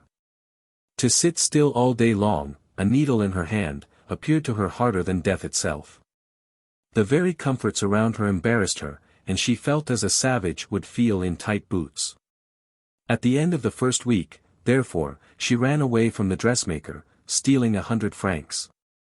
As long as these lasted, she roved over Paris. When they were spent, and she was hungry, she came back to her mother.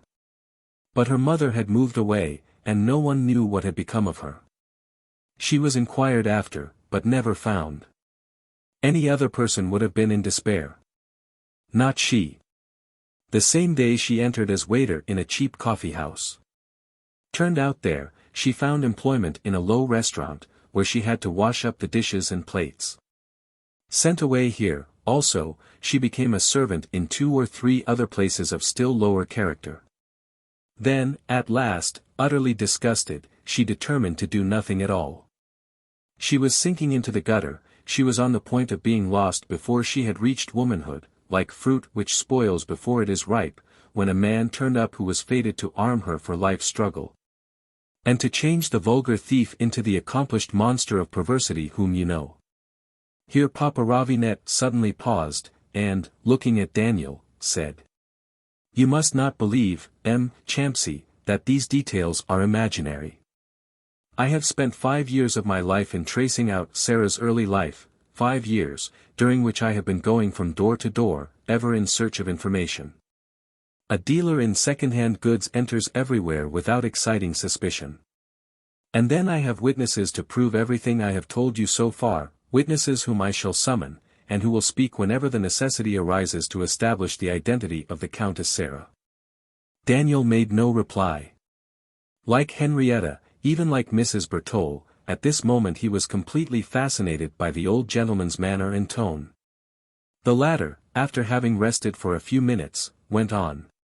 The man who picked up Sarah was an old German artist, painter and musician both, of rare genius, but a maniac, as they called him. At all events, he was a good, an excellent man. One winter morning, as he was at work in his studio, he was struck by the strange ring in a woman's voice, which recited in the courtyard below a popular song. He went to the window, and beckoned the singer to come up. It was Sarah, and she came. The good German used often to speak of the deep compassion which seized him as he saw this tall girl of 14 come into his studio, a child, stained by vice already, thin like hunger itself, and shivering in her thin calico dress. But he was at the same time almost dazzled by the rich promises of beauty in her face, the pure notes of her superb voice, which had withstood so far, and the surprising intelligence beaming in her features. He guessed what there was in her. He saw her, in his mind's eye, such as she was to be at 20. Then he asked her how she had come to be reduced to such misery, who she was, where her parents lived, and what they did for a living. When she had told him that she stood quite alone, and was dependent on no one, he said to her. Well, if you will stay with me, I will adopt you, you shall be my daughter, and I will make you an eminent artist. The studio was warm, and it was bitterly cold outside. Sarah had no roof over her head, and had eaten nothing for 24 hours. She accepted. She accepted, be it understood, not doubting, in her perversity, but that this kind old man had other intentions besides those he mentioned in offering her a home. She was mistaken. He recognized in her marvelous talents, and thought of nothing but of making of her a true marvel, which should astonish the world. He devoted himself heart and soul to his new favorite, with all the enthusiastic ardor of an artist, and all the jealous passion of an amateur. It was a hard task, however, which he had undertaken. Sarah could not even read. She knew nothing, except sin. How the old German went to work to keep this untamable vagabond at home, how he made her bend to his will, and submit to his lessons, no one will ever be able to tell. It was long a problem for me also. Some of the neighbors told me that he treated her harshly, beating her often brutally, but neither threats nor blows were apt to make an impression on Sarah Brandon. A friend of the old man's thought he had guessed the riddle. He thought the old artist had succeeded in arousing Sarah's pride. He had kindled in her a boundless ambition and the most passionate covetousness. He intoxicated her with fairy-like hopes. Follow my counsels, he used to say to her, and at 20 you will be a queen of beauty, of wit, and of genius.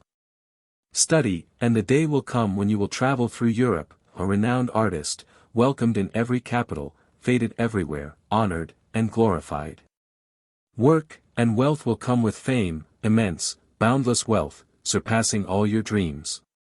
You will have the finest carriages, the most magnificent diamonds, you will draw from inexhaustible purses, the whole world will be at your feet, and the women will turn pale with envy and jealousy when they see you. Among men there will be none so noble, none so great, none so rich, but he will beg for one of your looks, and they will fight for one of your smiles.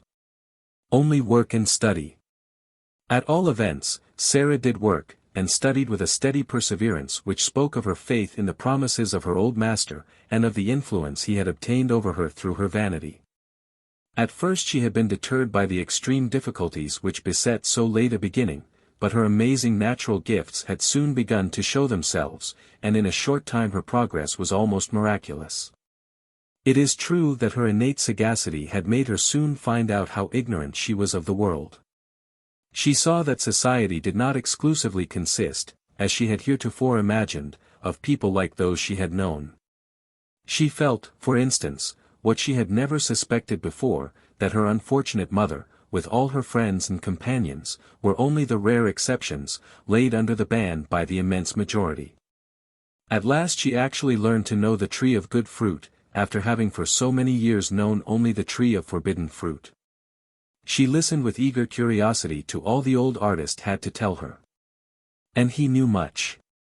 For the eccentric old man had traveled for a long time over the world, and observed man on every step of the social ladder. He had been a favorite artist at the court of Vienna, he had had several of his operas brought out in Italy. And he had been admitted to the best society in Paris. At night, therefore, while sipping his coffee, his feet on the andirons, and his long pipe in his mouth, he would soon forget himself amid the recollections of his youth. He described to her the splendor of courts, the beauty of women, the magnificence of their toilets, and the intrigues which he had seen going on around him. He spoke to her of the men whose portraits he had painted, of the manners and the jealousies behind the stage, and of the great singers who had sung in his operas. Thus it came about, that, 2 years later, no one would have recognized the lean, wretched-looking vagabond of the suburbs in this fresh, rosy girl, with the lustrous eyes and the modest mien, whom they called in the house the pretty artist in the 5th story. And yet the change was only on the surface. Sarah was already too thoroughly corrupted, when the good German picked her up, to be capable of being entirely changed. He thought he had infused his own rough honesty into her veins, he had only taught her a new vice, hypocrisy. The soul remained corrupt. And all the charms with which it was outwardly adorned became only so many base allurements, like those beautiful flowers which unfold their splendor on the surface of bottomless swamps, and thus lead those whom they attract to miserable death. At that time, however, Sarah did not yet possess that marvelous self-control which became one of her great charms hereafter, and at the end of 2 years she could endure this peaceful atmosphere no longer, she grew homesick after sin. As she was already a very fair musician, and her voice, trained by a great master, possessed amazing power, she urged her old teacher to procure her an engagement at one of the theatres. He refused in a manner which made it clear to her that he would never change his mind on that subject. He wanted to secure to his pupil one of those débuts which are an apotheosis. And he had decided, as he told her, that she should not appear in public till she had reached the full perfection of her voice and her talent, certainly not before her 19th or 20th year. That meant she should wait 3 or 4 years longer, a century. In former days Sarah would not have hesitated a moment, she would have run away. But education had changed her ideas. She was quite able now to reflect and to calculate. She asked herself where she could go, alone, without money, without friends, and what she should do, and what would become of her. She knew what destitution meant, and she was afraid of it now. When she thought of the life her mother had led, a long series of nights spent in orgies, and of days without bread. That life of distress and disgrace, when she depended on the whims of a good-for-nothing, or the suspicions of a police constable, Sarah felt the cold perspiration break out on her temples. She wanted her liberty. But she did not want it without money. Vice attracted her irresistibly. But it was gorgeous vice, seated in a carriage, and bespattering with mud the poor, honest women who had to walk on foot, while it was envied by the crowd, and worshipped by the foolish. She remained, therefore, and studied hard. Perhaps, in spite of everything, in spite of herself and her execrable instincts, Sarah might have become a great artist, if the old German had not been taken from her by a terrible accident. One fine afternoon in April, in the beginning of spring, he was smoking his pipe at the window, when he heard a noise in the street, and leaned over to see. The bar broke, he tried in vain to hold on to the window frame, and the next moment he fell from the 5th story to the ground, and was killed instantly. I have held in my own hands the police report of the accident. It states that the fall was unavoidable, and that, if no such calamity had occurred before, this was due to the simple fact, that, during the bad weather, nobody had thought of looking out of the window. The castings of the little railing in front were found to be broken in 2 places, and so long ago, that a thick layer of rust had filled up the cracks. The wooden part had become perfectly loose, as the mortar that originally had kept it in place had been apparently eaten away by the winter frosts. Daniel and Henrietta had turned very pale. It was evident that the same terrible suspicion had flashed upon their mind. Ah! It was Sarah's work, they exclaimed simultaneously. It was Sarah who had broken the bar, and loosened the wooden rods. She had, no doubt, been watching for months to see her benefactor fall and kill himself. Papa Ravinet shook his head. "I do not say that," he said. "And, at all events, it would be impossible to prove it at this time, to prove it against her denial. It is certain that no one suspected Sarah. She seemed to be in despair, and everybody pitied her sincerely. Was she not ruined by this misfortune? The old artist had left no will. His relatives, of whom several lived in Paris, rushed to his rooms. And their first act was to dismiss Sarah, after having searched her trunks, and after giving her to understand that she ought to be very grateful if she was allowed to take away all she said she owed to the munificence of her late patron. Still, the inheritance was by no means what the heirs had expected. Knowing that the deceased had had ample means, and how simply he had always lived, they expected to find in his bureau considerable savings. There was nothing. A single bond for less than $2,000, and a small sum in cash, were all that was found. Ah! I have long endeavored to find out what had become of the various bonds and the ready money of the old artist. For everybody who had known him agreed that there must be some. Do you know what I discovered by dint of indefatigable investigations? I procured leave to examine the books of the savings bank in which he invested his earnings for the year of his death. And I found there, that on the 17th of April, that is, 5 days before the poor German's fall, a certain Ernestine Birgit had deposited a sum of 1,500 francs. "Ah, you see," exclaimed Daniel. Weary of the simple life with the old man, she murdered him in order to get hold of his money. But the old gentleman continued, as if he had heard nothing. What Sarah did during the 3 first months of her freedom, I cannot tell. If she went and rented furnished lodgings, she did it under a false name. A clerk in the mayor's office, who is a great lover of curiosities, and for whom I have procured many a good bargain, had all the lists of lodging houses for the 4 months from April to July carefully examined. But no Ernestine Birgit could be found. I am quite sure, however, that she thought of the stage. One of the former secretaries of the Lyric Theatre told me he recollected distinctly a certain Ernestine, beautiful beyond description, who came several times, and requested a trial. She was, however, refused, simply because her pretensions were almost ridiculous. And this was quite natural, for her head was still full of all the ambitious dreams of the old artist. The first positive trace I find of Sarah in that year appears towards the end of summer. She was then living in a fashionable street with a young painter full of talent, and very rich, called Planix. Did she really love him? The friends of the unfortunate young man were sure she did not. But he worshipped her, he loved her passionately, madly, and was so absurdly jealous, that he became desperate if she stayed out an hour longer than he expected. Hence she often complained of his love, which restrained her cherished liberty, and still she bore it patiently till fate threw in her way Maxime de Brevan. At the name of the wretch who had been so bent upon ruining them both, and who had been so nearly successful, Henrietta and Daniel trembled, and looked at each other.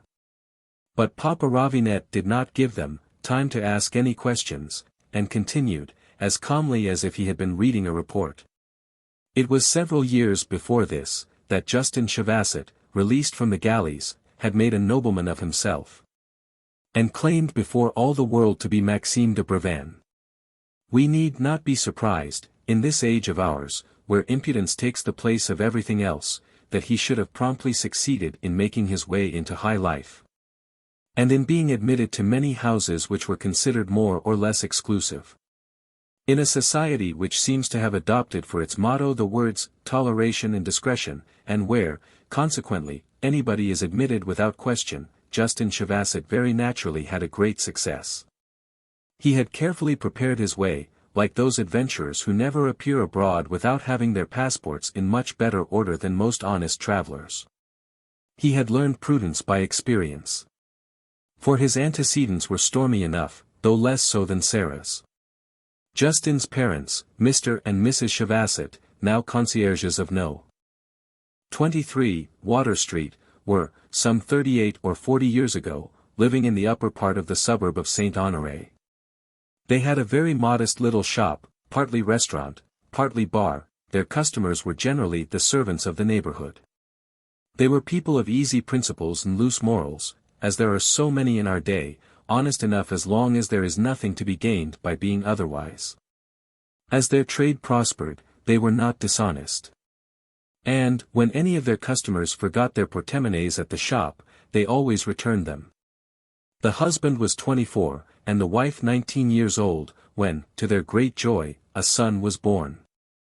There was rejoicing in the shop. And the child was christened Justin, in honor of his godfather, who was no less a personage than the valet of the Marquis de Brevan. But to have a son is a small matter. To bring him up till he is 7 or 8 years old, is nothing. The difficulty is to give him an education which shall secure him a position in the world. This thought now began to occupy the minds of his parents incessantly. These stupid people, who had a business which supported them handsomely, and enabled them, in the course of time, to amass a small fortune, did not see that the best thing they could have done would have been to enlarge it. And to leave it to their son. But no. They vowed they would sacrifice all their savings, and deprive themselves even of the necessaries of life, in order that their Justin might become a gentleman. And what a gentleman! The mother dreamed of him as a rich broker, or, at the very least, a notary's first clerk. The father preferred seeing him a government official, holding one of those much coveted places, which give the owner, after 25 years' service, a title, and an income of some $600 or $700. The result of all these speculations was, that, at the age of 9, Master Justin was sent to a high school. He conducted himself there just badly enough to be perpetually on the brink of being sent away, without ever being really expelled. This made but little impression upon the two Chevassets. They had become so accustomed to look upon their son as a superior being, that it never entered their mind to think he was not the first, the best, and the most remarkable pupil of the establishment. If Justin's reports were bad, and they were always bad, they accused the teachers of partiality.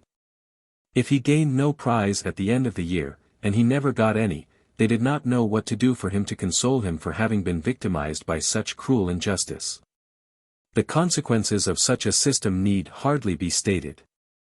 When Justin was 14 years old, he despised his parents thoroughly, treated them like servants, and was so much ashamed of them, that he would not allow his mother to come and see him in the parlor of the college to which he had been admitted of late.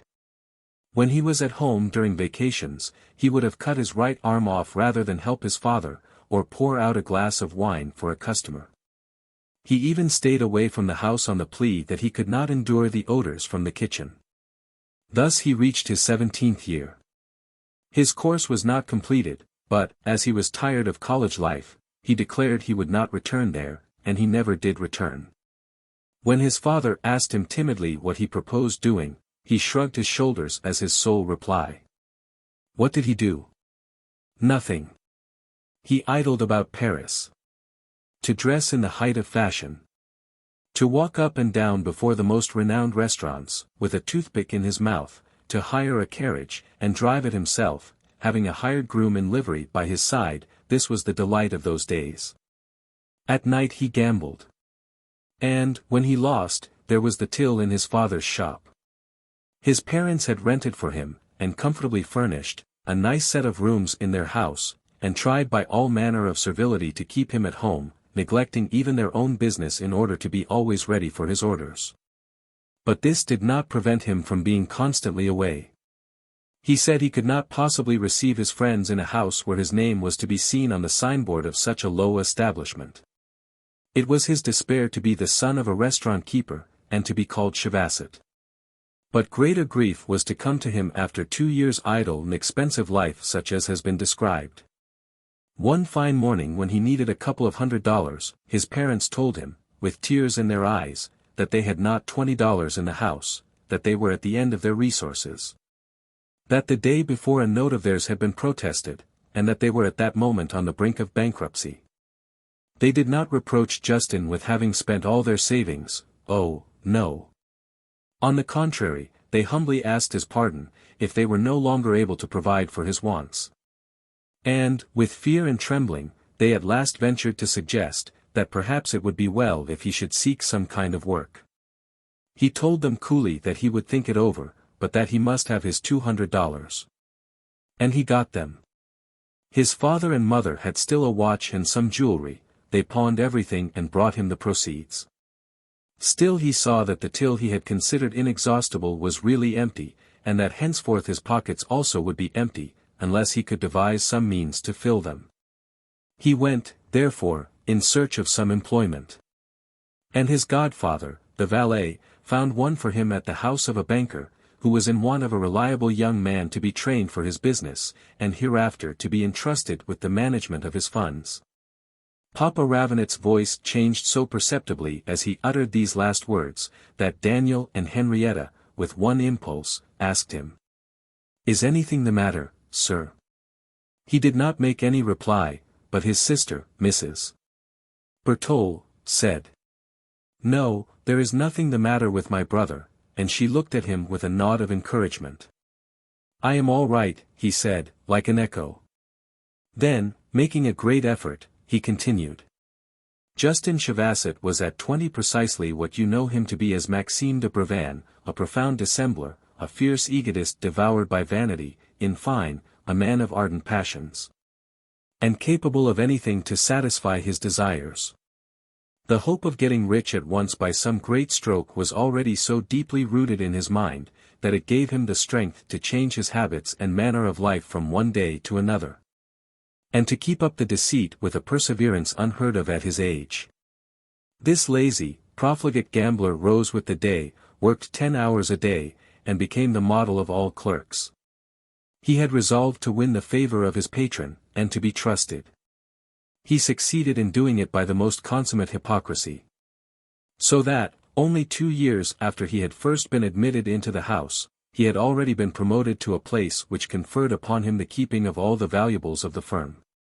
This occurred before those accidents which have, since that time, procured for the keepers of other people's money such a sad reputation.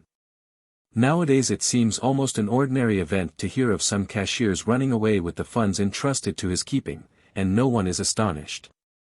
To create a sensation by such an occurrence, the sum must be almost fabulous, say, 2 or 3 millions. And, even in that case, the loser is by no means the man in whom the world is most interested. At the time of which I am now speaking, defalcations were quite rare as yet. Financial companies and brokers did not contemplate being robbed by their own clerks as one of the ordinary risks. When they knew the keys of their safe to be in the hands of an honest man, whose family and mode of life were well known, they slept soundly. Justin Shavasset's patron was thus sleeping soundly for 10 months, when one Sunday he was specially in need of certain bonds which Justin used to keep in one of the drawers of his desk. He did not like to have his clerk hunted up on such a day. So he simply sent for a locksmith to open the drawer. The first thing he saw was a draft signed by himself, and yet he had never put his name to such a paper. Still, most assuredly, it was his signature, he would have sworn to it in court. And yet he was as sure as he was standing there, that it was not he who had put his name, and the somewhat complicated ornament belonging to it, where he saw it written. His first amazement was succeeded by grievous apprehension. He had the other drawers opened likewise, searched them, and soon discovered all the details of a formidable and most ingenious plan, by which he was to be robbed at a single blow of more than $1 million. If he had slept soundly 1 month longer, he would have been ruined. His favorite clerk was a wretch, a forger of matchless skill. He instantly sent for a detective, and the next morning, when Justin Chavassett came as usual, he was arrested. It was then thought that his crime was confined to this abortive attempt. Not so. A minute and careful examination of all the papers soon revealed other misdeeds.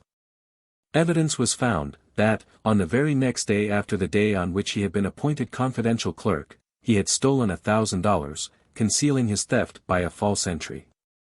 Since that time not a week had passed without his laying hands on a more or less considerable sum. And all these thefts had been most ingeniously covered by such skillful imitations of other people's signatures, that he had once been sick for a fortnight, and yet his substitute had never become aware of anything. In fine, it appeared that the sum total of his defalcations amounted to some $80,000. What had he done with all that money? The magistrate before whom he was brought at once asked that question. He replied that he had not a cent left. His explanations and his excuses were the old story pleaded by all who put their hands into their neighbors' pockets. To hear him, no one could be more innocent than he was, however guilty he might appear at first sight. He was like one of those men who allow their little finger to be caught in a machine. His only fault was the desire to speculate on change. Did not his employer speculate himself? Having lost some money, and fearing to lose his place if he did not pay, the fatal thought had occurred to him to borrow from the strong box. From that moment he had only cherished one thought, to restore what he had taken. If he speculated anew, it was from extreme honesty, and because he constantly hoped to gain enough to make restitution. But most extraordinary ill luck had pursued him, so that, seeing the deficit growing larger and larger, and overcome with remorse and terror, he had almost gone mad, and ceased to put any restraint upon himself. He laid great stress upon the fact that his whole $80,000 had been lost on change, and that he would have looked upon himself as the meanest of rascals, if he had spent any part of it on his personal enjoyments. Unfortunately the forged checks and drafts in his drawer destroyed the force of this plea.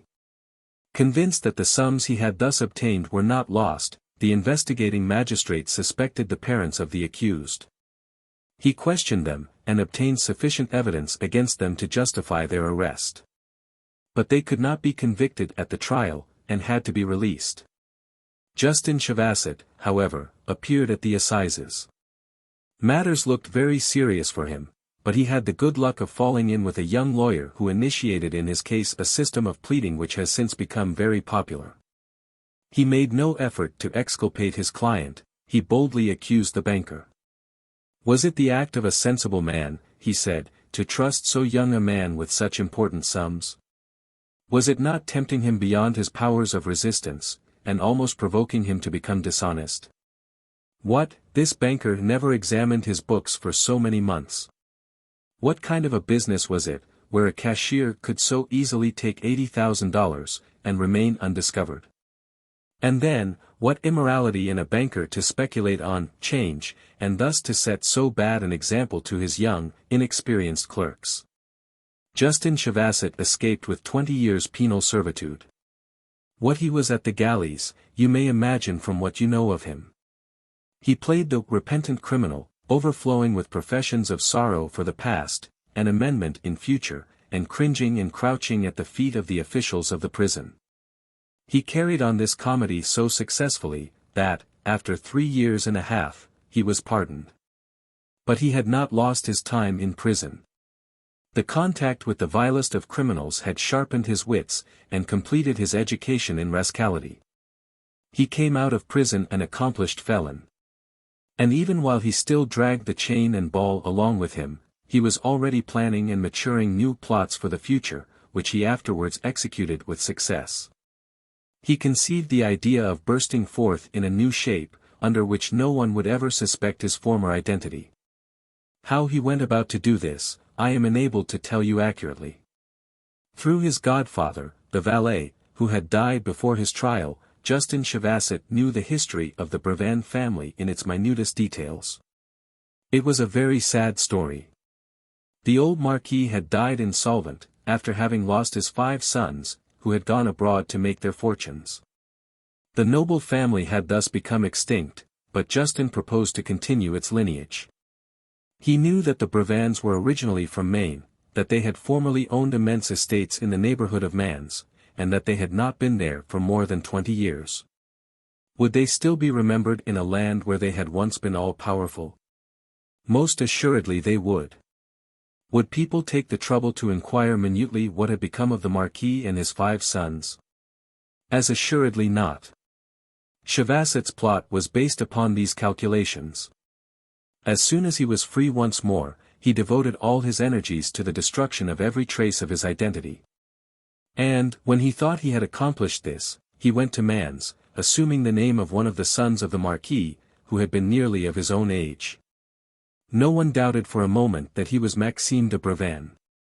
Who could have doubted it, when he purchased the old family mansion for a considerable sum, although it only consisted of a ruinous castle, and a small farm adjoining the house.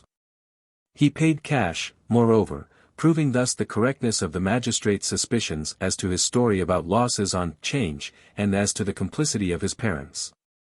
He even took the precaution of living on his little estate for 4 years, practicing the life of a country gentleman, received with open arms by the nobility of the neighborhood, forming friendships, gaining supporters, and becoming more and more identified with Maxime de Brevin.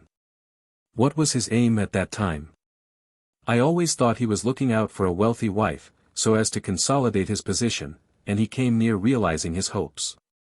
He was on the point of marrying a young lady from Mans, who would have brought him $500,000 in money, and the banns had already been published, when, all of a sudden, the marriage was broken off, no one knew why.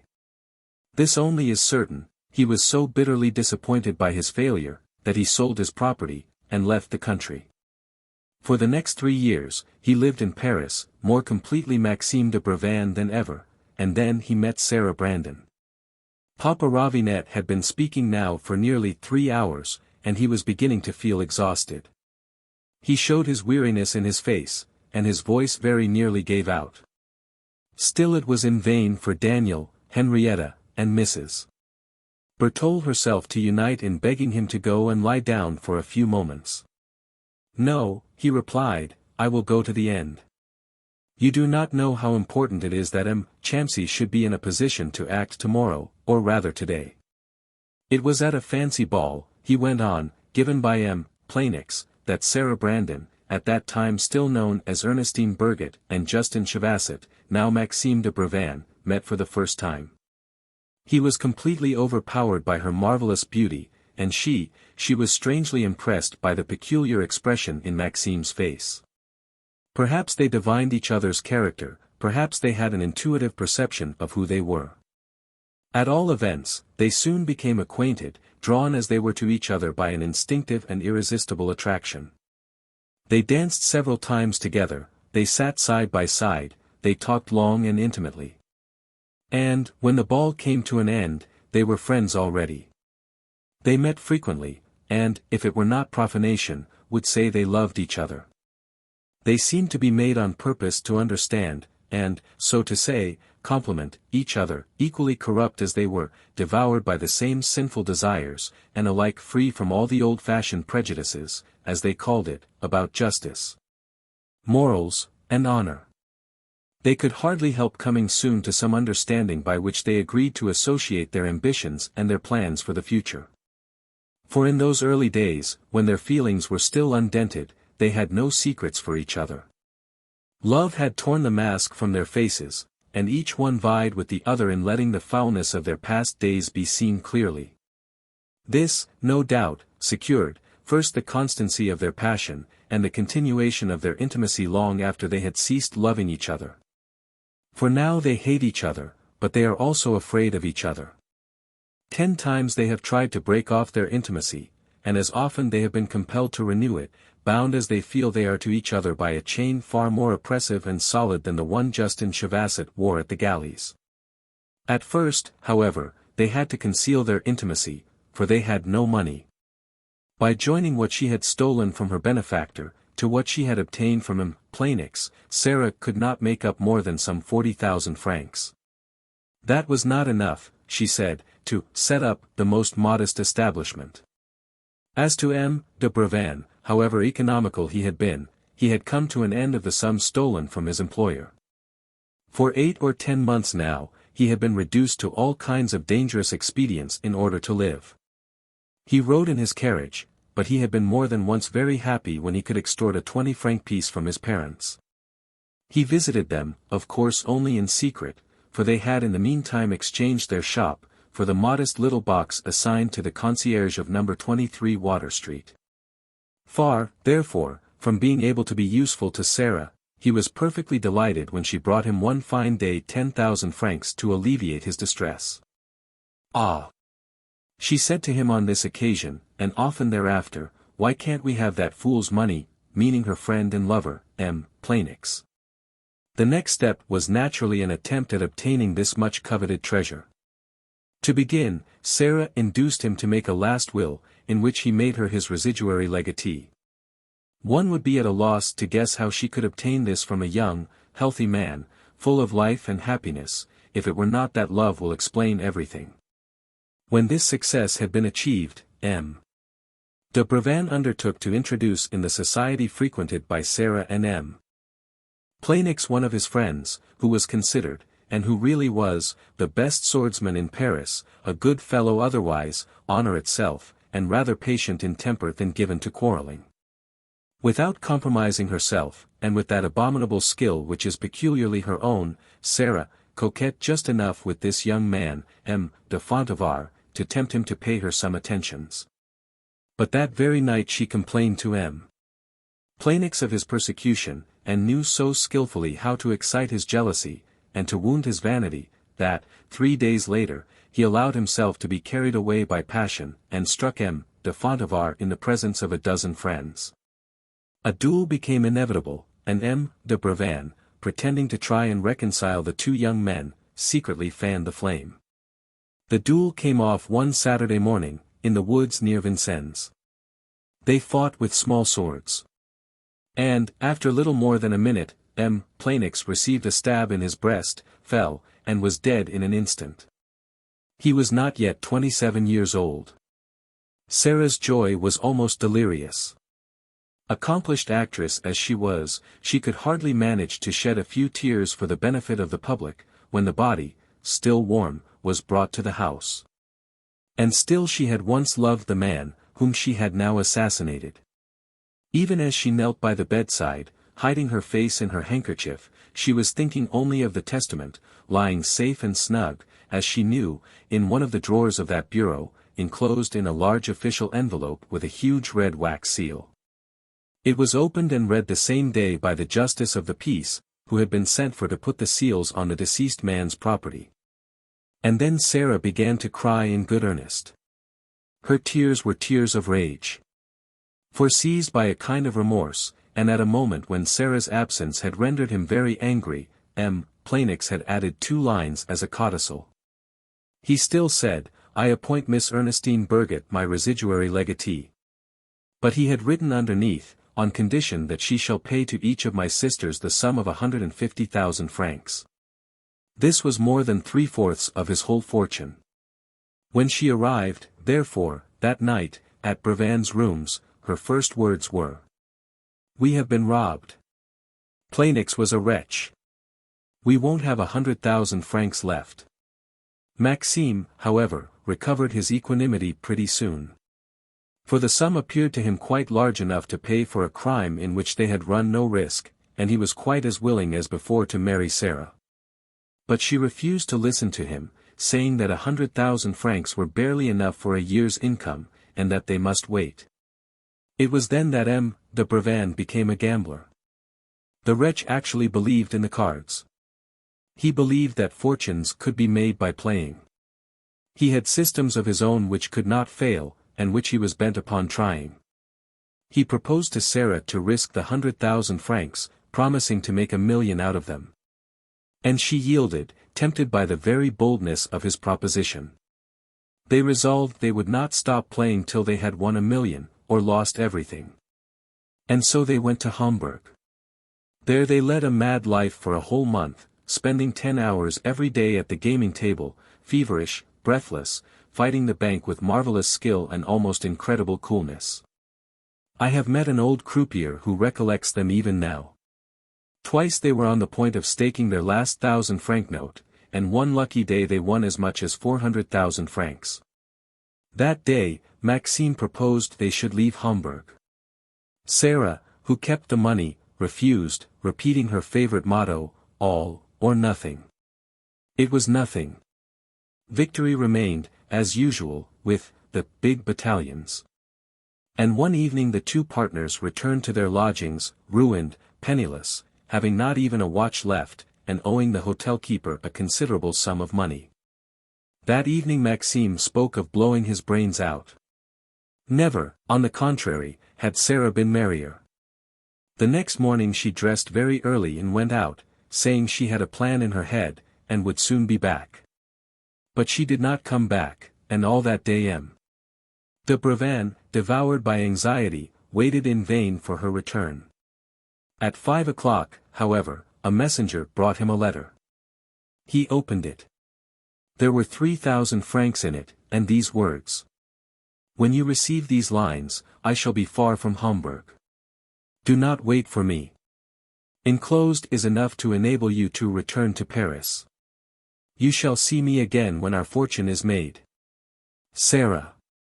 Maxime was at first overcome with amazement. To be abandoned in this way. To be thus unceremoniously dismissed, and by Sarah. He could not recover from it. But anger soon roused him to fury. And at the same time he was filled with an intense desire to avenge himself. But, in order to avenge himself, he must first know how to find his faithless ally. What had become of her? Where had she gone? By dint of meditating, and recollecting all he could gather in his memory, M. de Brevan remembered having seen Sarah 2 or 3 times, since fortune had forsaken them, in close conversation with a tall, thin gentleman of about 40 years, who was in the habit of wandering through the rooms. And attracted much attention by his huge whiskers, his stiff carriage, and his wearied expression. No doubt Sarah, being ruined, had fallen an easy prey to this gentleman, who looked as if he might be a millionaire. Where did he stay? At the Hotel of the Three Kings. Maxime went there at once. Unfortunately, he was too late. The gentleman had left that morning for Frankfurt, by the 10:45 train, with an elderly lady, and a remarkably pretty girl. Sure of his game now, M. de Brevan left immediately for Frankfurt, convinced that Sarah's brilliant beauty would guide him like a star. But he hunted in vain all over town, inquiring at the hotels, and bothering everybody with his questions. He found no trace of the fugitives. When he returned to his lodgings that night, he wept. Never in his life had he fancied himself half so unhappy. In losing Sarah, he thought he had lost everything.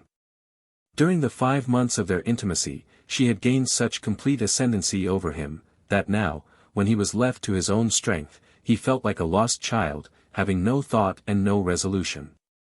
What was to become of him, now that this woman was no longer there to sustain and inspire him, that woman with the marvelous talent for intrigue, the matchless courage that shrank from nothing, and the energy which sufficed for everything? Sarah had, besides, filled his imagination with such magnificent hopes, and opened before his covetous eyes such a vast horizon of enjoyment, that he had come to look upon things as pitiful, which would formerly have satisfied his highest wishes. Should he, after having dreamed of those glorious achievements by which millions are won in a day, sink back again into the meanness of petty thefts? His heart turned from that prospect with unspeakable loathing, and yet what was he to do? He knew, that, if he returned to Paris, matters would not be very pleasant for him there. His creditors, made restless by his prolonged absence, would fall upon him instantly. How could he induce them to wait? Where could he get the money to pay them, at least, a percentage of his dues? How would he support himself? Were all of his dark works to be useless? Was he to be shipwrecked before ever seeing even the distant port? Nevertheless, he returned to Paris, faced the storm, passed through the crisis, and resumed his miserable life, associating with another adventurer like himself, and succeeding thus, by immensely hard work, in maintaining his existence and his assumed name. Ah! If our honest friends could but know what misery, what humiliations and anxieties are hid beneath that false splendor of high life, which they often envy, they would think themselves fully avenged.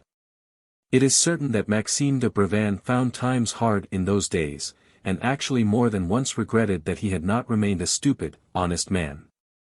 He thought that was so simple, and so clever. Thus it came about, that, 2 years later, he had not yet been reconciled to Sarah's absence. Often and often, in his hours of distress, he recalled her parting promise, "You shall see me again when our fortune is made." He knew she was quite capable of amassing millions, but, when she had them, would she still think of him? Where was she? What could have become of her? Sarah was at that time in America. That tall, light-haired gentleman, that eminently respectable lady, who had carried her off, were Thomas Elgin and Mrs. Bryan. Who were these people? I have had no time to trace out their antecedents. All I know is, that they belonged to that class of adventurers whom one sees at all the watering places and gambling resorts, at Nice, at Monaco, and during the winter in Italy. Swindlers of the highest class, who unite consummate skill with excessive caution, who are occasionally suspected, but never found out. And who are frequently indebted to their art of making themselves agreeable, and even useful to others, to the carelessness of travelers, and their thorough knowledge of life, for the acquaintance, or even friendship, of people whom one is astonished to find in such company. Sir Thorne and Mrs. Bryan were both English, and, so far, they had managed to live very pleasantly. But old age was approaching, and they began to be fearful about the future, when they fell in with Sarah. They divined her, as she had divined Maxime, and they saw in her an admirable means to secure a fortune. They did not hesitate, therefore, to offer her a compact by which she was to be a full partner, although they themselves had to risk all they possessed, a capital of some $20,000. You have seen what these respectable people proposed to make of her, a snare and a pitfall. They knew very well that her matchless beauty would catch fools innumerable, and bring in a rich harvest of 1,000-franc notes. The idea was by no means new, champsy, as you seem to think, nor is the case a rare one.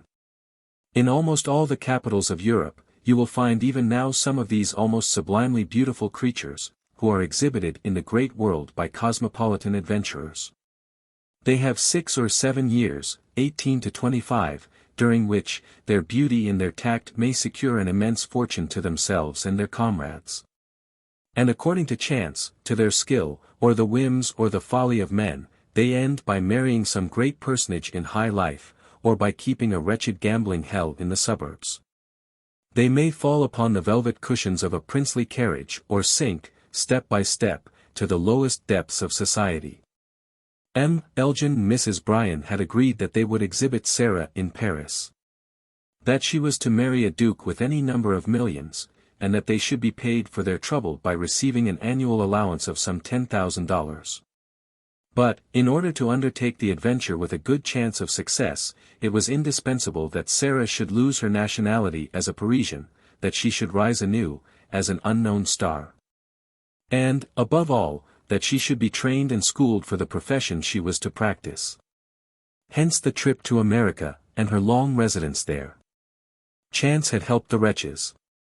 They had hardly landed, when they found that they could easily introduce the girl as the daughter of General Brandon, just as Justin Chevasset had managed to become Maxime de Brevan. In this way, Ernestine Burget appeared at once in the best society of Philadelphia as Sarah Brandon. Not less prudent than Maxime, Elgin also purchased, in spite of his limited means, for $1,000, vast tracts of land in the western part of the state, where there was no trace of oil wells, but where there might very well be a good many. And had them entered upon the name of his ward. Of all these measures, I have the evidence in hand, and can produce it at any moment. For some time already, Daniel and Henrietta had looked at each other with utter amazement. They were almost dumbfounded by the prodigious sagacity, the cunning, patience, and labor which the old dealer must have employed to collect this vast mass of information. But he continued, after a short pause. Sir Thorne and Mrs. Brian found out in a few days how well they had been served by their instincts in taking hold of Sarah. In less than 6 months, this wonderful girl, whose education they had undertaken, spoke English as well as they did, and had become their master, controlling them by the very superiority of her wickedness. From the day on which Mrs. Brian explained to her the part she was expected to play, she had assumed it so naturally and so perfectly, that all traces of art disappeared at once. She had instinctively appreciated the immense advantage she would derive from personifying a young American girl, and the irresistible effect she might easily produce by her freedom of movement and her bold ingenuousness. Finally, at the end of 18 months' residence in America, M. Elgin declared that the moment had come when Sarah might appear on the stage. It was, therefore, 28 months after their parting in Hamburg, that M. de Brevan received, one morning, the following note. Come tonight, at 9 o'clock, to M. Thomas Elgin's house in Circus Street, and be prepared for a surprise. He went there. A tall man opened the door of the sitting room. And, at the sight of a young lady who sat before the fire, he could not help exclaiming, Ernestine, is that you? But she interrupted him at once, saying, You are mistaken, Ernestine Birgit is dead, and buried by the side of Justin Chavasset, my dear M. de Brevan. Come, lay aside that amazed air, and kiss Miss Sarah Brandon's hand. It was heaven opening for Maxime. She had at last come back to him, this woman, who had come across his life like a tempest, and whose memory he had retained in his heart, as a dagger remains in the wound it has made. She had come back, more beautiful than ever, irresistible in her matchless charms, and he fancied it was love which had brought her back. His vanity led him astray. Sarah Brandon had long since ceased to admire him. Familiar as she was with the life of adventurers in high life, she had soon learned to appreciate M. de Brevan at his just value.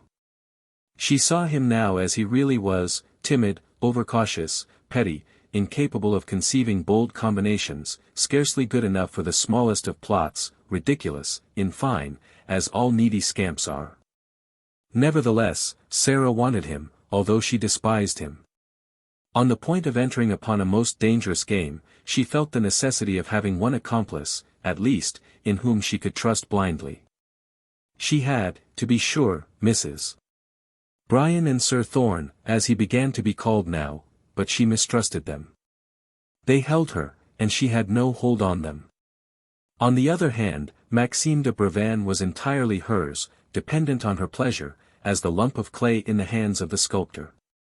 It is true that Maxime appeared almost distressed when he heard that immense fortune which he coveted with all his might was still to be made, and that Sarah was no farther advanced now than she was on the day of their separation.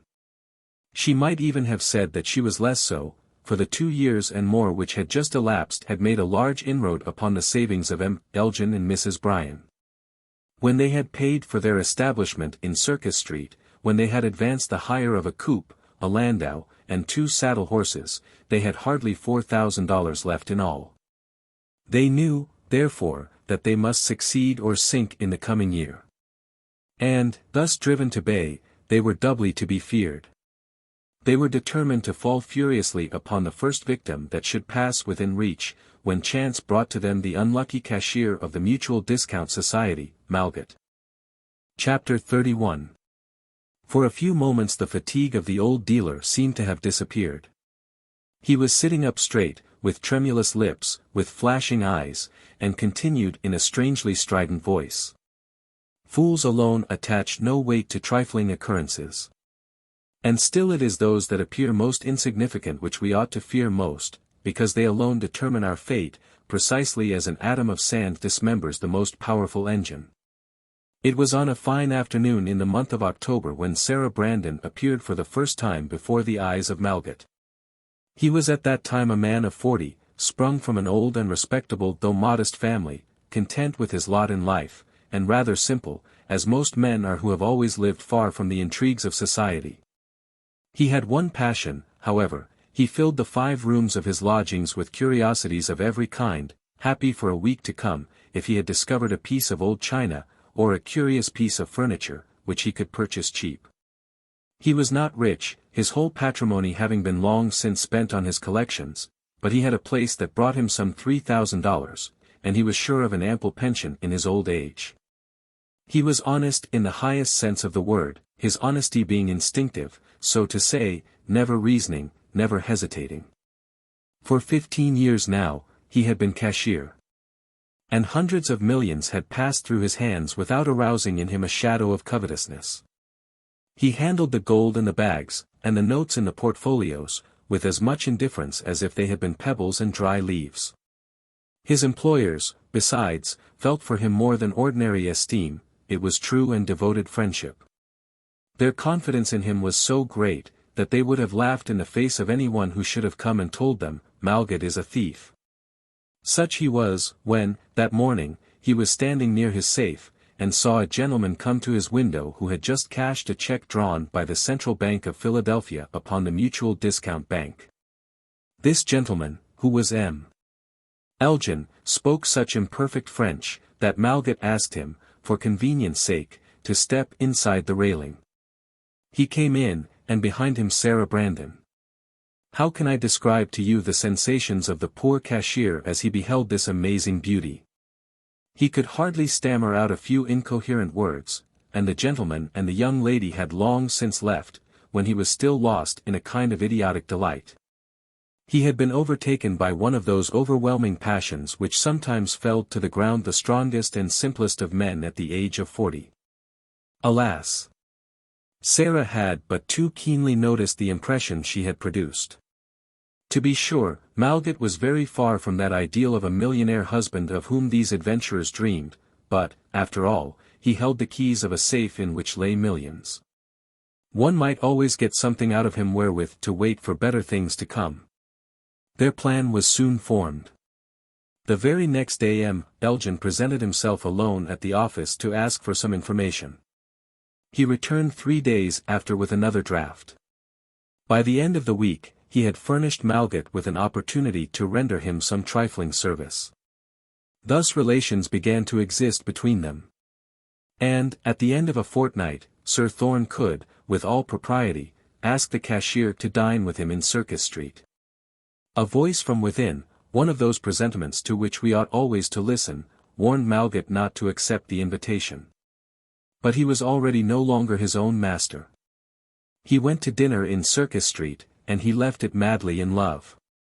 He had felt as if Sarah Brandon's eyes had been all the time upon him, those strange, sublimely beautiful eyes, which upset our very being within us, weakening the most powerful energy, troubling the senses, and leading reason astray, eyes which dazzle, enchant, and bewitch. The commonest politeness required that Malgat should call upon Mrs. Bryan and M. Elgin. This call was followed by many others. A man less blinded by passion might have become suspicious at the eagerness with which these wretches, driven by necessity, carried on their intrigue. 6 weeks after their first meeting, Malgat fancied that Sarah was wildly in love with him. It was absurd, most assuredly, it was foolish, insane. Nevertheless, he believed it. He thought those rapturous glances were genuine. He believed in the truthfulness of that intoxicating sweetness of her voice, and those enchanting blushes, which his coming never failed to call forth. Now began the second act of the hideous comedy. Mrs. Bryan appeared one day, all of a sudden, to notice something, and promptly requested Malgat never to put foot again within that house. She accused him of an attempt to seduce Sarah Brandon. I dare say, you can imagine, the fool. How he protested, affirming the purity of his intentions, and swearing that he would be the happiest of mortals if they would condescend to grant him the hand of her niece. But Sir Thorn, in the haughtiest tone possible, asked him how he could dare think of such a thing, and presume that he could ever be a fit match for a young lady who had a dower of $200,000. Malgat left with tottering steps, despair in his heart, and resolved to kill himself. When he returned home, he actually went to look among his curiosities for an old flintlock pistol, and began to load it. Ah! Why did he not kill himself then? He would have carried his deceptive illusions and his unstained honor with him to the grave. He was just about to make his will when they brought him a letter from Sarah. She wrote thus. When a girl like myself loves, she loves for life, and she is his whom she loves, or she is nobody's. If your love is true, if dangers and difficulties terrify you no more than they terrify me, knock tomorrow night, at 10 o'clock, at the gate of the court. I will open. Mad with joy and hope, Malgat went to the fatal meeting. Do you know what happened? Sarah fell around his neck, and said, I love you. Let us run away. Ah! If he had taken her at her word, and answered her, offering her his arm. Yes, let us flee, the plot might have been defeated, and he might have been saved, for she would certainly not have gone with him. But with that clear perception which was a perfect marvel in her, and looked like the gift of second sight, she had taken the measure of the cashier, and exposed herself to the danger, well knowing that he would shrink from doing what she asked. He did shrink, the idiot. He was afraid. He said to himself that it would be a mean thing to abuse the attachment of this pure and trustful girl, to separate her from her family, and to ruin her forever. He did have this wonderful power of self-denial to dissuade her from taking such a step, and to induce her to be patient, giving time and opportunity of coming to their assistance. While he would do all he could to overcome the obstacles in the way. For hours after he had left Sarah Brandon, Malgat had not recovered from the excitement, and he would have thought the whole a dream, but for the penetrating perfume which his clothes still retained where she had rested her beautiful head. But, when he at last began to examine his position, he came to the conclusion that he had indulged in childish illusions, and that he could never hope to satisfy the demands made by Elgin and Mrs. Bryan. There was but one way, a single way, by which he could ever hope to obtain possession of this woman whom he worshipped, and that was the one she had herself proposed, an abduction. To determine upon such a step, however, was for Malgat to end his peaceful life forever, to lose his place, to abandon the past, and to venture upon an unknown future. But how could he reason at a moment when his whole mind was filled with thoughts of the most amazing happiness that ever was enjoyed by mortal being? Whenever he thought of flight, there arose before him one obstacle which he could not overcome. He had no money. How could he expose this rich heiress, who left all for his sake, this beautiful girl, who was accustomed to every imaginable luxury, to wanton humiliation? No, that he could never dare. And yet his whole available capital did not amount to $3,000. His fortune was invested in those curiosities that were piled up all over his rooms, beautiful objects to his eyes in former days, but now hateful and annoying to behold. He knew they represented a large sum, quite a respectable fortune, but such collections cannot be sold overnight, and time was pressing. He had seen Sarah several times secretly, and each time she had appeared to him more mournful and dejected. She could bring him nothing but most distressing news. Mrs. Bryan spoke of giving her in marriage to a friend of hers. Elgin proposed to take her abroad. And, with such troubles filling his head, the poor cashier had to attend to his daily duties, and from morning till night receive tens and hundreds of thousands. And never yet, I swear it, the thought occurred to him of taking a small fraction of these treasures. He had determined to sell all his collections as a whole, at any price he could get, when one day, a few moments before the office closed, a lady appeared, whose ample dress concealed her figure, while a thick veil completely shrouded her features. This lady raised her veil. It was she. It was Sarah Brandon. Malgat begged her to enter. He was overcome. What new misfortune had happened to induce her to take such a step? She told him in a few words. Sir Thorne had found out their secret meetings. He had told her to be ready to start for Philadelphia the next morning. The crisis had come. They must choose now between two things, either to flee that very day, or be separated forever. Ah! Never had Sarah been so beautiful as at this moment, when she seemed to be maddened by grief.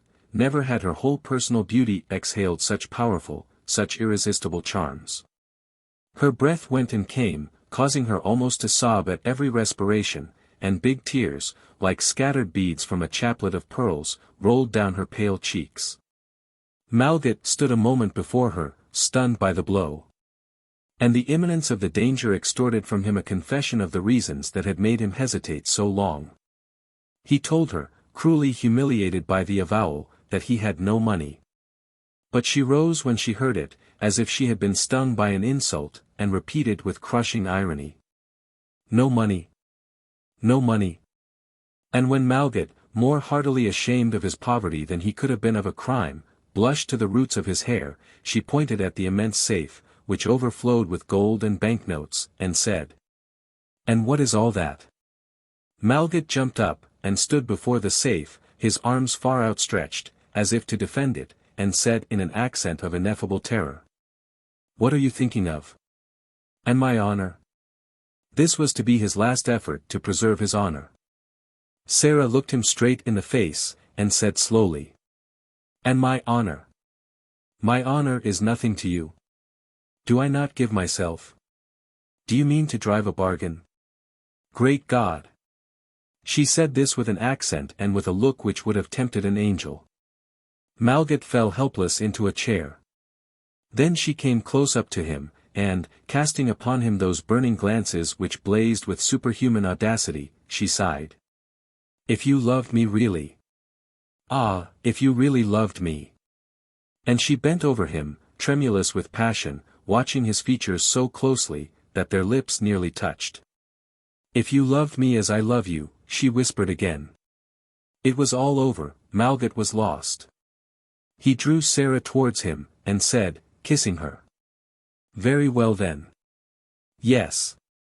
She immediately disengaged herself, and with eager hands seized one parcel of banknotes after another, pushing them into a little morocco bag which she held in her hand. And, when the bag was full, she said, "Now we are safe. Tonight at 10 o'clock, at the gate of the court-yard, with a carriage. Tomorrow, at daybreak, we shall be out of France, and free. Now we are bound to each other forever, and I love you." And she went away. And he let her go away. The old gentleman had become ghastly white, his few hairs seemed to stand on end, and large drops of perspiration inundated his face as he swallowed at a gulp a cup of tea, and then went on, laughing bitterly. "You suppose, no doubt, that." When Sarah had left him, Malgat came to himself. By no means. It seemed as if, with that kiss, with which she had paid him for his crime, the infamous creature had inspired him with the same genius for evil that was in her. Far from repenting, he rejoiced at what had been done. And when he learned, that, on the following day, the board of directors were to meet to examine the books, he laughed at the faces they would make, for I told you he was mad. With all the coolness of a hardened thief, he calculated the total amount of what had been abstracted. It was 400,000 francs. Immediately, in order to conceal the true state of things, he took his books, and, with almost diabolic skill, altered the figures, and changed the entries, so as to make it appear that the defalcation was of long date. And that various sums had been abstracted for several months. When he had finished his fearful task, he wrote to the board a hypocritical letter, in which he stated that he had robbed the safe in order to pay his differences on change, and that now, when he could no longer conceal his crime, he was going to commit suicide. When this was done, he left his office, as if nothing had happened. The proof that he acted under the incomprehensible influence of a kind of hallucination is this, that he felt neither remorse nor fear. As he was resolved not to return to his house, nor to encumber himself with luggage, he dined at a restaurant, spent a few minutes at a theatre, and then posted his letter to the board of directors, so that it might reach them early in the morning. At 10 o'clock he knocked at the gate of the house in Circus Street. A servant came and opened, saying in a mysterious manner, "Please go up. The young lady is waiting." A terrible presentiment seized him at that moment, and chilled him to the marrow in his bones. In the parlour Sarah was sitting on a sofa, and Maxime de Brevan by her side. They were laughing so loud, that he heard them in the anteroom. When Malgat entered, she raised her head with a dissatisfied air, and said rudely, "Ah! It is you. What do you want now?" Surely, such a reception ought to have disabused the unfortunate man. But no. When he began to stammer some explanations, she interrupted him, saying, "Let us speak frankly. You come to run away with me, don't you? Well, that is simply nonsense. Look at yourself, my good friend, and tell me if a girl such as I am can be in love with a man like you. As to that small loan, it does not pay me, I assure you, by half, for the sublime little comedy which I have had to play. Believe me, at all events, when I tell you that I have taken all my precautions so as not to be troubled by anything you may say or do. And now, sir, I wish you good evening, or must I go?" Ah! She might have spoken a long time yet, and Malgat would not have thought of interrupting her. The fearful truth broke all of a sudden upon him, and he felt as if the whole world were going to pieces. He understood the enormity of the crime. He discerned the fatal consequences, and knew he was ruined. 1,000 voices arose from his conscience, telling him, "You are a thief. You are a forger. You are dishonored." But, when he saw Sarah Brandon get up to leave the room, he was seized with an attack of furious rage, and threw himself upon her, crying, "Yes, I am lost, but you shall die, Sarah Brandon." Poor fool! Who did not know that these wretches had, of course, foreseen his wrath, and prepared for the emergency. Supple, like one of those lost children of the gutter among whom she had lived once upon a time, Sarah Brandon escaped from Malgat's grasp, and by a clever trick threw him upon an armchair. Before he could rise again, he was held fast by Maxime de Brevan, and by M. Elgin, who had heard the noise, and rushed in from the adjoining room. The poor man did not attempt to resist. Why should he? Within him, moreover, a faint hope began to rise. It seemed to him impossible that such a monstrous wrong could be carried out, and that he would have only to proclaim the wickedness of these wretches to have them in his power. "Let me go," he said. "I must go." But they did not allow him to go as yet. They guessed what was going on in his mind. Sir Thorne asked him coolly, "Where do you think of going? Do you mean to denounce us? Have a care. You would only sacrifice yourself, without doing us any harm. If you think you can use Sarah's letter, in which she appoints a meeting, as a weapon against us, you are mistaken. She did not write that letter, and, moreover, she can prove an alibi. You see, we have prepared everything for this business during the last 3 months, and nothing has been left to chance. Do not forget that I have commissioned you 20 times to buy or sell for me on 'change, and that it was always done in your name, at my request. How can you say you did not speculate on 'change? The poor cashier's heart sank within him.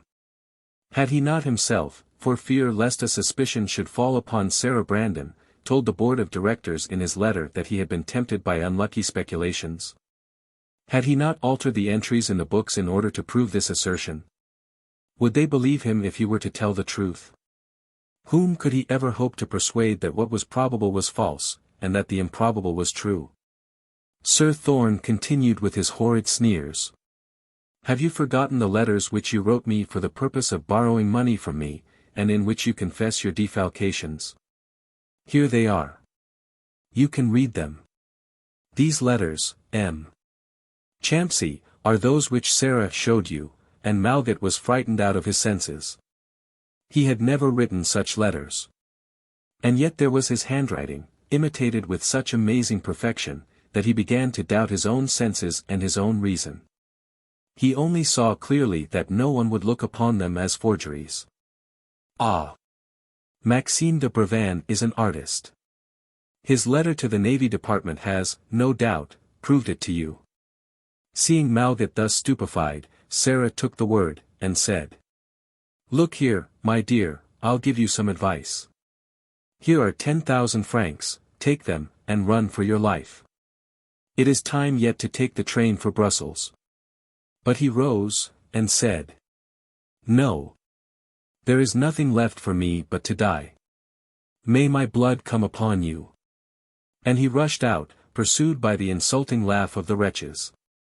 Amazed at the inconceivable boldness of this atrocious plot, Daniel and Henrietta were shuddering with horror. As to Mrs. Bertole, she had sunk into a chair, trembling in all her limbs. The old gentleman, however, continued with evident haste. Whether Malgat did, or did not, commit suicide, he was never heard of again. The trial came on, and he was condemned in contumaciam to 10 years penal servitude. Sarah, also, was examined by a magistrate, but she made it a success. And that was all. And this crime, one of the most atrocious ever conceived by human wickedness, went to swell the long list of unpunished outrages. The robbers triumphed impudently in broad daylight. They had 400,000 francs. They could retire from business. No, indeed. 20,000 francs a year was far too little for their immoderate desires. They accepted this fortune as an installment on account on the future, and used it to wait patiently for new victims to be stripped. Unfortunately, such victims would not show themselves. The house was mounted upon a most expensive footing. M. de Brevan had, of course, claimed his share. Sir Thorn was a gambler, Sarah loved diamonds, and grim Mrs. Bryan had her own vices. In short, the hour came when danger was approaching. But, just at that moment, Sarah, looking around, met with the unlucky victim she needed. This one was a handsome young man, almost a child yet, kind, generous, and chivalrous. He was an orphan, and came up from his province, his heart full of illusions, and in his pockets his entire fortune, a sum of 500,000 francs. His name was Charles de Kerkrist. Maxime managed to bring him to the house in Circus Street. He saw Sarah, and was dazzled. He loved her, and was lost. Ah! The poor fellow did not last long. At the end of 5 months, his $500,000 was in the hands of Sarah. And, when he had not a cent left, she well-nigh forced him to write her 3 forged drafts, swearing, that, on the day on which they became due, she would take them up herself. But when the day came, and he called in Circus Street, he was received as Malgat had been received. They told him that the forgery had been discovered, that suit had been brought, that he was ruined. They offered him, also, money to flee. Poor Kerkrist! They had not miscalculated. Descended from a family in which a keen sense of honor had been hereditary for many generations, he did not hesitate. As soon as he left the house, he hanged himself on Sarah's window, thinking that he would thus hold up to public censure the infamous creature who had led him to commit a crime. Poor child! They had deceived him. He was not ruined. The forgery had never been discovered, the drafts had never been used at all. A careful investigation revealed nothing against Sarah Brandon, but the scandals of the suicide diminished her prestige. She felt it. And, giving up her dreams of greatness, she thought of marrying a fool who was immensely wealthy, M. Wilkie Gordon, when Sir Thorn spoke to her of Count Vilhandry. In fortune, name, and age, the Count was exactly what Sarah had dreamed of so often. She threw herself upon him. How the old gentleman was drawn to Circus Street.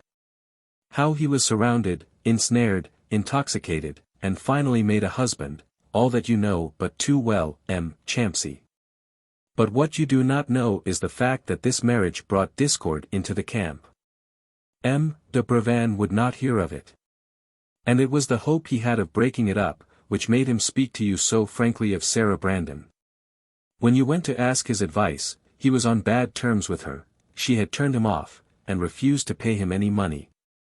And he was so mortally offended, that he would have betrayed her to the courts even, if he had known how to do it without inculpating himself.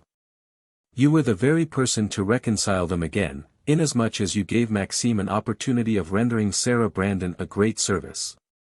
He did not then anticipate that she would ever fall in love with you, and that she, in her turn, would have to succumb to one of those desperate passions which she had so often kindled in others, and used for her own advantage.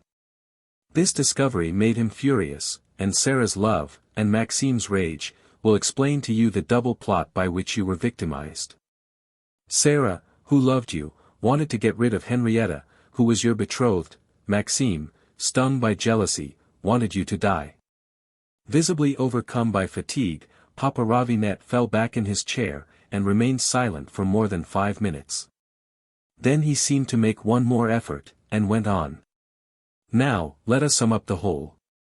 I know how Sarah, Sir Thorn, and Mrs. Bryan have gone to work to rob Count Vilhandry, and to ruin him. I know what they have done with the millions which they report were lost in speculations, and I have the evidence in my hand. Therefore, I can ruin them, without reference to their other crimes. Crochard's affidavit alone suffices to ruin M. de Brevan. The two Chavassats, husband and wife, have caught themselves by keeping the 4,000 francs you sent to Miss Henrietta. We have them safe, the wretches. The hour of vengeance has come at last. Henrietta did not let him conclude, she interrupted him, saying.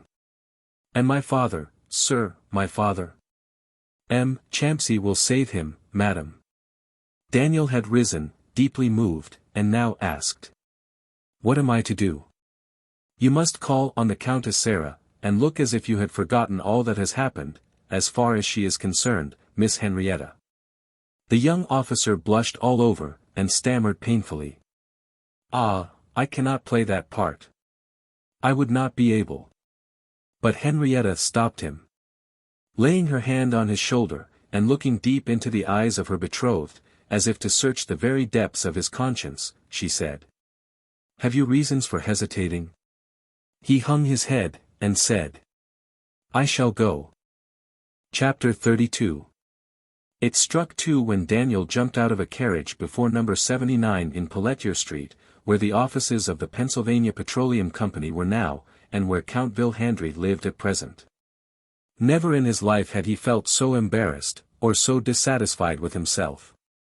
In vain had Papa Ravinet and Mrs. Berthold brought up all possible arguments to convince him, that, with a woman like Sarah Brandon, all reprisals were fair.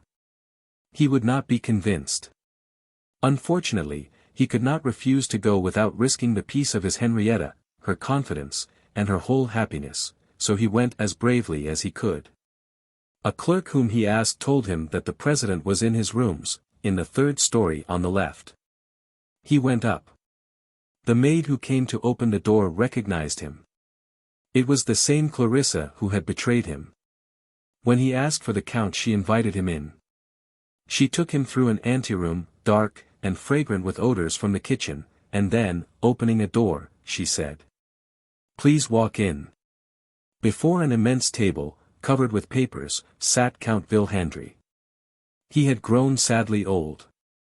His lower lip hung down, giving him a painful expression of weakness of mind, and his watery eyes looked almost senile.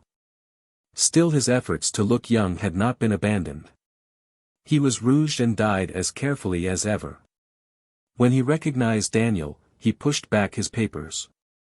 And offering him his hand, as if they had parted the day before, he said. Ah, here you are back again among us. Upon my word, I am very glad to see you. We know what you have been doing out there. For my wife sent me again and again to the Navy Department to see if there were any news of you. And you have become an officer of the Legion of Honor. You ought to be pleased. Fortune has favored me, Count. Alas! I am sorry I cannot say as much for myself, replied the latter with a sigh. You must be surprised, he continued, to find me living in such a dog's kennel, I who formerly, but so it goes. The ups and downs of speculations, says Sir Thorn. Look here, my dear Daniel, let me give you a piece of advice, never speculate in industrial enterprises. Nowadays it is mere gambling, furious gambling, and everybody cheats. If you stake $1, you are in for everything. That is my story, and I thought I would enrich my country by a new source of revenue. From the first day on which I emitted shares, speculators have gotten hold of them, and have crushed me, till my whole fortune has been spent in useless efforts to keep them up. And yet Sir Thorn says I have fought as bravely on this slippery ground as my ancestors did in the lists. Every now and then the poor old man passed his hand over his face as if trying to drive away painful thoughts. And then he went on in a different tone of voice. And yet I am far from complaining. My misfortunes have been the source of the purest and highest happiness for me. It is to them I owe the knowledge of the boundless devotion of a beloved wife. They have taught me how dearly Sarah loves me. I alone can tell what treasures are hid in that angelic heart, which they dared to calumniate. Ah! I think I can hear her now, when I told her one evening how embarrassed I had become in my finances. To have concealed that from me, she exclaimed, from me, your wife, that was wrong. And the very next day she showed her sublime courage. She sold her diamonds to bring me the proceeds, and gave up to me her whole fortune.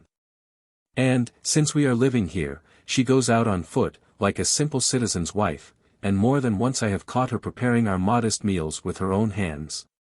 Tears were flowing down the furrowed cheeks, leaving ghastly lines on the rouged and whitened surface. And I, he resumed in an accent of deepest despair, I could not reward her for such love and so many sacrifices. How did I compensate her for being my only consolation, my joy, my sole happiness in life? I ruined her, I impoverished her.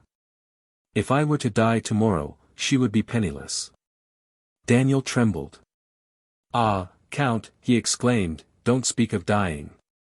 People like you live 100 years. But the old man lowered his voice, and said, You see, I have not told you all yet. But you are my friend, and I know I can open my heart to you. I did not have the cleverness to overcome all the restrictions which hamper this kind of business. I was imprudent, in spite of all Sir Thorne's warnings. Tomorrow there will be a meeting of the stockholders. And, if they do not grant me what I shall have to ask of them, I may be in trouble. And, when a man calls himself Count Vilhandry, rather than appear in a police court, you know what I mean. He was interrupted by one of the clerks, who brought him a letter. He read it, and said, Tell them I am coming. Then, turning again to Daniel, he added, I must leave you. But the Countess is at home, and she would never forgive me if I did not take you in to present your respects to her. Come. But be careful and don't say a word of my troubles. It would kill her. And, before Daniel could recover from his bewilderment, the Count had opened a door, and pushed him into the room, saying, Sarah, M. Champsey. Sarah started up as if she had received an electric shock. Her husband had left them. But, even if he had been still in the room, she would probably not have been any more able to control herself. You, she cried, Daniel, my Daniel. And turning to Mrs. Bryan, who was sitting by the window, she said, Leave us. Your conduct is perfectly shocking, Sarah, began the grim lady. But Sarah, as harshly as if she had been speaking to a servant, cut her short, saying, You are in the way, and I beg you will leave the room. Mrs. Bryan did so without saying a word, and the Countess sank into an armchair, as if overcome by a sudden good fortune which she was not able to endure, looking intensely at Daniel, who stood in the center of the room like a statue. She had on a simple black merino dress, she wore no jewelry, but her marvelous, fatal beauty seemed to be all the more dazzling. The years had passed over her without leaving any more traces on her than the spring breeze leaves on a half-opened rose. Her hair still shone with its golden flashes, her rosy lips smiled sweetly. And her velvet eyes caressed you still, till hot fire seemed to run in your veins. Once before Daniel had been thus alone with her, and, as the sensations he then felt rose in his mind, he began to tremble violently. Then, thinking of his purpose in coming here, and the treacherous part he was about to act, he felt a desire to escape. It was she who broke the charm. She began, saying, You know, I presume, the misfortunes that have befallen us. Your betrothed, Henrietta. Has the Count told you? Daniel had taken a chair. He replied. The Count has said nothing about his daughter. Well, then, my saddest presentiments have been fulfilled. Unhappy girl. I did what I could to keep her in the right way. But she fell, step by step, and finally so low, that one day, when a ray of sense fell upon her mind, she went and killed herself. It was done. Sarah had overcome the last hesitation which Daniel still felt. Now he was in the right temper to meet cunning with cunning. He answered in an admirably feigned tone of indifference. Ah! Then, encouraged by the joyous surprise he read in Sarah's face, he went on. This expedition has cost me dear. Count Vilhandry has just informed me that he has lost his whole fortune. I am in the same category. What? You are ruined.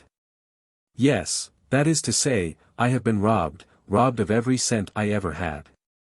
On the eve of my departure, I entrusted $100,000, all I ever possessed, to M. de Brevan, with orders to hold it at Miss Henrietta's disposal. He found it easier to appropriate the whole to himself. So, you see, I am reduced to my pittance of pay as a lieutenant.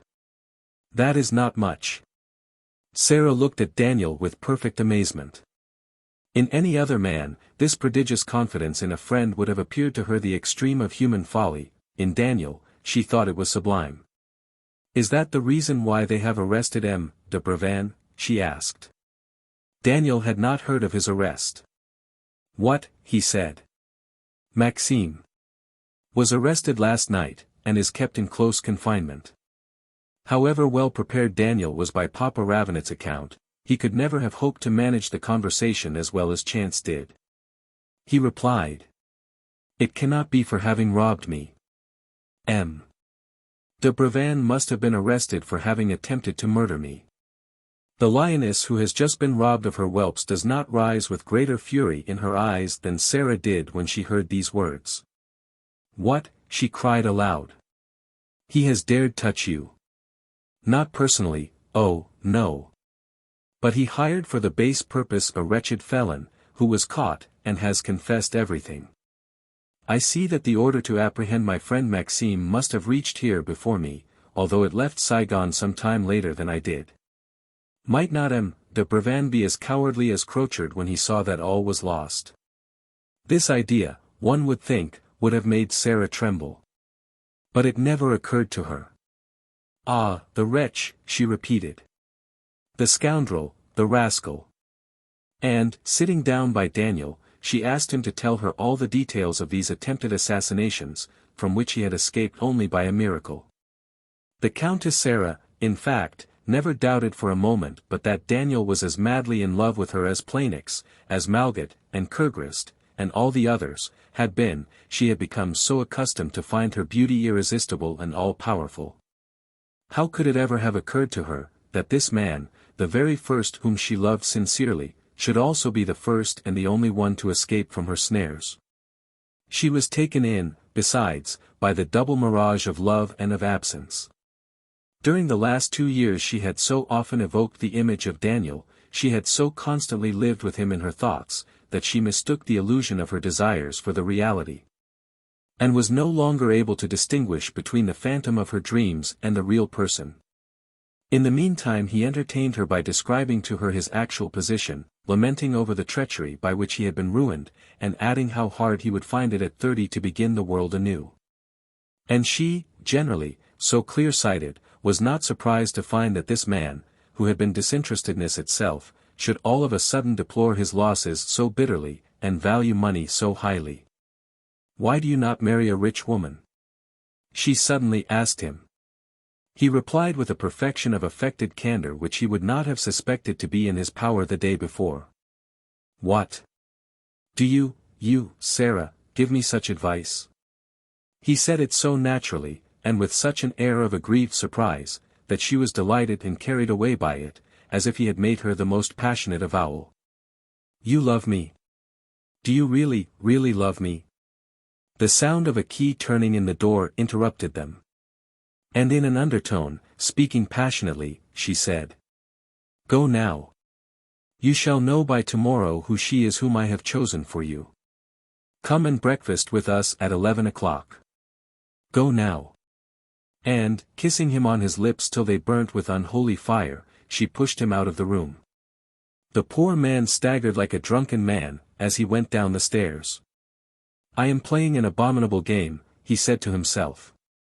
She does love me. What a woman. It required nothing less to rouse him from his stupor than the sight of Papa Ravinet, who was waiting for him below, hid in a corner of his carriage. "Is it you?" he said. "Yes, myself. And it seems it was well I came. But for me, the Count would have kept you, but I came to your rescue by sending him up a letter.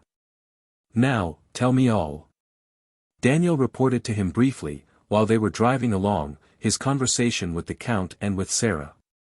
When he had concluded, the old dealer exclaimed, "We have the whole matter in our hands now. But there is not a minute to lose. Do you go back to the hotel, and wait for me there. I must go to the court." At the hotel Daniel found Henrietta dying with anxiety. Still she only asked after her father. Was it pride, or was it prudence? She did not mention Sarah's name. They had, however, not much time for conversation. Papa Ravinet came back sooner than they expected, all busy and excited. He drew Daniel aside to give him his last directions, and did not leave him till midnight, when he went away, saying, "The ground is burning under our feet. Be punctual tomorrow." At the precise hour Daniel presented himself in Pelletier Street, where the Count received him with a delighted air. "Ah," he exclaimed, "you come just in time. Brian is away, Sir Thorn is out on business. And I shall have to leave you directly after breakfast. You must keep the Countess company. Come, Sarah, let us have breakfast." It was an ill-omened breakfast. Under the thick layers of rouge, the Count showed his livid pallor. And every moment nervous tremblings shook him from head to foot. The Countess affected childish happiness, but her sharp and sudden movements betrayed the storm that was raging in her heart. Daniel noticed that she incessantly filled the Count's glass, a strong wine it was too, and that, in order to make him take more, she drank herself an unusual quantity. It struck 12, and Count Vilhandry got up. "Well," he said with the air and the voice of a man who braces himself to mount the scaffold, "it must be done, they are waiting for me." And, after having kissed his wife with passionate tenderness, he shook hands with Daniel, and went out hurriedly. Crimson and breathless, Sarah also had risen, and was listening attentively.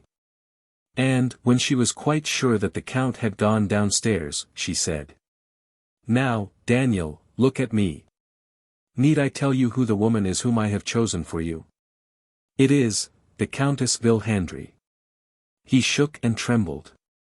But he controlled himself by a supreme effort, and calmly smiling, in a half-tender, half-ironical tone, he replied, "Why, oh, why? Do you speak to me of unattainable happiness? Are you not married? I may be a widow." These words from her lips had a fearful meaning. But Daniel was prepared for them, and said, "To be sure you may. But, unfortunately, you, also, are ruined. You are as poor as I am, and we are too clever to think of joining poverty to poverty." She looked at him with a strange, sinister smile. She was evidently hesitating. A last ray of reason lighted up the abyss at her feet. But she was drunk with pride and passion, she had taken a good deal of wine. And her usually cool head was in a state of delirium. "And if I were not ruined," she said at last in a hoarse voice, "what would you say then?" "I should say that you are the very woman of whom an ambitious man of 30 might dream in his most glorious visions." She believed him. Yes, she was capable of believing that what he said was true. And, throwing aside all restraint, she went on. "Well, then, I will tell you. I am rich, immensely rich. That entire fortune which once belonged to Count Vilhandry, and which he thinks has been lost in unlucky speculations, the whole of it is in my hands. Ah! I have suffered horribly, to have to play for 2 long years the loving wife to this decrepit old man. But I thought of you, my much beloved, my Daniel, and that thought sustained me. I knew you would come back. And I wanted to have royal treasures to give you. And I have them. These much coveted millions are mine, and you are here, and now I can say to you, take them, they are yours, I give them to you as I give myself to you." She had drawn herself up to her full height as she said this. And she looked splendid and fearful at the same time, in her matchless beauty, diffusing energy and immodesty around her, and shaking her head defiantly, till the waves of golden hair flowed over her shoulders. The untamed vagabond of the gutter reappeared all of a sudden, breathless and trembling, hoarse, lusting. Daniel felt as if his reason was giving way. Still he had the strength to say, "But unfortunately you are not a widow." She drew close up to him, and said in a strident voice, "Not a widow? Do you know what Count Vilhandry is doing at this moment? He is beseeching his stockholders to relieve him from the effects of his mismanagement. If they refuse him, he will be brought up in court, and tried as a defaulter. Well, I tell you, they will refuse him, for among the largest stockholders there are 3 who belong to me. I have bribed them to refuse. What do you think the Count will do when he finds himself dishonored and disgraced? I will tell you again, for I have seen him write his will, and load his revolver." But the door of the outer room was opened. She turned as pale as death itself, and, seizing Daniel's arm violently, she whispered, "Listen." Heavy steps were heard in the adjoining room, then, nothing more. "It is he," she whispered again. "Our fate is hanging in the scales." A shot was heard, which made the window panes rattle, and cut her short. She was seized with spasms from head to foot, but, making a great effort, she cried out, "Free at last, Daniel, we are free." And, rushing to the door, she opened it. She opened it, but instantly shut it again violently, and uttered a terrible cry. On the threshold stood Count Vilhandry, his features terribly distorted, a smoking revolver in his hand. "No," he said, "Sarah, no, you are not free." Livid, and with eyeballs starting from their sockets, the wretched woman had shrunk back to a door which opened from the dining room directly into her chamber. She was not despairing yet. It was evident she was looking for one of those almost incredible excuses which are sometimes accepted by credulous old men when violent passions seize them in their dotage. She abandoned the thought, however, when the Count stepped forward, and thus allowed Papa Ravinet to be seen behind him. "Malgat," she cried, "Malgat." She held out her hands before her as if to push aside a spectre that had suddenly risen from the grave, and was now opening its arms to seize her, and carry her off. In the meantime Malgat came forward, with Henrietta leaning on Mrs. Bertol's arm. "She also," muttered Sarah, "she too." The terrible truth broke at last upon her mind. She saw the snare in which she had been caught, and felt that she was lost. Then turning to Daniel, she said to him, "Poor man! Who has made you do this? It was not in your loyal heart to plan such treachery against a woman. Are you mad? And do you not see, that for the privilege of being loved by me as I love you, and were it but for a day, Malgat would again rob his employers, and the Count would again give all his millions, and his honor itself?" She said this.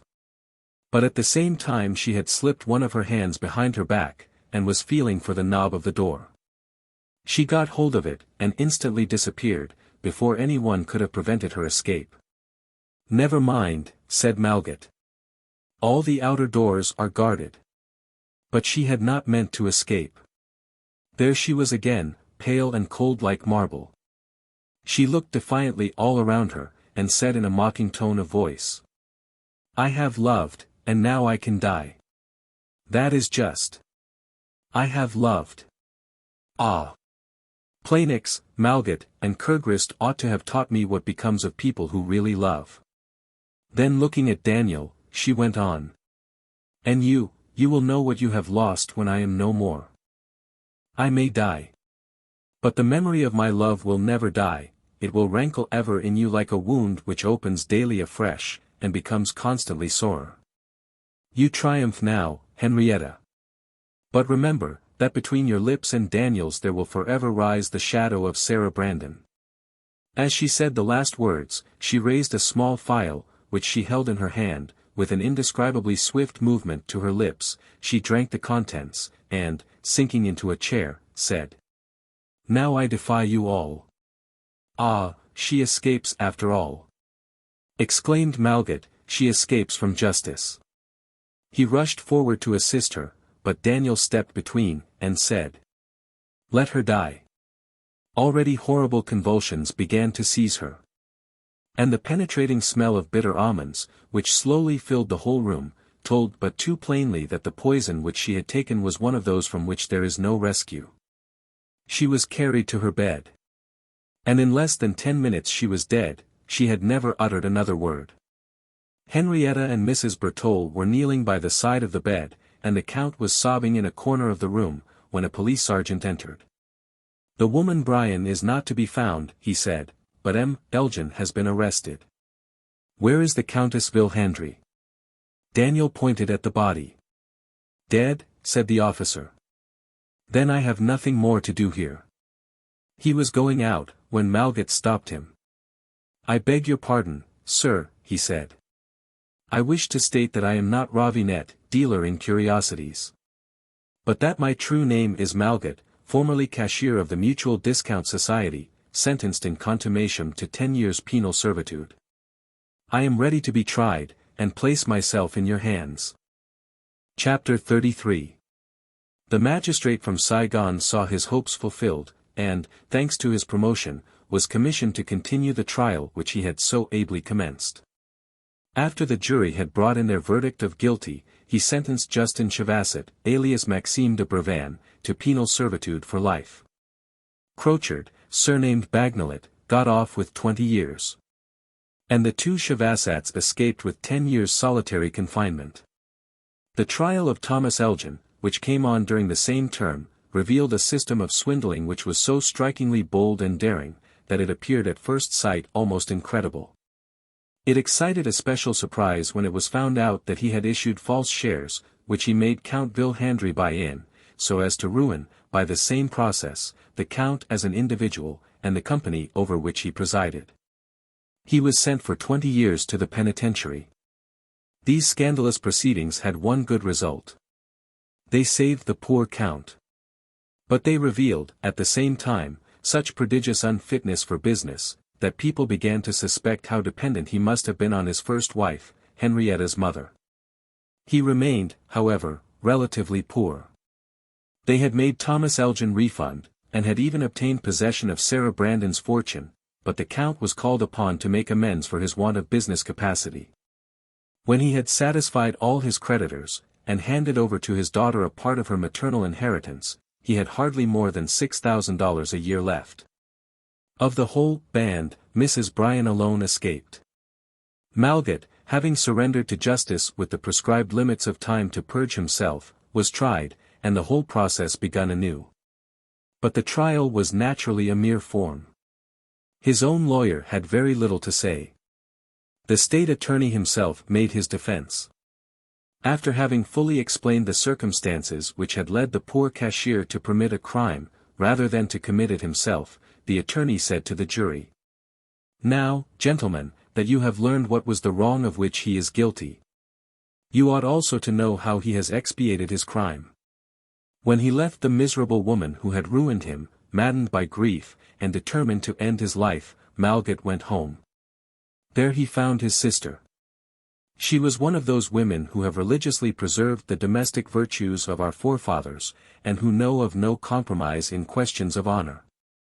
She had soon forced her brother to confess his fatal secret, and, overcoming the horror she naturally felt, she found words, inspired by her excellent heart, which moved him, and led him to reconsider his resolve. She told him that suicide was but an additional crime, and that he was in honor bound to live, so that he might make amends, and restore the money he had stolen. Hope began to rise once more in his heart, and filled him with unexpected energy. And yet what obstacles he had to encounter! How could he ever hope to return 400,000 francs? How should he go about to earn so much money? And where? How could he do anything, now that he was compelled to live in concealment? Do you know, gentlemen, what this sister did in her almost sublime devotion? She had a moderate income from state bonds. She sold them all, and carried the proceeds to the president of the Mutual Discount Society, begging him to be patient as to the remainder, and promising that he should be repaid, capital and interest alike. She asked for nothing but secrecy. And he pledged himself to secrecy. And from that day, gentlemen of the jury, the brother and the sister have lived like the poorest laborers, working incessantly, and denying themselves everything but what was indispensable for life itself. And this day, gentlemen, Malgat owes nothing to the society, he has paid everything. He fell once, but he has risen again. And this place in court, where he now sits as a prisoner, will become to him a place of honor, in which he will recover his position in society, and his honor. Malgat was acquitted. The marriage of Henrietta, Countess Vilhandry, and Lieutenant Daniel Champsey, was celebrated at the church of St. Clotilda. Daniel's groomsmen were Malgat and the old chief surgeon of the frigate, Conquest. Several persons noticed that the bride wore, contrary to usage, a dress of embroidered muslin. It was the robe which Henrietta had so often covered with her tears, at the time when, having no bread for the morrow, she had tried to live by the work of her hands. Malgat had hunted it up, and bought it. The precious dress was his wedding gift.